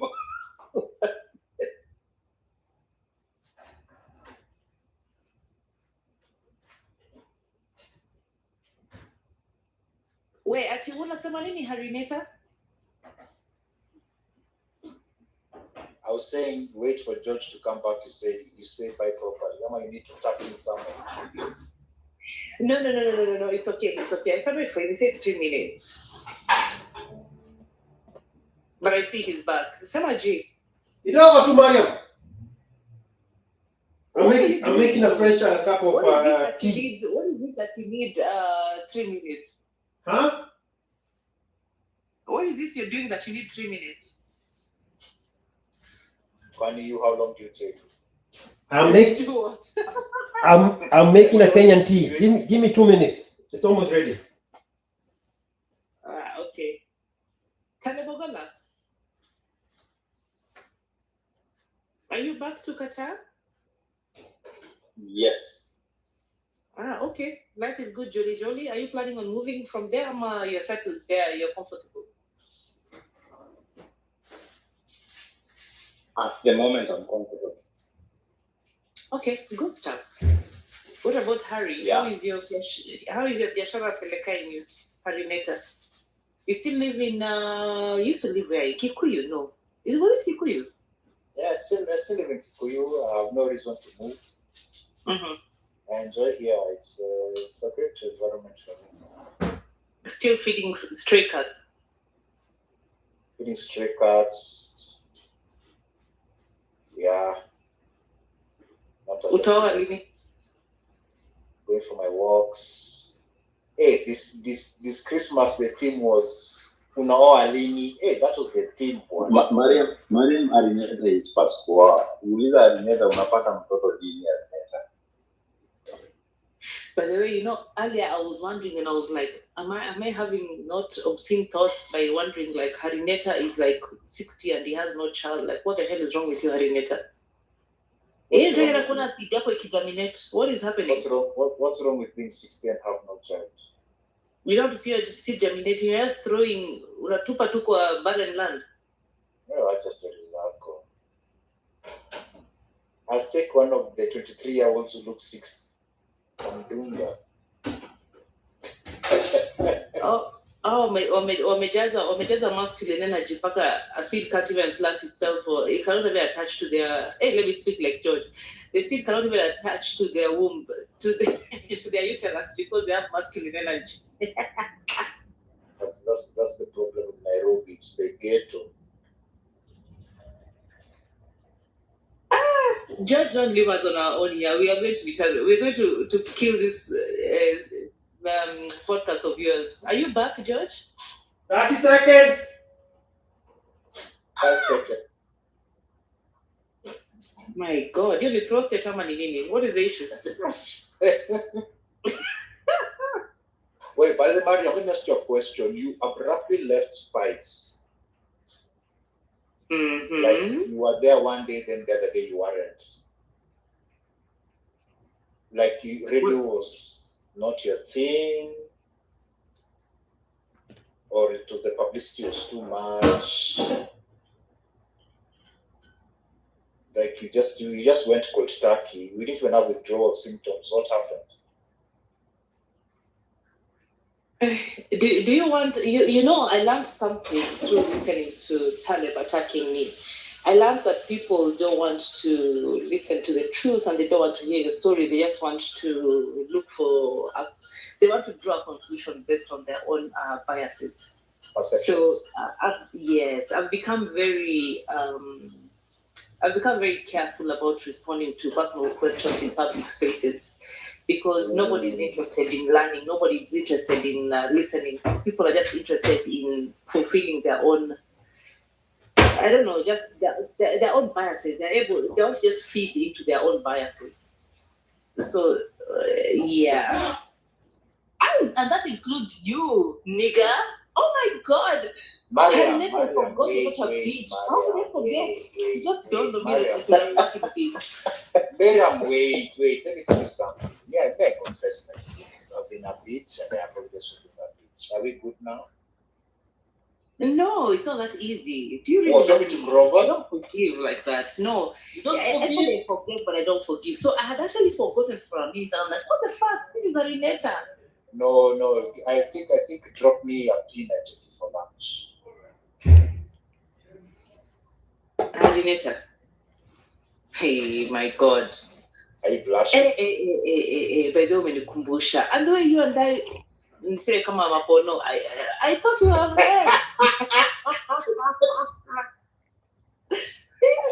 I am here now, Mariam. I am here now. I thought we were friends. I thought we were friends. You know, I had forgotten that Harry is a bitch, man. You know, I know Taleb is a bitch, but I'm like, how could I forget that Harry? It means I actually respected him that much. It's that bad. Bro. Then you respected me. Wow. No, Mariam, relax. I confess. I was a bitch. And I apologize. Maybe one day you'll forgive me. That's the much I can do. Who are you going to blame? The devil? Who? Me? Mm-hmm. No. What is your excuse? Myself. There's no excuse. Mm. I don't make excuses. If I screw up, and I own it. So the question to Mariam was why she left radio. Abruptly. How do you know it's abruptly? Because one day she was there and the next she wasn't. Did you consider that she needed time to mourn her friend? Yeah, there's the allowance for that. So why are you not giving her that grace? She's mourning all these months. And I'm pretending to be the nice guy here. It's pure pretense. I don't think Mariam's heart is that big. Unmute yourself, Mariam. But Harynator, why is John going to answer the question on her behalf? Funny, Mariam just answered the question. No, but George is responding to the question because he knows what question he wants to ask, but he won't. So which George, one, Mariam? So the thing is, no. So the thing is, George knows that I did not leave abruptly, and everyone, and that's why I said it's according to your biases. Everyone who was listening to me, which is maybe 4 or 5 people who are really keen on the whole program, knew that I actually left even before, maybe a week before. You want me to go there, George? I'm on the train now. Yeah. Before what passed away. Yeah. Exactly. People who were listening knew that I had already disconnected out of that. Exactly. They know it. Oh. So for you guys who think that I left because of Sijui, I left abruptly, no. And then I spoke about it on Kibe's space. I spoke about it on George's space. I spoke about it.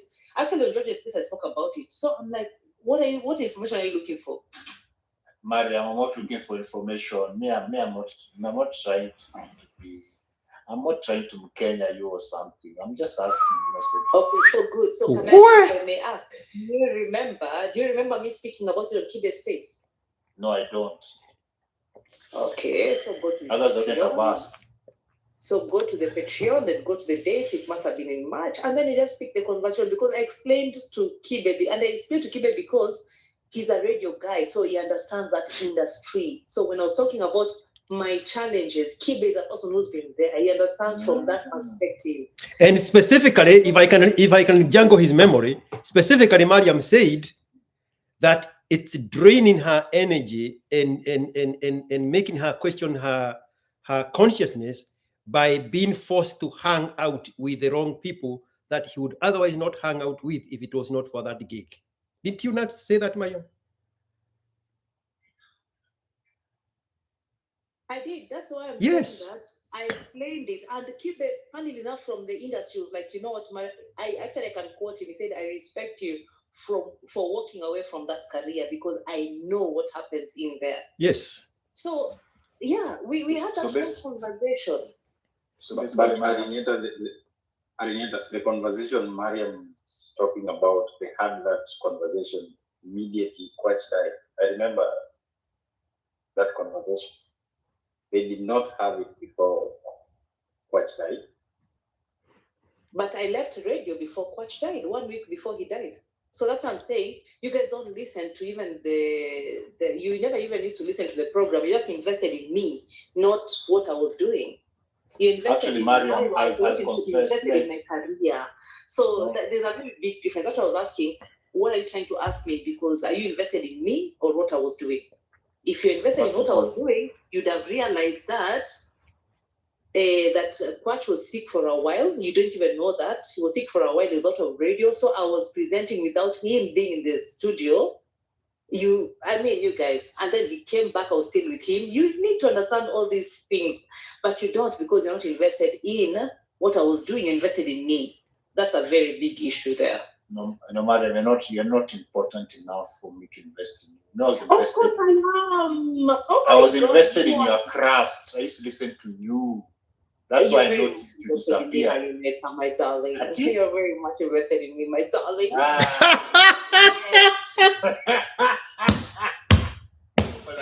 Holy moly!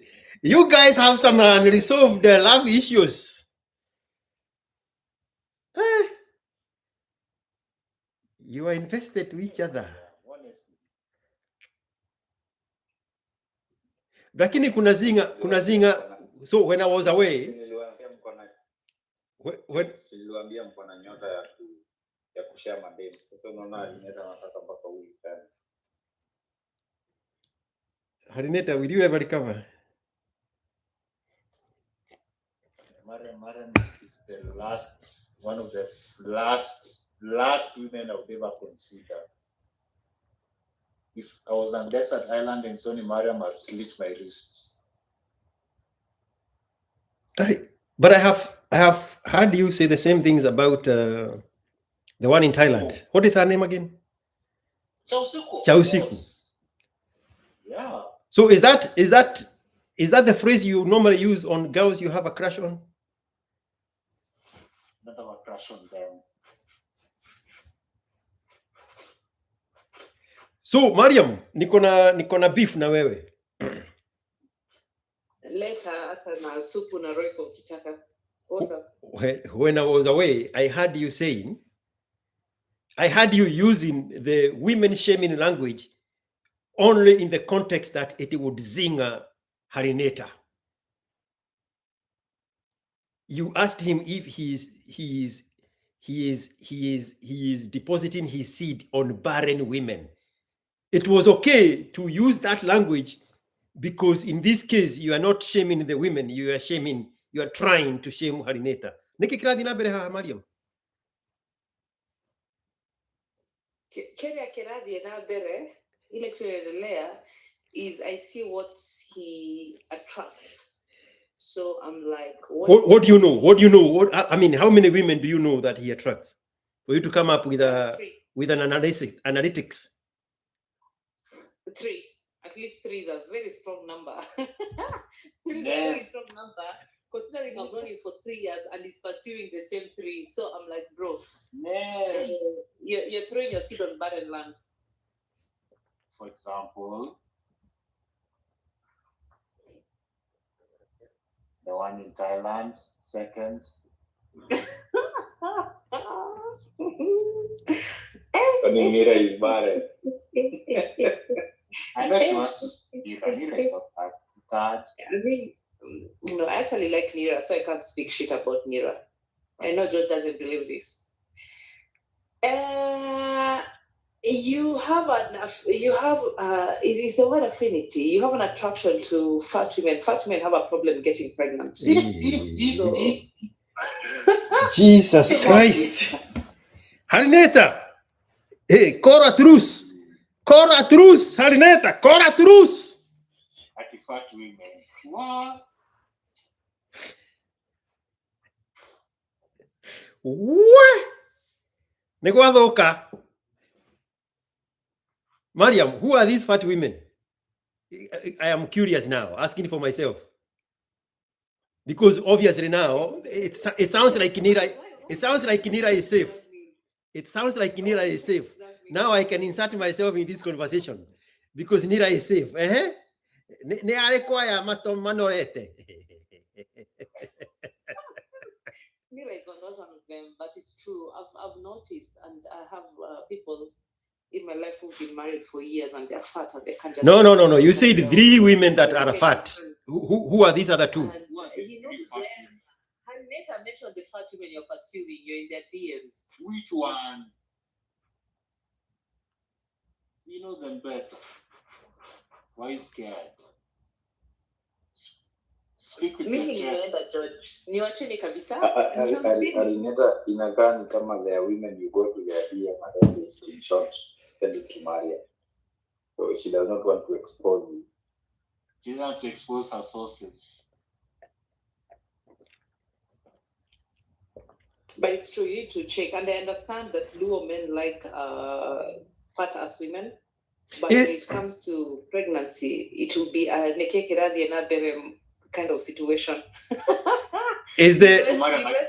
You left like 200,000 on fertility tablets and you'll be shooting blanks, bro. So, Sawa.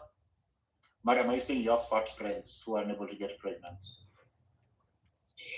Actually, I do. I have to get a charger. I have like 2 friends who are not able to, they're really struggling. And they've been told in hospital that it's all in their weight. They need to lose weight.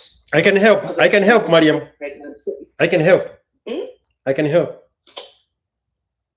Well, IQ, you have only 2 children.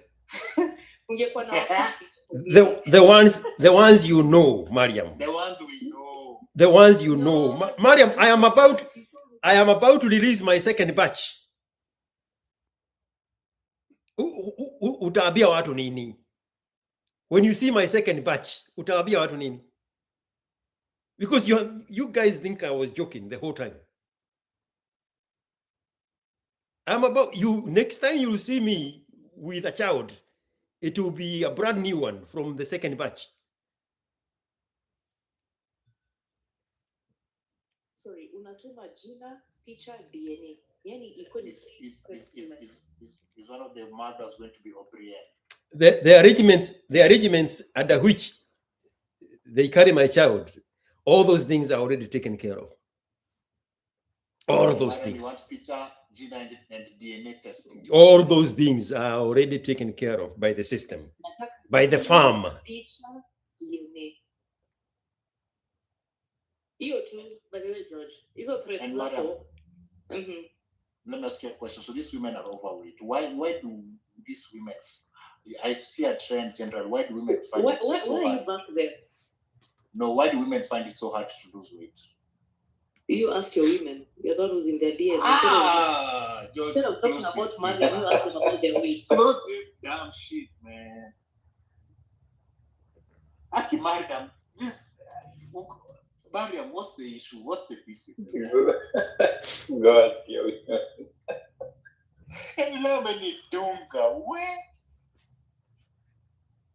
Maybe I'm not fat. I wouldn't know about fatness. But you, instead of focusing on me, you go ask your women about their fatness. Fat friends. Ask them. You go ask those women, sweetheart, why are you fat? How will you get pregnant? Sweetheart, why are you fat? Hiyo ni kazi yako. There's no fat woman who will ever answer such a question. So stop buying them food and feeding them chicken. Gab. Chicken. What is the name of the popular chicken place in Kenya? Kenchik. Oh, no, not Kenchik. The other one that used to be on Moi Avenue long time ago. Oh, Sanford.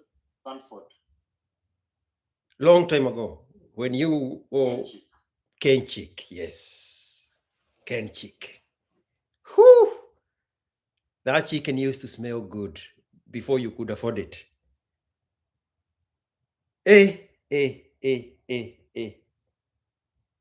memory of the taste of the chicken and chips, it would linger forever until the next month when you could afford one. But those are problems Mariam does not know what they look like. No, George would be very surprised. Let me tell you something. I have a very big weakness for junk food. Nikinusa chips, like nice fries and chicken, I'm not able to resist. Now, there's a period in my life where I used to actually eat because I penda eating. I love eating and I love junk. Chicken kwanza is, hey, my husband always tells me I have a problem with chicken. So I used to eat and then, oh my God, should I say this? Is it called bulimia or something? You take it out. Like, I'm that bad. I love eating that bad. So there's a time in my life whereby I used to have this appetite, crazy appetite. And if I'm eating KFC, I'm eating Sanford or whatever it is, if I'm smelling McFries, if I'm smelling chips and chicken, I want it and I will buy it and I will eat it. And then the next thing is I'm going to take it out. Right? So I've done that a lot. I've done that a lot because I love to eat. But now, now that I know I'm a little bit older and my metabolism is a little bit slower, what I need to do is to have a discipline. Mambo ya diet need discipline. I have to have discipline. I cannot consume so much. I cannot give into every of my impulses and hizo tamaa. I have to put them aside. So someone like Harynator, maybe your chicks will grow thinner in their 30s, but I don't know whether you'll still be around to deposit in them. So where? But they're already in the 30s. And yes, Mr. Uppercut, it's Chicken Inn. Chicken Inn is the one I was referring to. Not Kenchik. Chicken Inn. It was on Mombasa Road. I mean, not Mombasa Road, on Moi Avenue. When you're coming from... I don't think you're referring to Chicken Inn, George. When you're coming from... When you're coming from the bomb blast, and you're walking west towards Hilton, it used to be there. Kuku zilikuwa zinazunguka hivi. No, Galitos came much later. Galitos came back later, late 90s. But it's under the same franchise. That was Galitos was from South Africa. Those ones came later. Even Chicken Inn is part of is from South Africa. Then it's Kenchik. Then it has to be Kenchik. Yes. Yeah. Yes. The smell of the taste of that chicken. And then they wrap it in paper, thick papers, and the oil seeps out. Whew. That's definitely Kenchik. because for Chicken Inn, it's packed in bougie boxes. Those nice boxes. Okay. Family, so it's a South African brand. So yeah. What are you talking about? Then it was Kenchik. Yeah. Only a quarter and a chips once a month on payday, on pay night. Yeah. Harynator's women have not outgrown that fantasy yet. Lakini si hawa wanawake wa Harynator wamepita miaka 30. Kwa nini unasema by the time they get to that? I think some of them are beyond 30. Imagine you're in your 30s or 40s and you've not outgrown that fantasy of having kukupono. Like, what the fuck?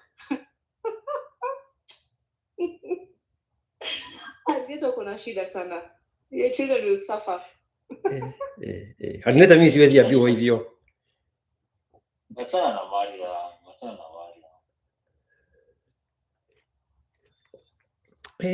Hii chai inashika. Tea masala. We. Unaona vile Taleb Taleb amenyamaza hata ametukana na Kibe. Haya, can I go sleep? Ni kama kiboko ya Talebogora ni Kibe. We never knew this until today. Hakuna Kibe tu hapo na mdomo mwingi anafikiria yeye ni important. Lakini hukuongea hivyo wakati alikuwa. Hukuongea hivyo wakati alikuwa hapa. Nilikuwa nimenyamaza because it's a noisy only. Whatever makes you happy, we believe you. Put some respect on Kibe's name, you nigga. you put that respect. You know, one thing I've noticed is that when men don't know how to respect fellow men in shida sana, those are now the puny men, those are the weak men, those are the men that we prey on. How you to respect their fellow men? How tunapenda sasa nini sasa Taleb?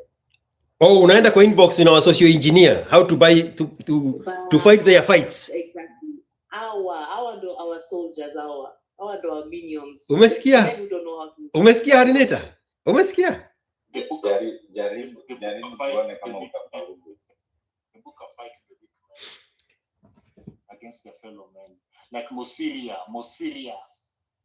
Mariam, Mosiria alikuchamisha So Taleb be Mosiria on steroids. You just don't know it.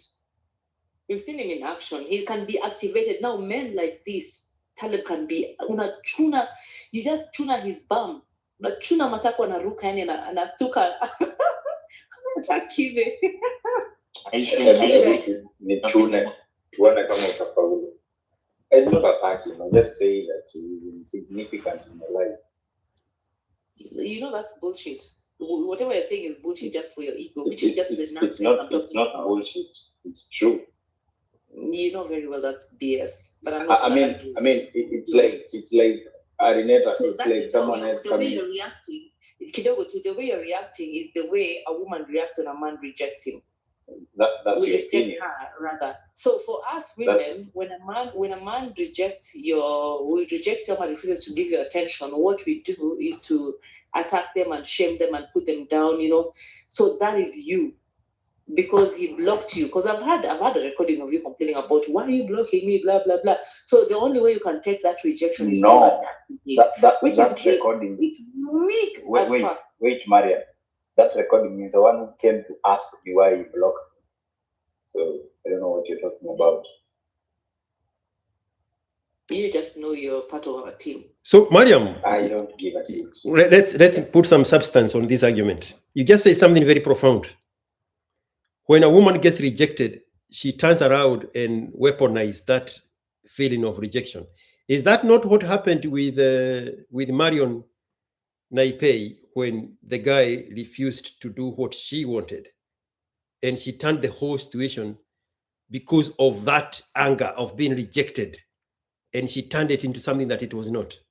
Or did you not follow the whole episode of the madness? I found her case to be very unique because she was enjoying what you might want to call the disrespect. It's not disrespect per se. Mm-hmm. That's how they interact. Okay, that's a very sexual interaction between her and the guy. Yeah. But what happened? A weak guy like Taleb Ogola is the one who went and went and made her feel like a victim. Before that, she was not a victim. It took another man to go and tell her, hey, you are mistreated by this other man, so let's go and attack this man. And you know why? Because this other man is very weak, that a stronger man is intimidating to him. So it's a projection thing. Now he's attacking that man for himself, not for this woman.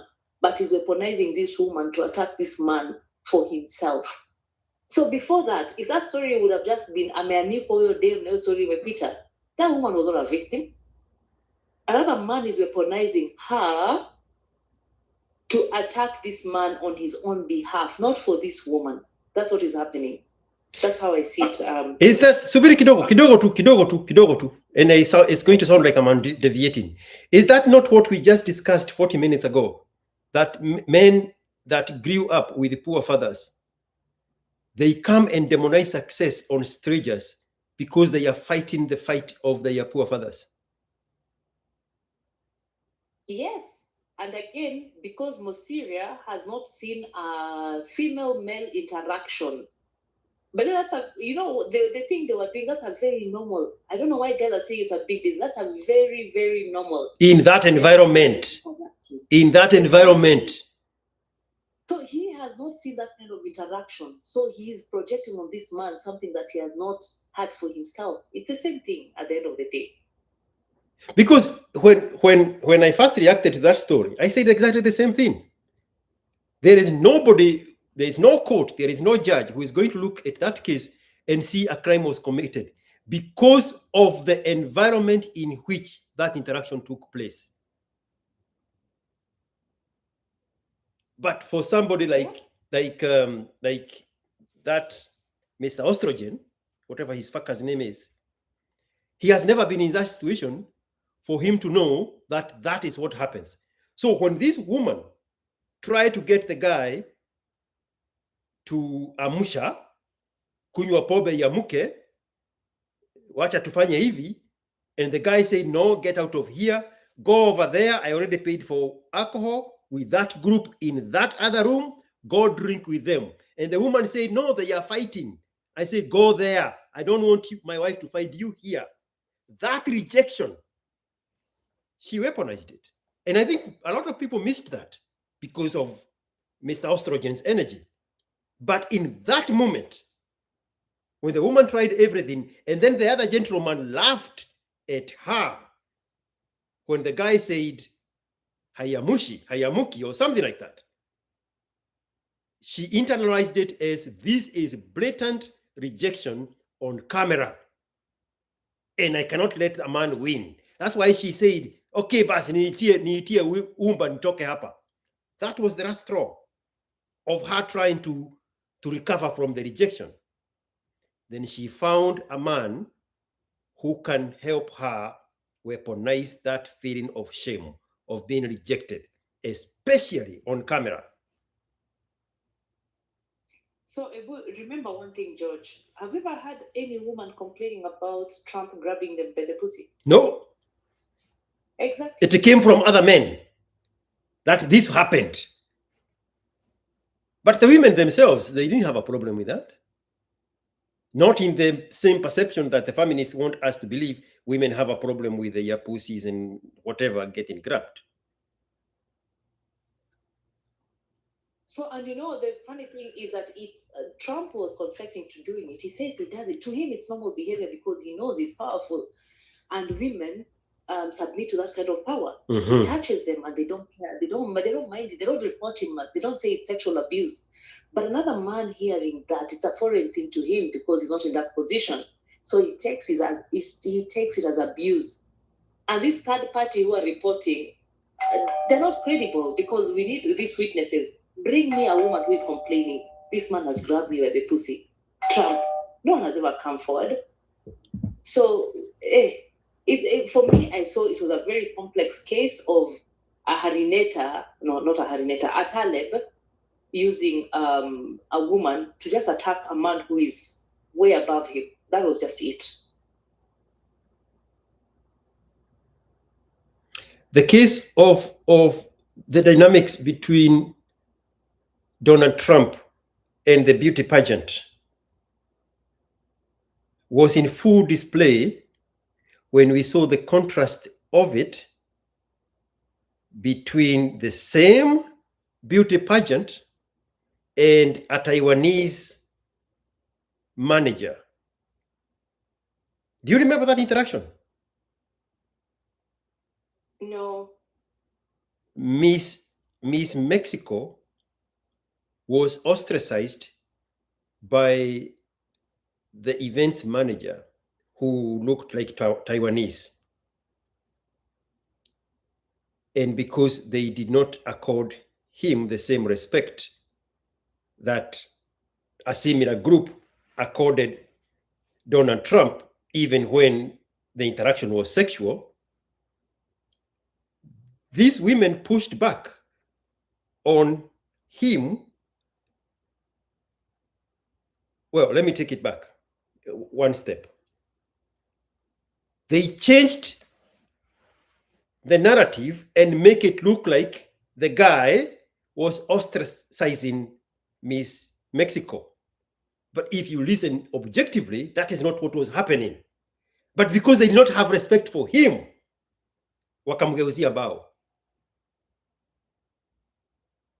Because they knew before we did that he was a weak man.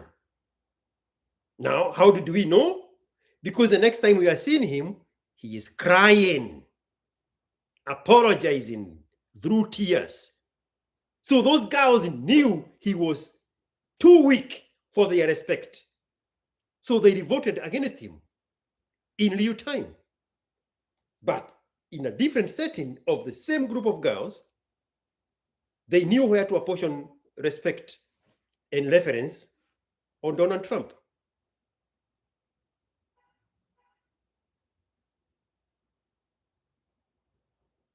That guy was on camera the next day, crying through tears, apologizing. Anybody with a logical mindset can see what they accused him of saying is not what he was saying, but does not matter because it's not your place. We don't give you that respect to speak to us. So we are going to twist your words and we are going to come after you. But to your point, nobody has ever gone after Donald Trump in the same arrangement.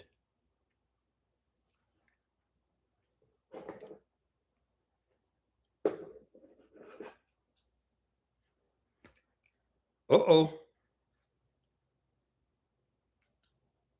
Are you guys up? I had swiped you out. Are you still alive? I am. Okay. Yeah. Yeah. I'm here. The other guy still has the left. Yeah, I see Mariam. No, actually, I was talking about the whole screen. I had swiped it out. Yeah, that whole situation is more serious. Oh, I think you are the only one here. Yeah, I think the lady was okay with that situation. I think she's used to it. Yeah. Her first rodeo.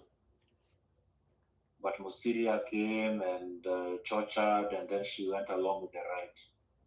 Yeah, women cannot handle rejection.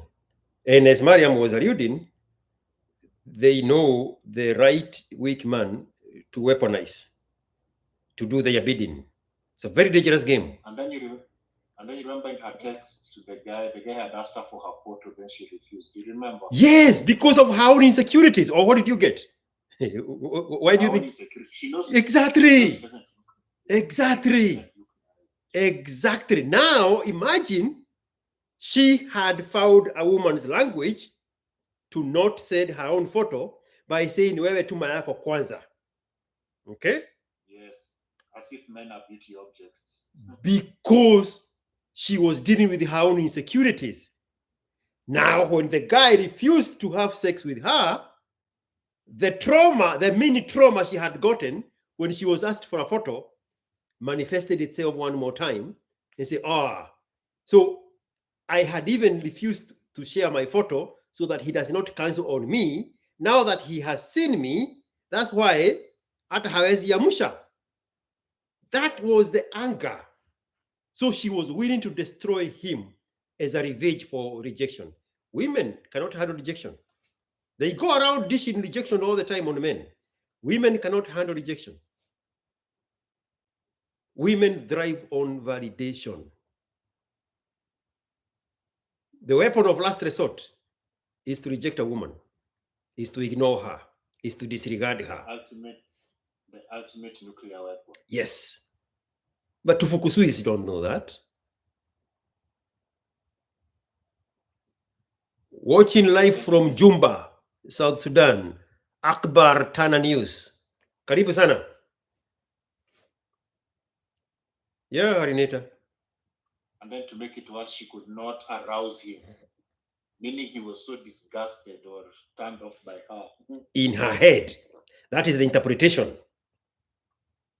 It could have been a myriad of other things, but because of her insecurities that is manifested in her refusing to send her own photo, she internalized that, when he saw me, he did not like what he saw. That is why everything else now is going south. That attempt by her by saying, basi ninunulie Uber niende, it is just her trying to recover from the rejection. Anyway, she'll go back to her miserable existence where no one cares. Yeah, the plan she had to ride that wave, it did not work. There was too many voices that messed up that shit. And we have not heard the end of it. She's going to turn around and blame, and I predicted it. She's going to turn around and blame Mr. Ostrogen for messing her trajectory of fame. It does not matter how long it takes. She's going to circle back to that. It is the statement he issued, distancing himself from her. Mm-hmm. He said, I don't know to the effect there were too many people who were involved, people were attacking him. And I think he also vaguely mentioned that he didn't think she is who she presented herself to be. You get? Mm-hmm. Yes. But I think now also that now will hurt her and she'll find a way of getting back at Musiri. Of course. Women are sore losers, especially in the department of rejection. And because that's now another rejection. Exactly. And she already know she's dealing with a weak man. So she already know his exploitable vulnerabilities. And she's going to exploit those with prejudice. She might succeed to be the head of Mr. Ostrogen. We shall be here. And we'll all be blood for it. Oh my goodness. All right. Also, Opande went back to the US. We don't know that. I saw him on he released a video with the wife. That video is from October of 2025. What? Yes. So he could still be here. Well, we don't know that. Because now we cannot believe anything Mr. Ostrogen is saying that he got arrested. Yeah. We know now not to believe that. Right? Yeah, we can't believe anything he says. Yeah. There is nothing worse than about a man than losing credibility. Yeah, all the money in the world can never buy back that credibility. Especially you're losing it because of a taka of a woman. What the fuck? What the fuck? I think the general rule as men, we should not take sides in the women's fights. Bro, how many times has Kibe told us that, bro? And then if she's at home. How many times? How many times has Kibe emphasized that point? When you see a fight between a man and a woman, always be on the side of the man and then wait for the whole picture. Never be on the side of the woman. She will embarrass you. Now, I think it came out that she is a hooker targeting married men and wababas. Yes.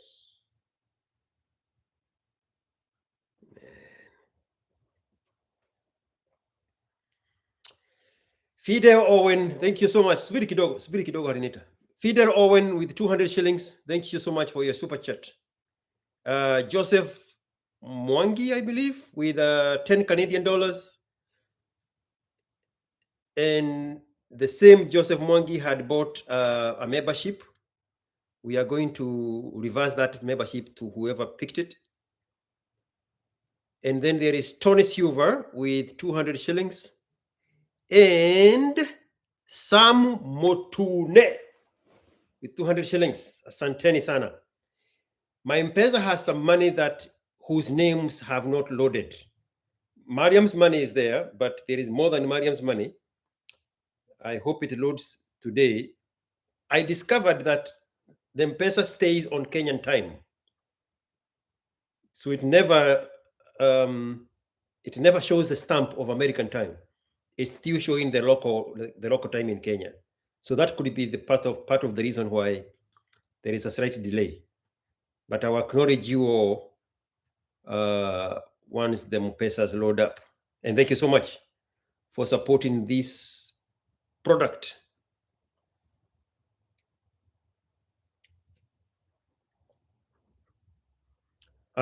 What was your last word, Mr. Harynator? Subiri kidogo tu tena. Shukrani mkuu. We are a group of 3 South Sudanese men, and our main focus is to build ourselves through content media and do listen to your show a lot. You probably have come across the South Sudanese guys in Australia, I think in Melbourne.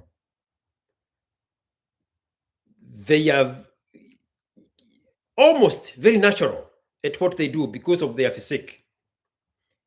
If you can mirror something like that in your own country, or give us something unique that is culturally appropriate for your country, it would be an instant hit, because we haven't gotten much from South Sudanese inside of South Sudan. We have South Sudanese in Kenya. There is a guy, I think in Kideresho or Milimani, who wears braces in his teeth, and he's a very good witty content. Do you know him, Harynator? That guy, yes, I know that guy. He superimposes the Nigerians' voices in his content. He's very, very, very good. And he is good because he is very proactive in reacting to current affairs. Yeah, like when Speed came, he did very good reactions. Yes, that guy. And now the group of, I think there are 2 of them in Australia. Their content is very good, but we haven't had much of South Sudanese doing South Sudanese things inside South Sudan. So if you can exploit that vacancy and become the Oteros of South Sudan inside of South Sudan, and give us a separate story other than the one we see on National Geographic of those young men washing their hair directly from the urine of a female cow. Give us more authentic content. Then that one would be a good hit.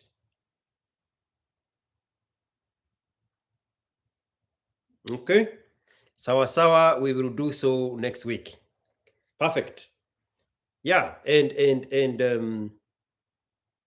if you can tag me on your content, then I can help amplify them on whatever space it could be relevant for. Good luck with everything, man.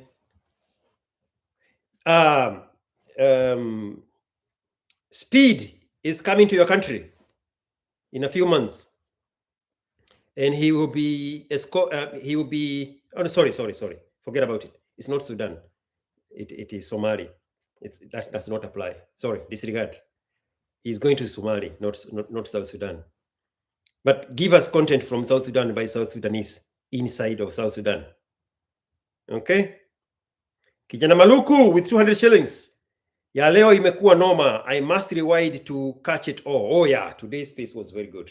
Whatever you want to call these things. Space, life, whatever. I mean, we are doing the same thing we've been doing for 5 years, but with a better crowd, with a more receptive, more interactive, and engaged crowd. Yeah, this is perfect. Thank you so much, Kijana Maluku. Harynator to ninede horo ukota kugatia. I don't know what to say, but oh, you don't understand Luo? Don't understand. No, that was Luo, but you wouldn't know because you don't even speak your own language.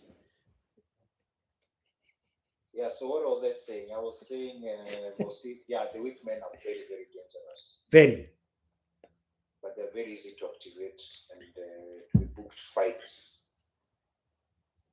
Because they are seeking validation from women to replace for the acceptance and failure to fit in the men's world.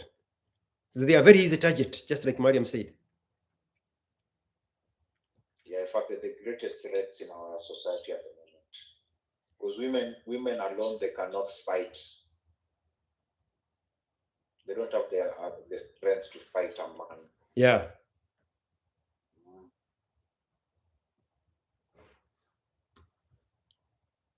Those are the ones we need to ostracize, and those are ideally those men would be whipped and cast out of the tribe. And do that mercilessly, because the danger is to bed to the warriorness of the women who, unbeknown to you, are protecting their weakness. So completely disregard the warriorness from the women and deal with these weak men mercilessly, as I have been doing for the longest time. Because me, I'm not a respecter of feelings. Mimi, I'll blast you to the moon and back, as long as my point get through. I don't choose my words wisely. I release them. Wiseness pelekea nyanya yako. But since we can't whip them and cast them out, the only consolation is the very women they fight for will turn against them. Yes. Eventually. They will eat themselves. I mean, it's happening in real time. It's happening in real time. They are eating each other in real time. And then, there's something you said, I think, on the podcast the other day. You said all the women who would have fought for this lady all lost credibility. And then I didn't realize it. Kina Hanifa, Kina Migwi, all those women lost credibility, right? Yes. Is that a natural thing that happens to these people who fake it? Because Migwi has been so quiet since she was exposed. That means she's guilty. Nature has a way to autocorrect itself. That's why this planet has not imploded. This generation is not the first generation of weak men. Nature always finds a way to autocorrect. And it pushes the weak to eat themselves. So destroy themselves. Yes. So the strong remain. Exactly. Even though there is no the same condemnation of Jerry Wamegwe, in the same manner it would have been if it was a guy, but nonetheless, the damage is already done, even in silence. Even the women turned against her, because I think women were very disgusted because they've been pushing this GBV narrative, and they were angry at her because they had been exposed by extension. You get, and they had bought the narrative. They had swallowed that narrative, line, bait, and sinker. Men are evil. Men are beating women out here. Bro, do you know how many feminists had blocked me because I would speak openly against the evil of the feminist and tagging Jerry Wamegwe by name? Even, I can't remember her name. She's one of those early young girls that that used to be very vocal. The moment on Spaces. No, she never would. She would never come on Spaces. Just the communications on X. I can't remember her name.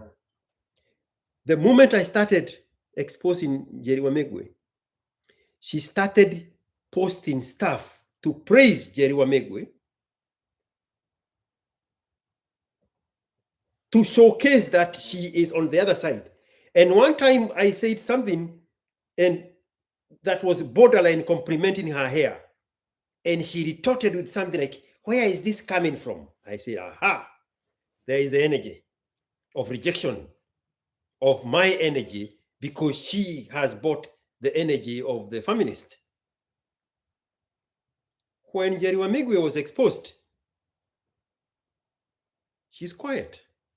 She would even share, post from small boy Boniface Mwangi.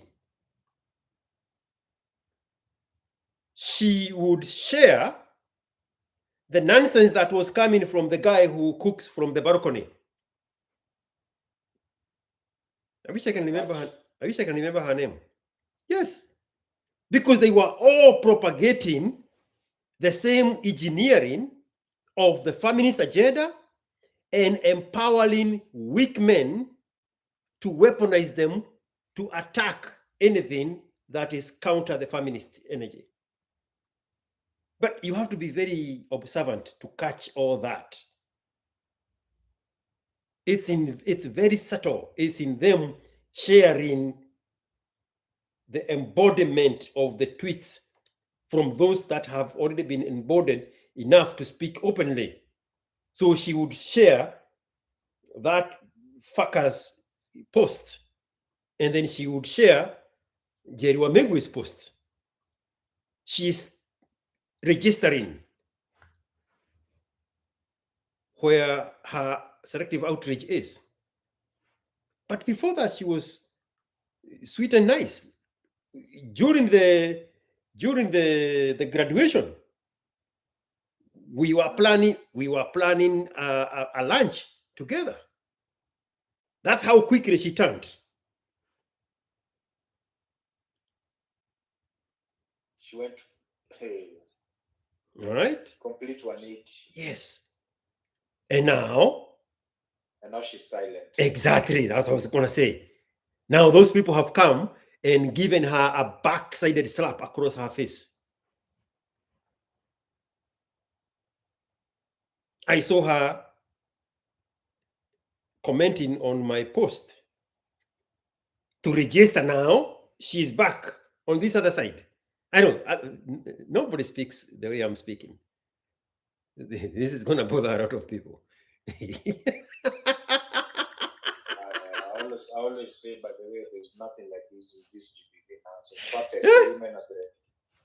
women are the perpetrators of most of the violence. But you have to be very self-aware to catch this low-key signaling, digital signaling on the other side. Even Obachi has gone quiet, huh? Bro, that's why I'm bringing up his name. Boni is also quiet. Bro, I said in that video you watched, if it was not for we discovered Jerry Megu is racketeering, she would have been the one changisharing the money for this new minted victim, or the Arahu Akbar Hanifa, or the small boy Boniface Mwangi, or all these guys that claimed the medal of victimhood during the Maandamano with fake abductions, including witchcraft grandchild Osama Otero. Japrado. Yes. Yes. Now they are trying to recover the lies of abduction by sending one of their emissaries to Ikonini, not Ikonini, Mofrika, to sanitize the whole thing and put themselves in the midst of having been kidnapped together with witchcraft grandson Otero in the same car. Is that what his name is? That little guy, the short little guy. Yes. That guy's But you have to be completely self-aware to catch all this digital signaling that is going on. Even amongst ODM people, he has no credibility. No one listens to Gabriel Obuda. Going to Ikonini is just the kicks of a dying horse. And now you get to wonder, is Morph doing it because he's a content creator, or is he doing it because he's a Luo? No, I think Morph, me, I don't respect Morph anymore. He's become so puny of late. Huh? I think ever since Moaf Kwasana did the rapture, I don't know what has happened to him. Hey, rapture went. Did you see what Moaf said last week? What did he say? He said rapture Kwasana did him because he was saying he was telling Rapture to rehearse for that comedy special, and Rapture was refusing. So people were asking him, "Who are you to advise Rapture on how to do his craft?" You get, how arrogant are you to advise someone who's been doing this for years? Who are you?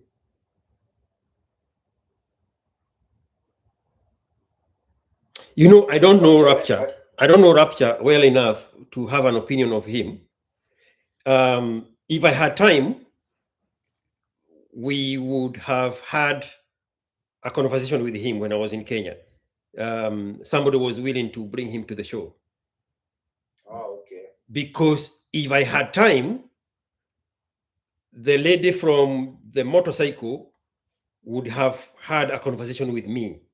So when I shared that, that person said, I can bring this other guy also. So probably in the future, we're going to catch up with all those things and get a clearer picture and find out where all this pain is coming from. Because this pain is a manifestation of another underlying problem cause. We are only seeing symptoms. Yeah, actually, they've been friends. They've been friends for many years, 10 years, very close friends. But I think probably there were other underlying issues. There has to have been.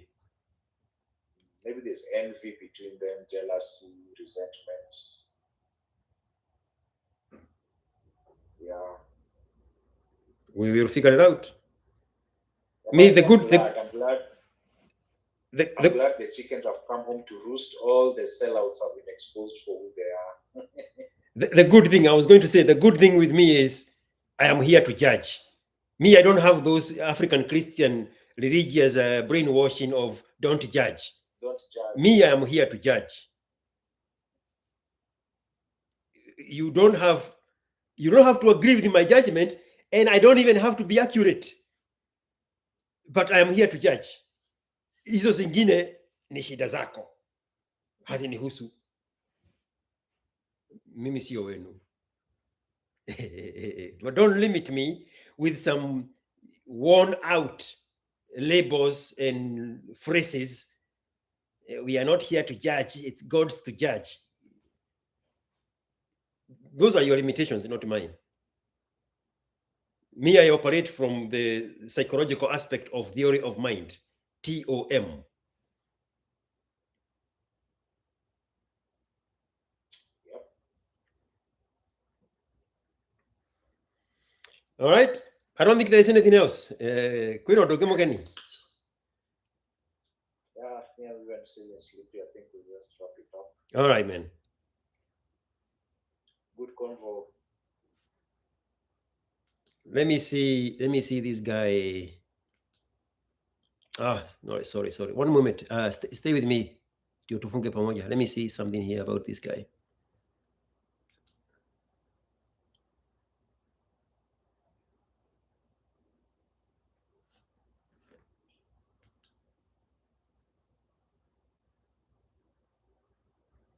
Oh, Mr. Bakar, Mr. Akbar Channel News. Your channel is very new.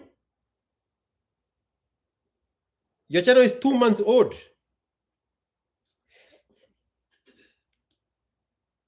Do you have content that you have recorded elsewhere that you need to dump on your channel? Because that's what you should be doing. If you have some content somewhere else, dump it all here so that your channel can catch up. Your channel was created on November 13. This is just 2 months ago.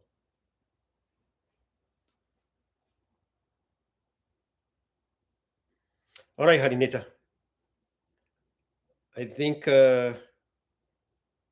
we are good with the 5 hours and 16 minutes. Thank you so much for staying the whole stretch and engaging your adopted mother.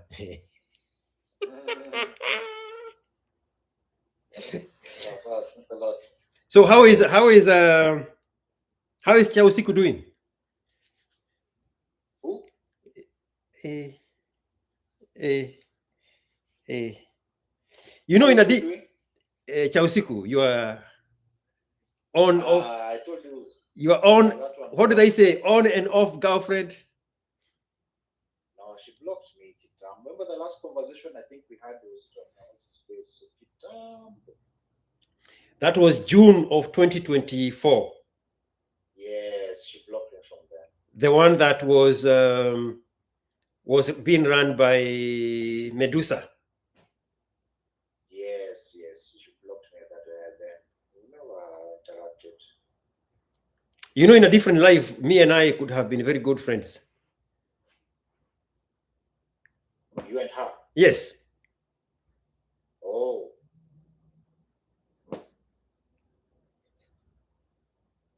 Yeah. The last I heard, I think, I don't know, I just heard on a space somewhere that I believe she lost her sibling. Was it her brother? The brother she had taken to Asia. I don't know that it's the one she took there, but I believe she had to come back to Kenya and stuff like that. So guys were raising money for that. Oh, really? This last time. I think, yeah, was it in November or October? Oh, Pole Kwake. Yeah, if she was not your girlfriend, I think we had a chance. Yeah, I think that whole thing of carrying the family's burden has what made her about life. That's why she was a very interesting character. And I don't think people underestimate being home, away from home. It takes a lot out of a person. Especially if you're away from home to carry other people's burdens. Yeah. And she had to be the bigger child. Yeah, you have to grow up really fast. Yeah. And it's only African parents who do that to their children. Well, the plan is to create a whole new generation of people that do not have that as a factor in their life. Disconnect them from that cycle. It's very easy to do, but we don't have the appetite. It's very easy. It is very easy. I mean, it's the same thing I was talking about 2 days ago when I said I could go to a Black American family and adopt a one-day-old baby, raise them as an immigrant from Africa, and they would completely, just by the factor of separating them from Shakwitwa, they would completely bypass the caste of the blacks, of the niggers. Yeah. Nothing else required. Just the way they see themselves as a child of an immigrant, not as a descendant of American nigger slave. That's it. Completely different outlook on life. Bro, paradigm shifts are just a flip of a switch. It's that simple. Because it takes more energy to dig yourself deep into the situation you are in than to get yourself out of that situation. But we never try, so we never know. Yeah. And when somebody like me is telling you that, and it's because I have overcome much of the shit I talk about, everything I talk about is my experience, instead of you emulating that, then you push back on me not sharing your misery, instead of saying, I would want to be like that. You make it look easy, how easy it is. Nobody says that. Yeah, we are different kind of breeds as Black people. It's crazy.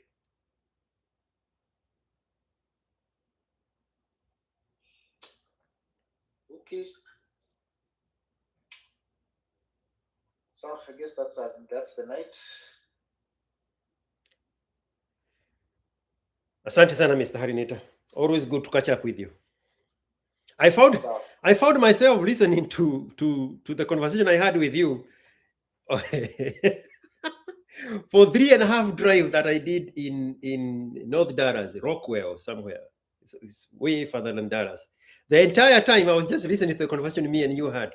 And it was like I was listening to it from an out-of-body experience. It's crazy. We did it. But then do you remember that young man who contacted you after our conversation? Yes, yes. Asked for your number. Yes. Mhm. Actually, we've been in touch. We've been talking all these months. Yeah. The young man, Amelainika, right now he's very confident. He can communicate well. He can write well.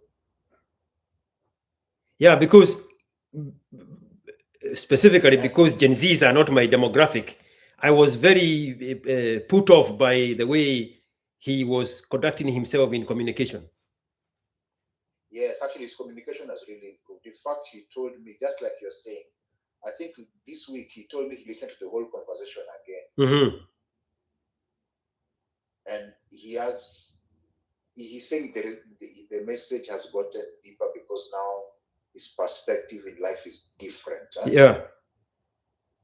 The guy has reached a point where he's able to now identify his cousins who are leeches. You know, those ones who are drunkards in the village, Mhm. who is in university at the moment. Mm-hmm. And they ask him for money. And he told me he just blocks them. Nice. Yeah, so he didn't have that ruthlessness about him, you get? Yeah. He didn't have that ruthless streak. And I told him, if you want to get a lot in life, you have to be very ruthless. You have to put yourself first and not be apologetic. And be very unapologetic. Yeah. When I come back, when I come back, we can arrange for the two of you to meet and have an on-camera conversation and catch up with where he was. Yeah. Right now he's at Egerton. Yeah. But I believe they'll be breaking maybe in around, I don't know, when do they break in these guys? I think in a couple of months. Okay. Break. Yeah, but actually for me it was just an experiment to see how you can nyorosha these young people. Yes. Yeah. But for them it's tough love. There's nothing like being nice. Yeah, I remember alinichokesha nikamtumia message nyingine nikamwambia mimi nimechoka na wewe. You are not activating your brains. I mean, what are you expecting here? To be spoon-fed? Umbwa hii? Yeah, and then they know they're a very entitled generation. Oh yeah, I can't stand that. Initially he'd write me a message and expect me to respond. Uh-huh. But I told him there's nothing special. I told him even for my siblings, they know if you write me a message and you call me once and I don't pick, I will return your message and call you when I want. Yeah. I'm not busy with what I'm doing. You get. So he learned. I think the lesson I was telling him, don't be too available to just pick calls. Yeah. If that shows you're not busy, you're not doing something important, you get. And to them, there is a countdown timer as how long you should take to respond to their message, no matter what time it is or how useless on your part their message is. Yes. And I had somebody write me a manifesto, and then they called me at 3 o'clock in the morning. The phone ring at 3 o'clock in the morning. I said, if this person does not know there is something called time difference, then they no longer deserve to have access to me. The first thing I did when I woke up was to block them. I don't have the energy to teach them what their nursery school teacher should have taught them. Mimi sio wao. What? How in the world in 2026 would you make somebody else's phone ring? You are not in the same room to know that you are in the same space, in the same time, doing the same thing. If this person is not there with you, why would you disrupt them with a phone call when you can text? How short-sighted is your psyche that you have no respect for whatever is happening outside the space you are in, and you expect this perfect stranger to respond to you. It does not have to be 9 hours time zone like me and him. I'm assuming he was in Kenya. It does not matter. He's gone. Even if somebody is in the next office, you don't know what they are doing in that moment that you are making their phone ring. You have not bought that time. You have not paid for that time. You do not own that time. Why would you invade their space, their time, their silence, their sleep, their other interactions with other present people with an interruption of your phone call? How short-sighted are you, fucking human being? What kind of madness is that? That you are an adult now, and you don't know that. And I'm the one who is going to teach you with a block button. Yes, I will teach you that. Guyeno. Asante sana, Mr. Harynator. Nashukuru. Sawa sawa. All right, let's do this again. I'll keep talking. All right. Na kuna story hujanipea? Oh, he is gone. He knows that story. All right, everybody. That's it for now. Today is Saturday, the 24th. Was it? Yes. Saturday, the 24th. I don't know what title I had given this space. I'll have to change it, because it was a very good space. See you in the next one. I don't know when that is. It is very cold outside. I don't know if it's snowing yet. No, it's not snowing yet, but it's very, very cold.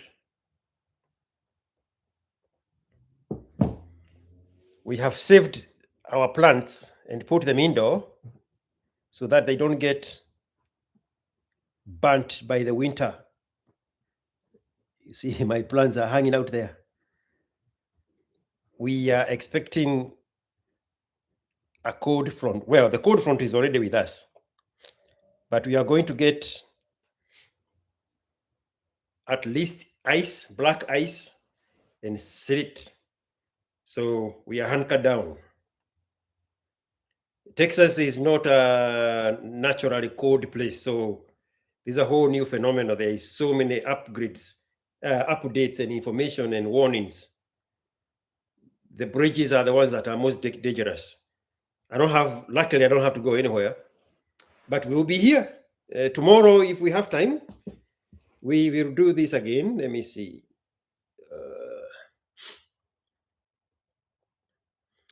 How my calendar looks like.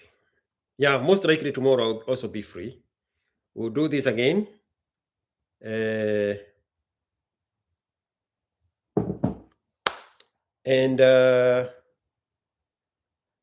Snow hard in Calgary. John Chege. John Chege, you are the guy who had moved. Well, you lived in Calgary and you moved your boys to West Texas. Are you the same guy?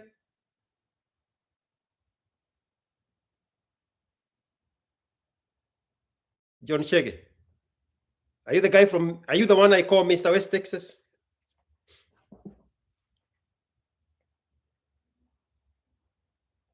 Before I came to America, my first attempt was to go to Calgary. Saskatoon. In Saskatchewan. I would have died on day one. Oh, John Jege moved from Canada now moved from UK now in Canada. I think we have had a conversation together.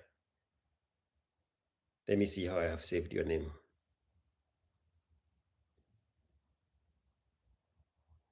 Where is your name? I know for sure I have your name, Mr. John Chege. It has to have something like Canada on it. Canada.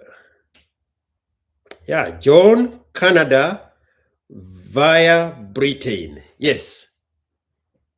Yeah, we talked. No, I am not. I am not coming to Calgary. Never, never. I want to do British Columbia, like in the month of July and August when it's very hot, when it's hot here and it's good weather over there. I also want to be able to take that Trans-North American train. I think it leaves Florida and go all the way to British Columbia on the west side, through the landscapes of Canada. I want to be able to do that also. The one with a big opening view, like an observatory deck on the train. Those tickets are upwards of $6,000 US. So it's something I would have to plan meticulously to be able to get to it.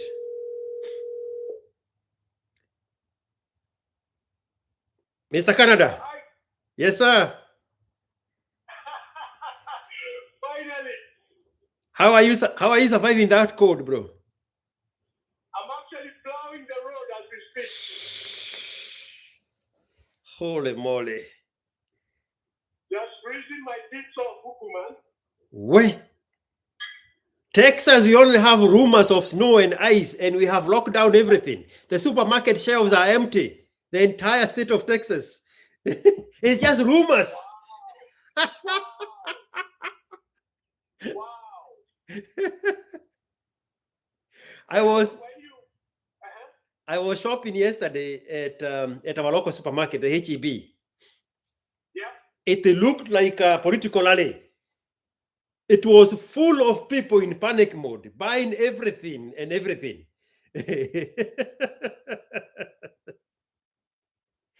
And they have pictures. They have pictures on the news and on social media of empty shelves everywhere in Texas because of that cold front that is coming to us. Because that is not our natural weather. No. Yeah. If when you decide to come to Canada to do that trip, I want to meet you, IQ.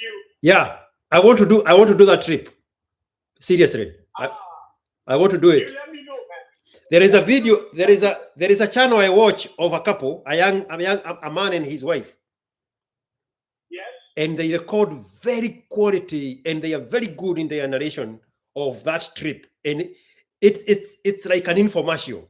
They do it. They are content creators, but they do it as if they are being paid to do it, and they have every information you need. You want to be on the next train to do the same thing. Very beautiful. Very, very beautiful. Wow, looking forward to it, Mr. IQ. Yeah. Asante sana bwana. Nashukuru sana. Asante. Thanks for what you're doing. Unatuelimisha hapa bana. Oh, bro, this is the marbling of a madman.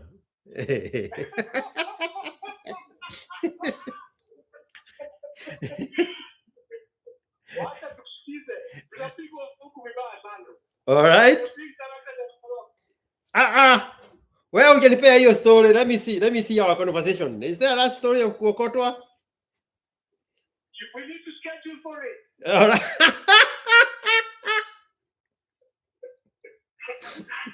I'm writing you a message. I'm writing you a message right now. Let's schedule that Kyokoto story. All right. All right. Thank you. Asante, my friend. I appreciate you. Take care. Stay warm.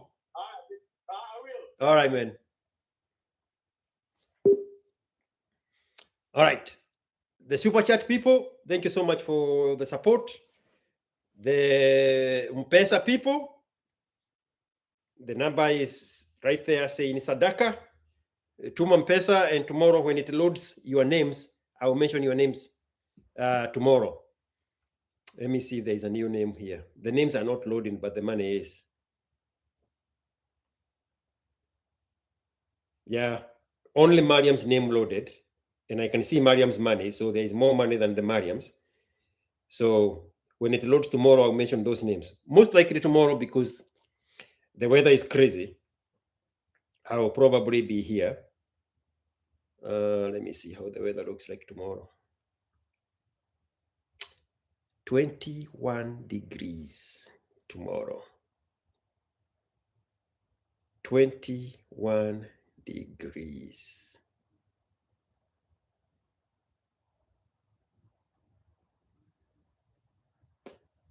What is 21 degrees in Celsius? 21 degrees Celsius is already in Celsius. The other way around. Fahrenheit? Come on. So that's about 70 degrees Fahrenheit. What is 21 degrees in Celsius? 21 degrees Celsius. No, 21 degrees Fahrenheit in Celsius. 21 degrees Celsius equals 70 degrees Fahrenheit. The other way around.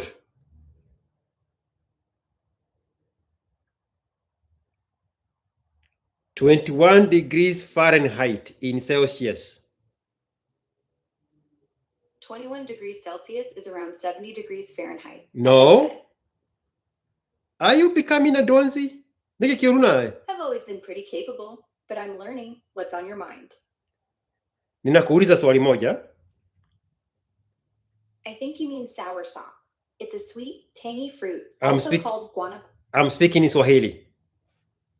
Wake up. Kum, anyara. Swahili. Niaje. Nimeamka tayari. Unataka niongele nini leo? Degrees 21 ya Fahrenheit ni ngapi kwa Celsius? 21 Fahrenheit? That's -6 degrees Celsius. Stay warm. Sema hivyo na Kiswahili. Sawa. Naweza sema jua kama hiyo kwa Kiswahili. Ishara 21 degree Fahrenheit. Hiyo ni kama 7 Celsius. Msimamo mzima unahitaji baridi. Na hiyo ni baridi ya kutosha kuleta dhahabu.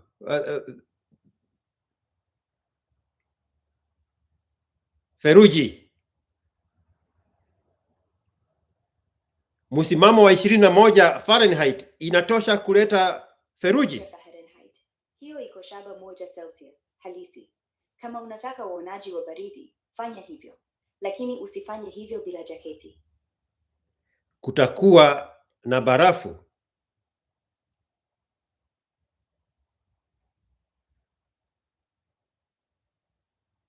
Is it going to snow?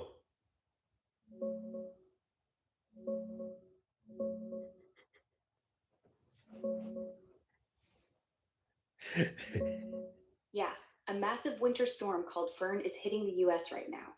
Snow's already falling in the central states like Oklahoma, Kansas, Missouri, Arkansas, and Texas, with heavy stuff spreading east. Tons of places could get a foot or more by Monday. Stay safe if you're in the path. What about where I am? Is it going to snow tomorrow?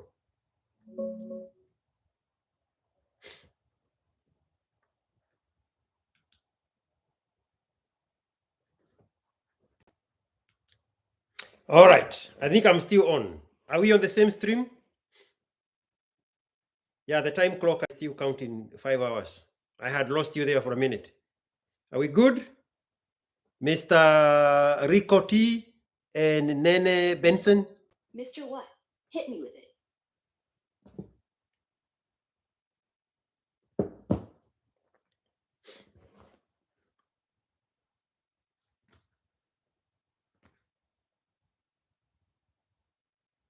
Are we good?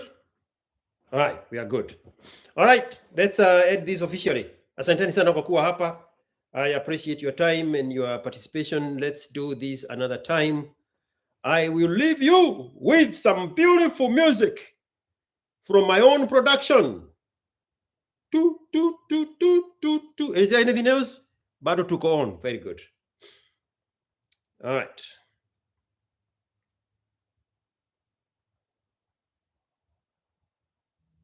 I had lost you there for the longest time.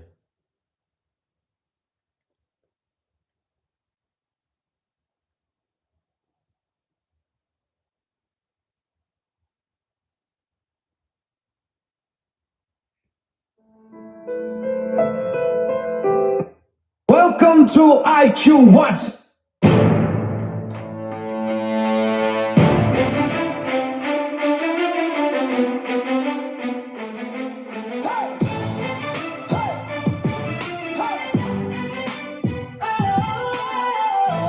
Thank you, guys.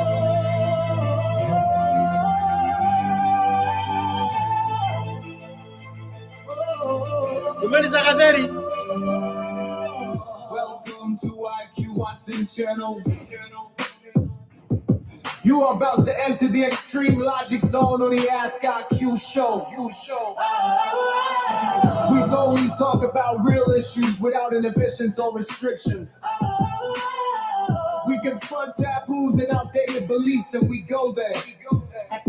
Activate your brains, elevate your mind, and let's have a real conversation with being a victim. Stop projecting, stop the blame game, elevate and take charge.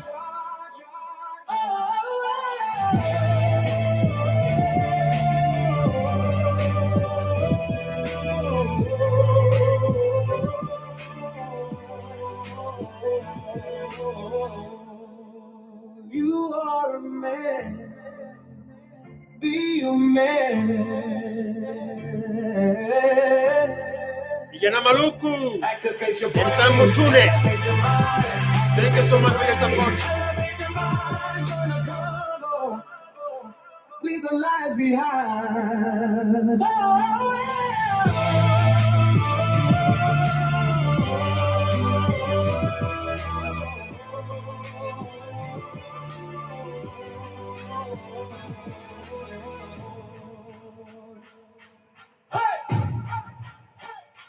Activate your brains. Elevate your mind.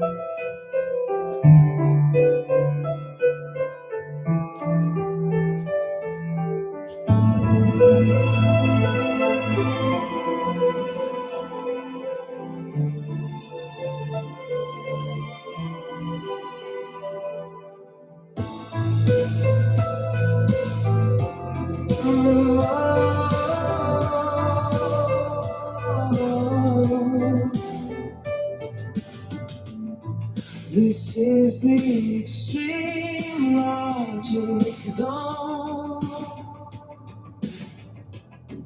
The things you will hear here will make you question everything. You will unlearn. You will relearn. And you will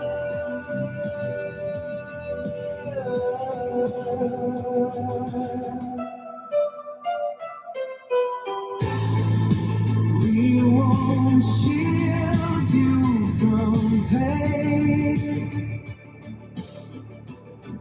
We will tell you the truth and let you uncover the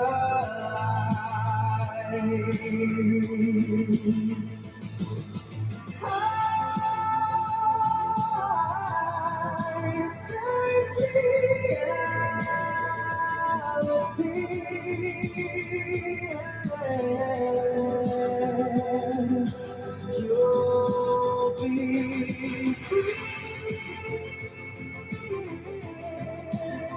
Confront your fears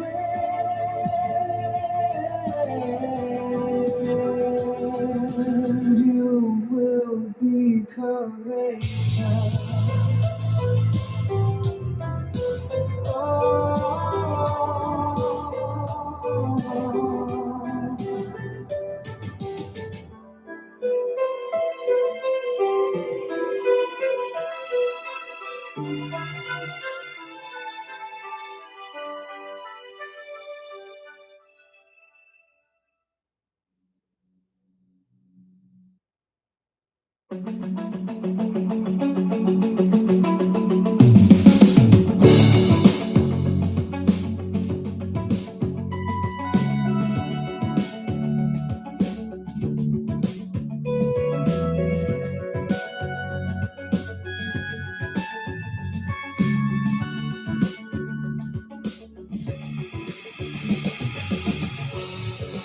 This is the extreme logic zone. The things you will hear here will make you question everything. You will unlearn. You will relearn. And you will